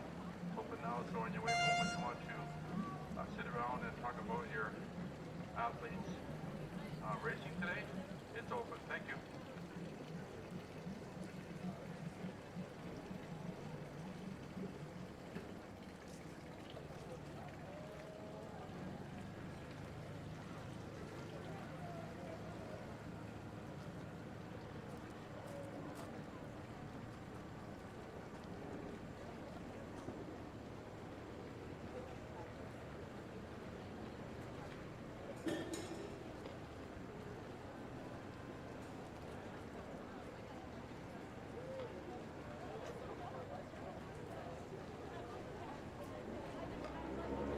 We have the results of the women's under 23 quad. This is the second heat.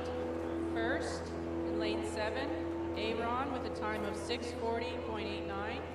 Second, in lane 8, Montreal with a time of 6:48.35. Congratulations.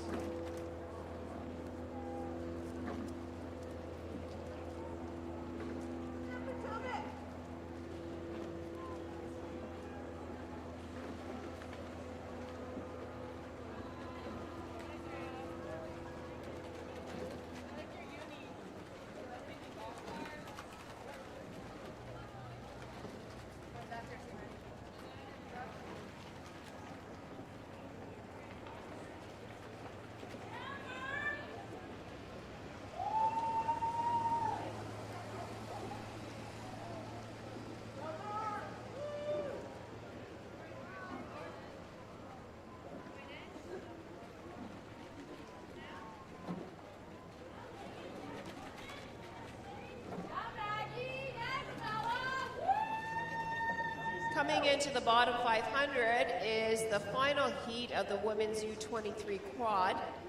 In lane 2, we have London Western, lane 3, CC Seattle, lane 4, Washtenaw, lane 5, Argonaut, lane 6, Craftsbury, and in lane 7, Riverside, and Niagara Falls is in lane 8. Again, top 2 will go on to the final for this event.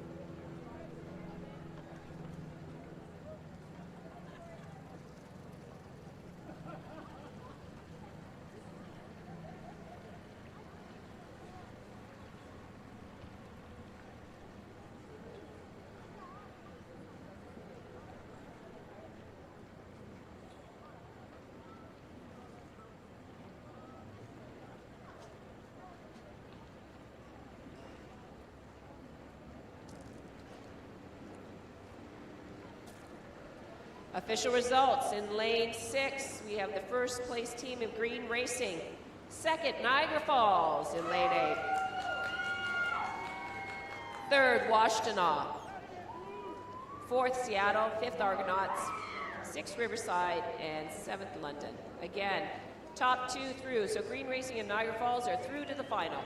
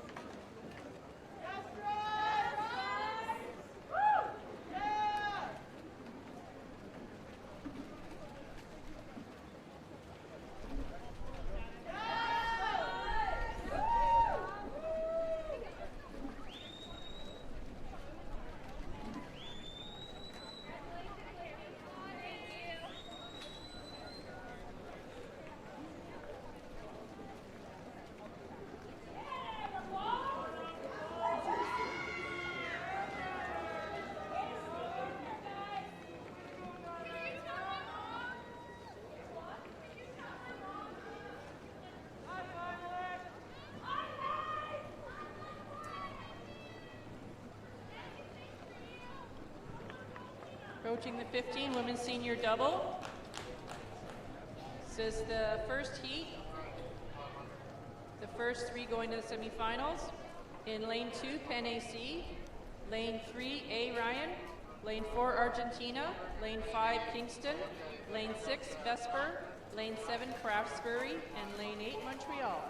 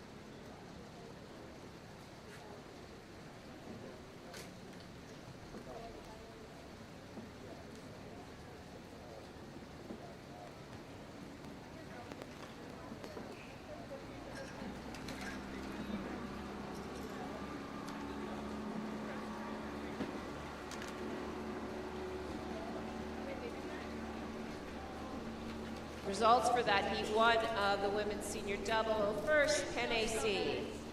Time of 7:01.57. Second, Green Racing. Third, Kingston. Fourth, Argentina.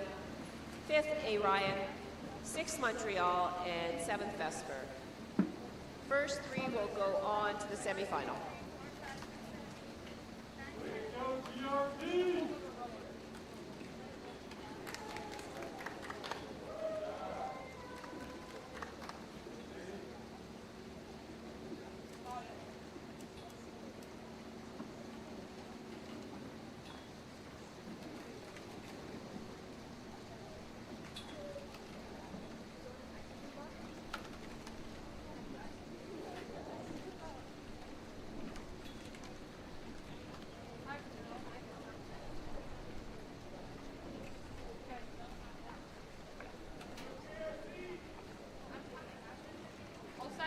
I'll send you a picture.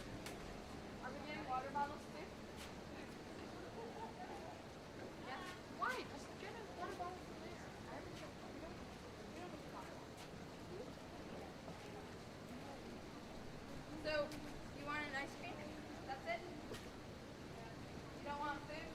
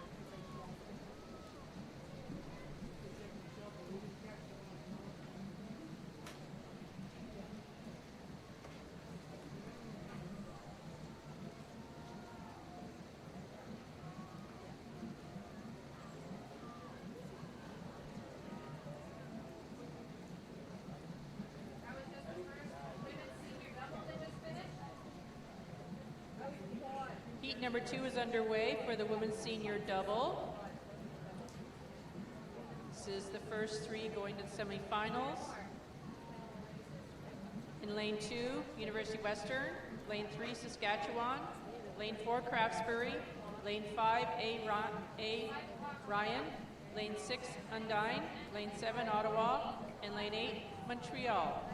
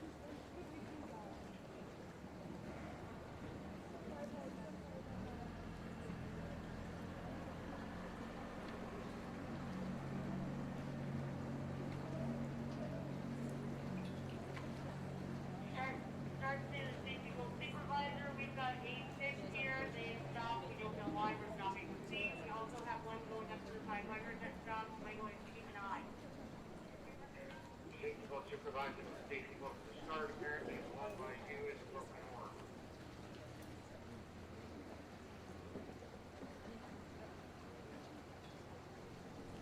Stacy Wilson 500. Sawyer, can you check and see if you're both wandering around up there?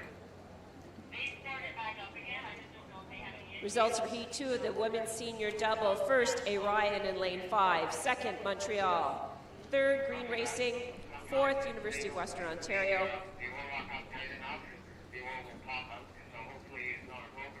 Sorry. Let me correct that. First, A. Ryan. Second, Undine. Third, Montreal. Fourth, Green Racing. Fifth, University of Western Ontario. Sixth, Saskatchewan. And seventh, Ottawa.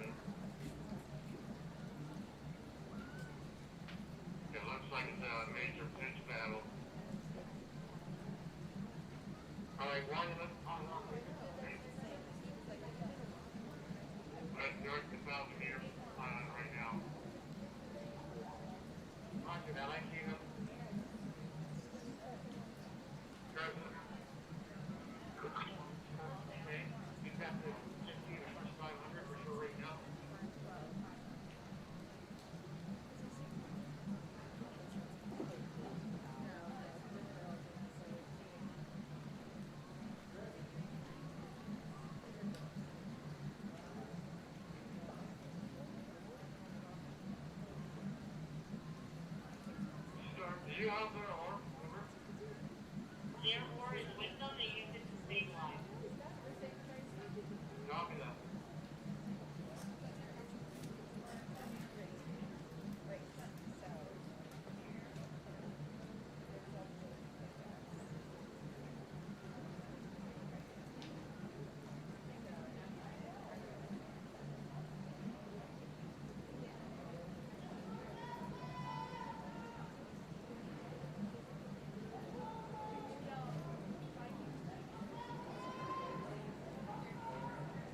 Coming into the final few hundred meters here, lane 2, Calgary, lane 3, Ottawa, lane 4, Carolina, lane 5, Delta D's, lane 6, Aurelia, lane 7, Durham, and in lane 8, St. Catharines. Again, first 3 through to the semi.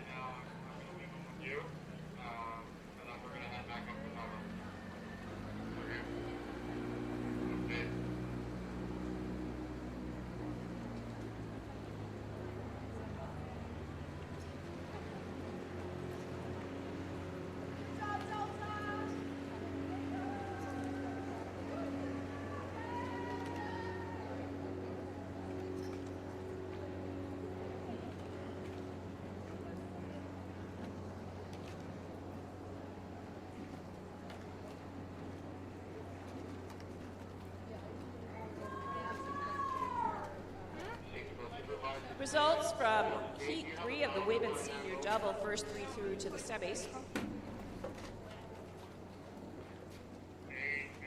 First, Ottawa in lane 3. Second, Carolina. Third, Delta D's. Fourth, Calgary. And fifth, St. Catharines. Again, top 3 are going through to the semis.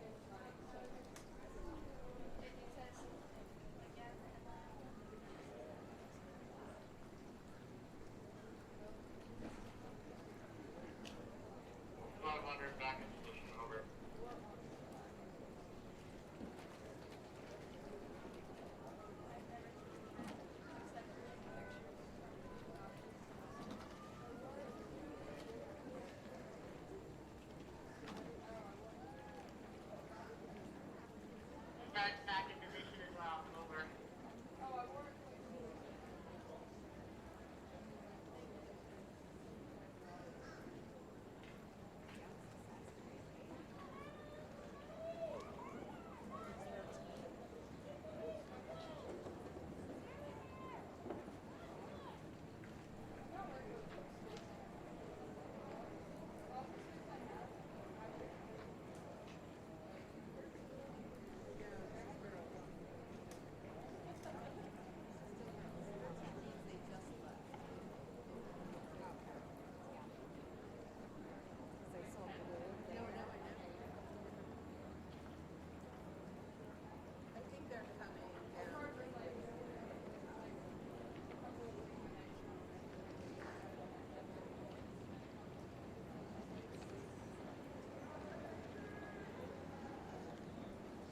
Coming into the finish in this heat, in lane 2 we have Guelph, lane 3 Calgary, lane 4 Carolina, University of Western Ontario is in lane 5, Gordon lane 6, Vespa lane 7, and Tennessee in lane 8.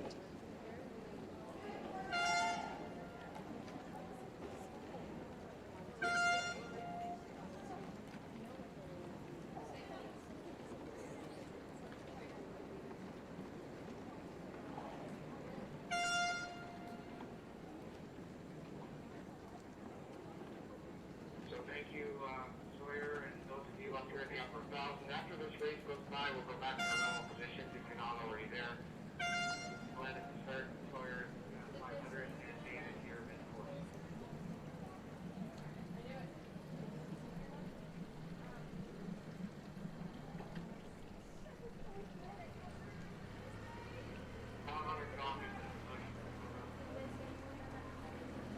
Copy.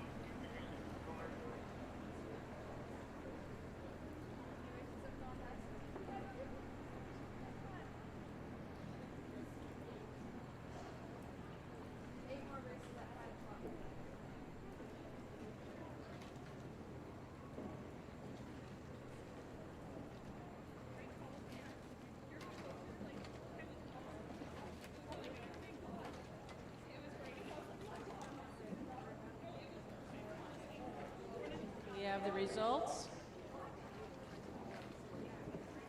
of heat number 4, the women's senior double. First in lane 8, Penn AC with a time of 7:25:42. And second in lane 3, Calgary with a time of 7:36:55.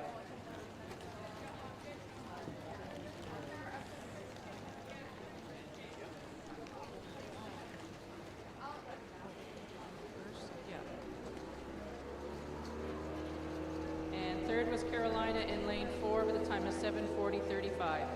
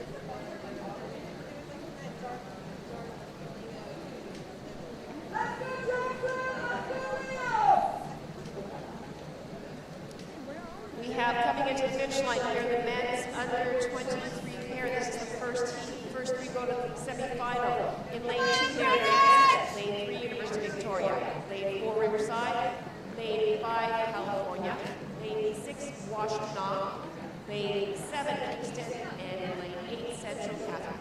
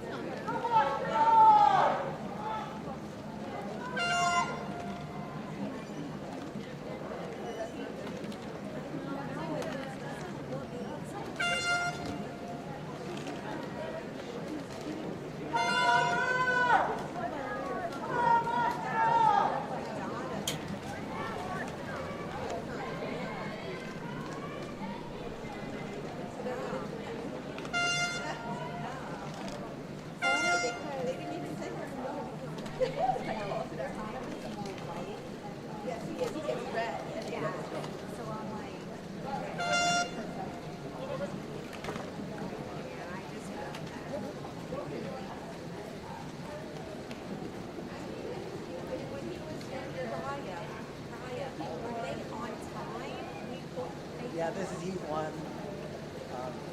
Because we thought this was Kathleen's. No, there's range boat in heat two, the next heat. And it wasn't. So we This was heat one.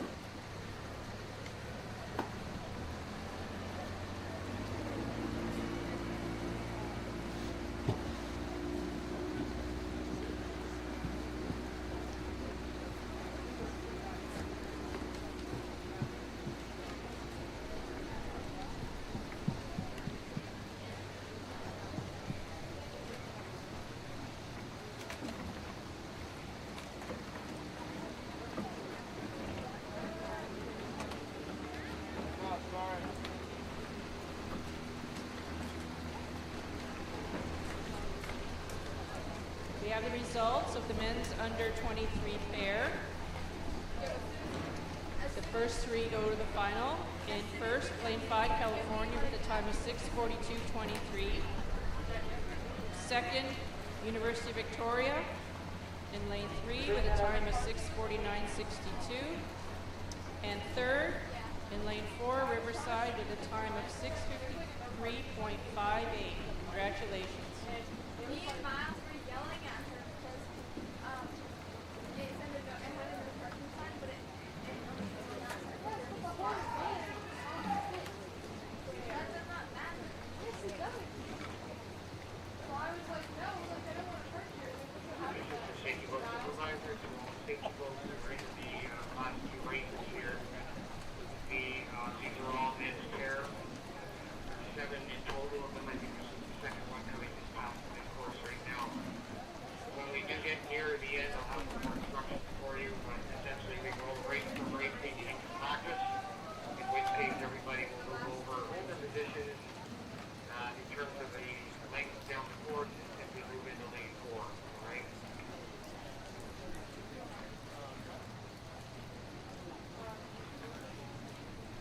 Yeah, on here. 100 copies.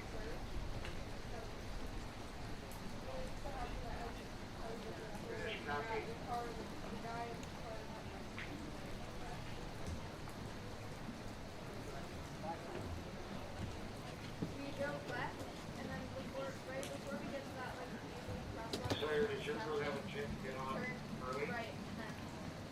Unfortunately, the difference. Be willing to. St. John versus Beth Money. Roger that. What I'll probably have you do, Sawyer, is just follow say the second to last race down. You got a piggy to you pretty quick. No, that's very much. Every time you come.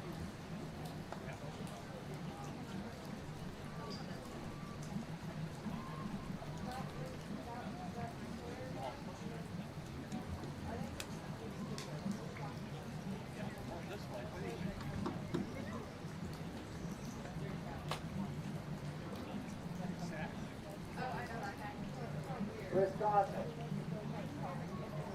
Bedford, Calgary, Riverside, St. Catharines, Edmonton, and Benton. Oh, they're both different.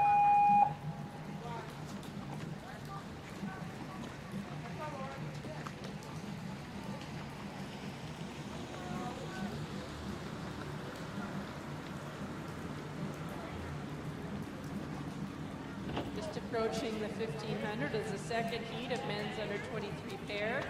First three go to the semifinal. Second, lane 2, is Westside. Lane 3 is Greenwich.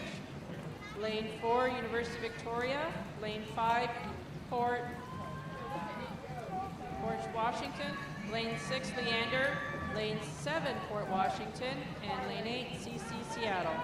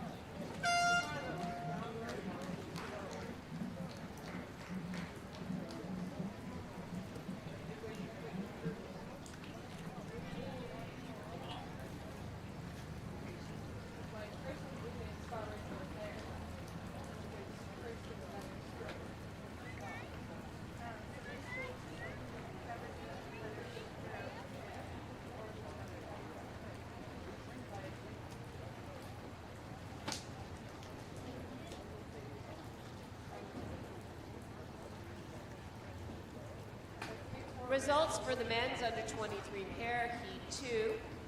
First, University of Victoria. Second, Seattle. Third, Westside. Fourth, Port Washington. Fifth, Leander. Sixth, Port Washington. And then seventh is Greenwich. Again, the first three will go through to the semifinals.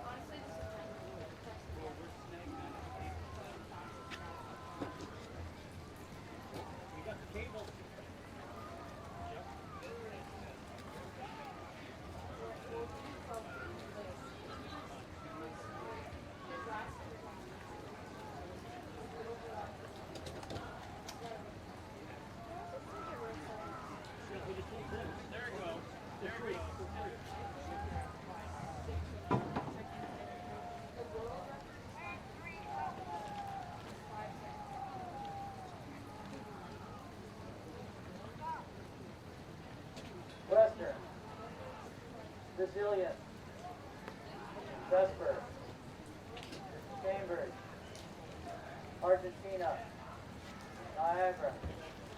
Attention.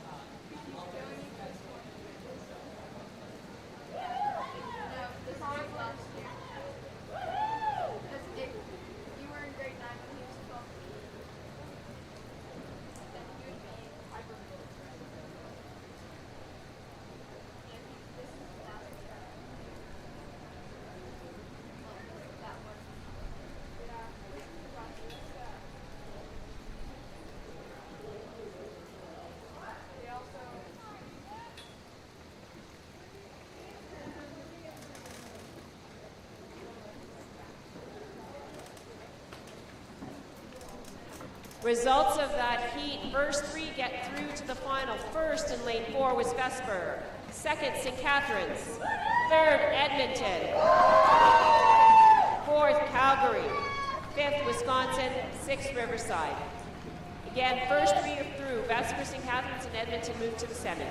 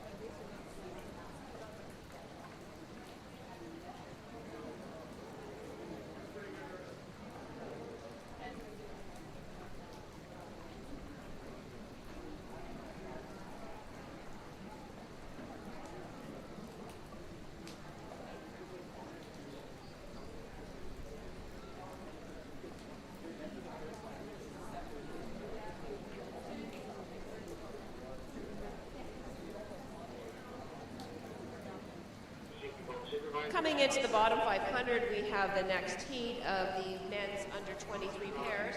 In lane 2, we have University of Western Ontario. Lane 3, Brazilian. Lane 4, Vesper. Lane 5, Cambridge. And lane 6, we have Genesee Scratch up lane 6. Lane 7 is Argentina, and in lane 8, Niagara. Again, the first three will go on to the semifinal. I do appreciate that. Thank you.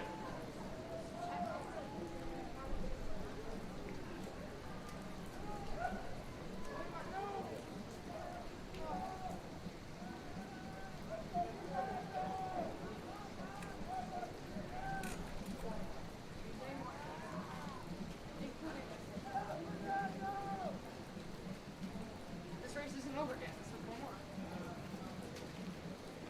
That white boat.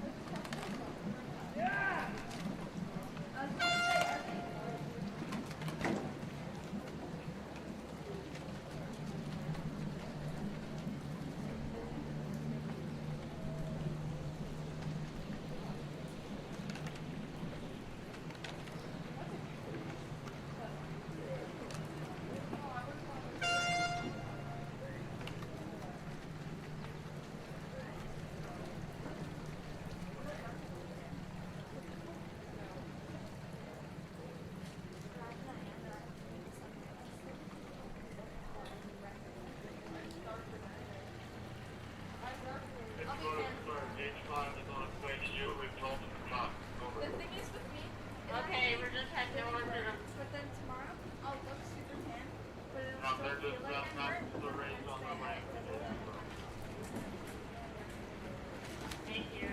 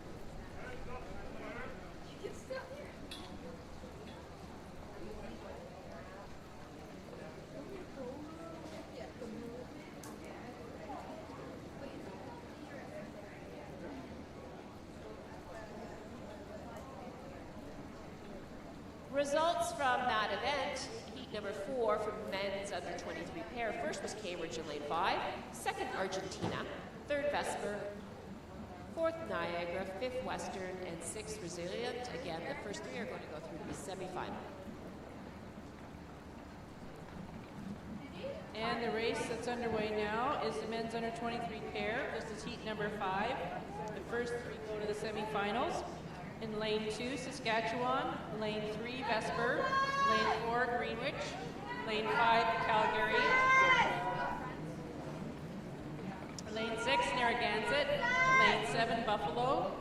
Excuse me, Buffalo was a scratch. And lane 8 is King's Crown.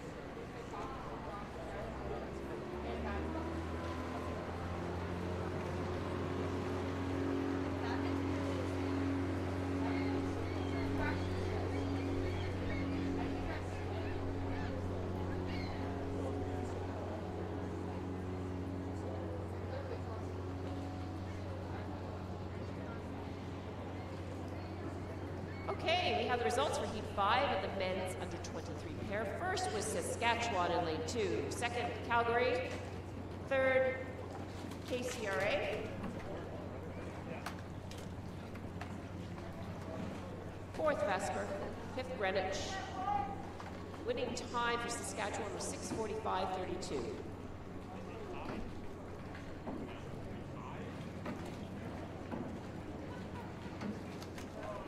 KCRA was King's Crown.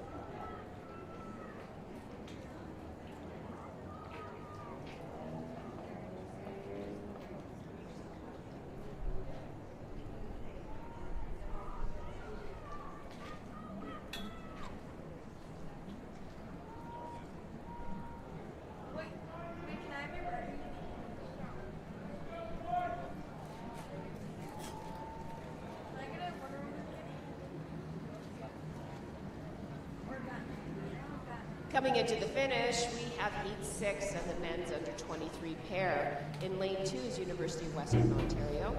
Lane 3, Great Bay. Lane 4 is UBC. Lane 5, Port Washington. Lane 6 is Wisconsin. And lane 7, Greenwich. Again, the top 3 will go through to the semifinal.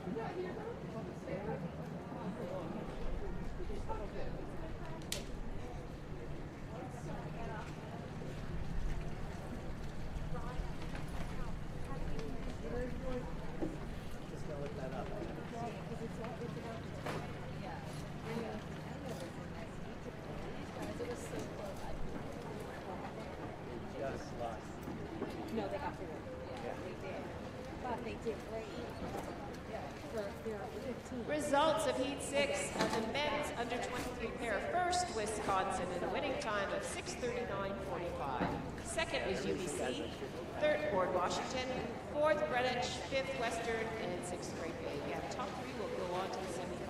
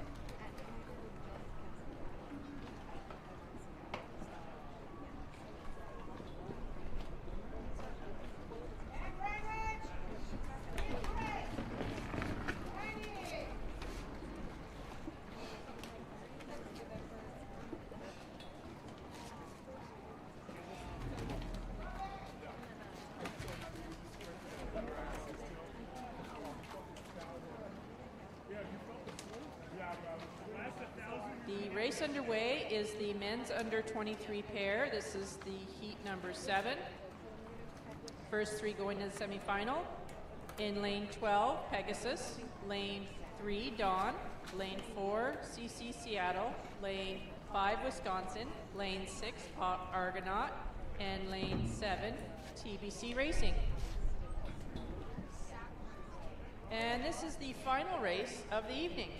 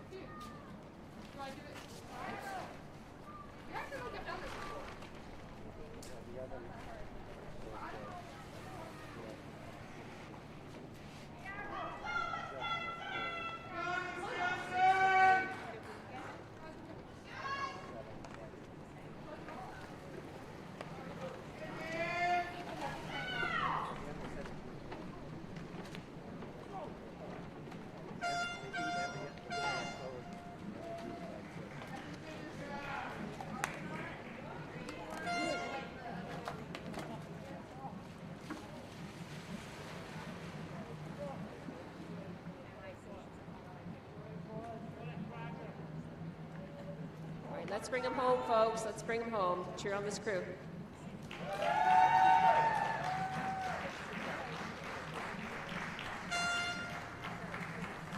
Great race. That's probably the closest of the heats for this event, those top three boats.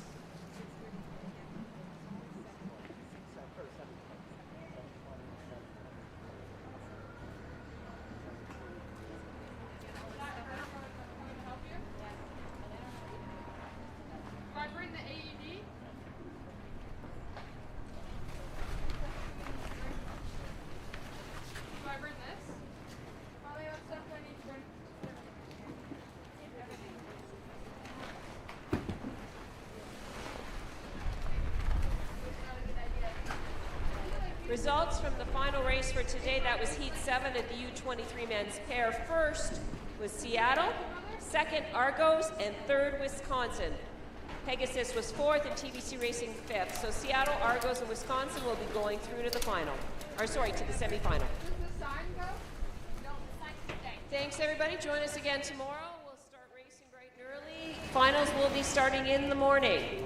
Again, a lot of the finals. Sometimes in life we get asked the question, what are we made of? In rowing, there's a few things. We're made of early mornings, unspoken commitment, and loyalty. We're made of a larger collective, all greater than the sum of its parts. We're made of personal sacrifices, invisible work, and thousands of hours of consistent effort. We're made of innovation, precision, and always progressing. We're forged by calloused hands, carbon and titanium. We're made of dreamers, makers, and believers. And we're fighting for every second and every inch, every day. They are pulling this out now as the Americans really chase them down as hard as they can. Coming toward the finish of the race now. Not many more than 10 strokes, and they are pulling this out. The crowd are on their feet here, and this looks as if it's going to be another victory. And it is. They retain their title. So, what is rowing made of? Simply put, rowing's made of us.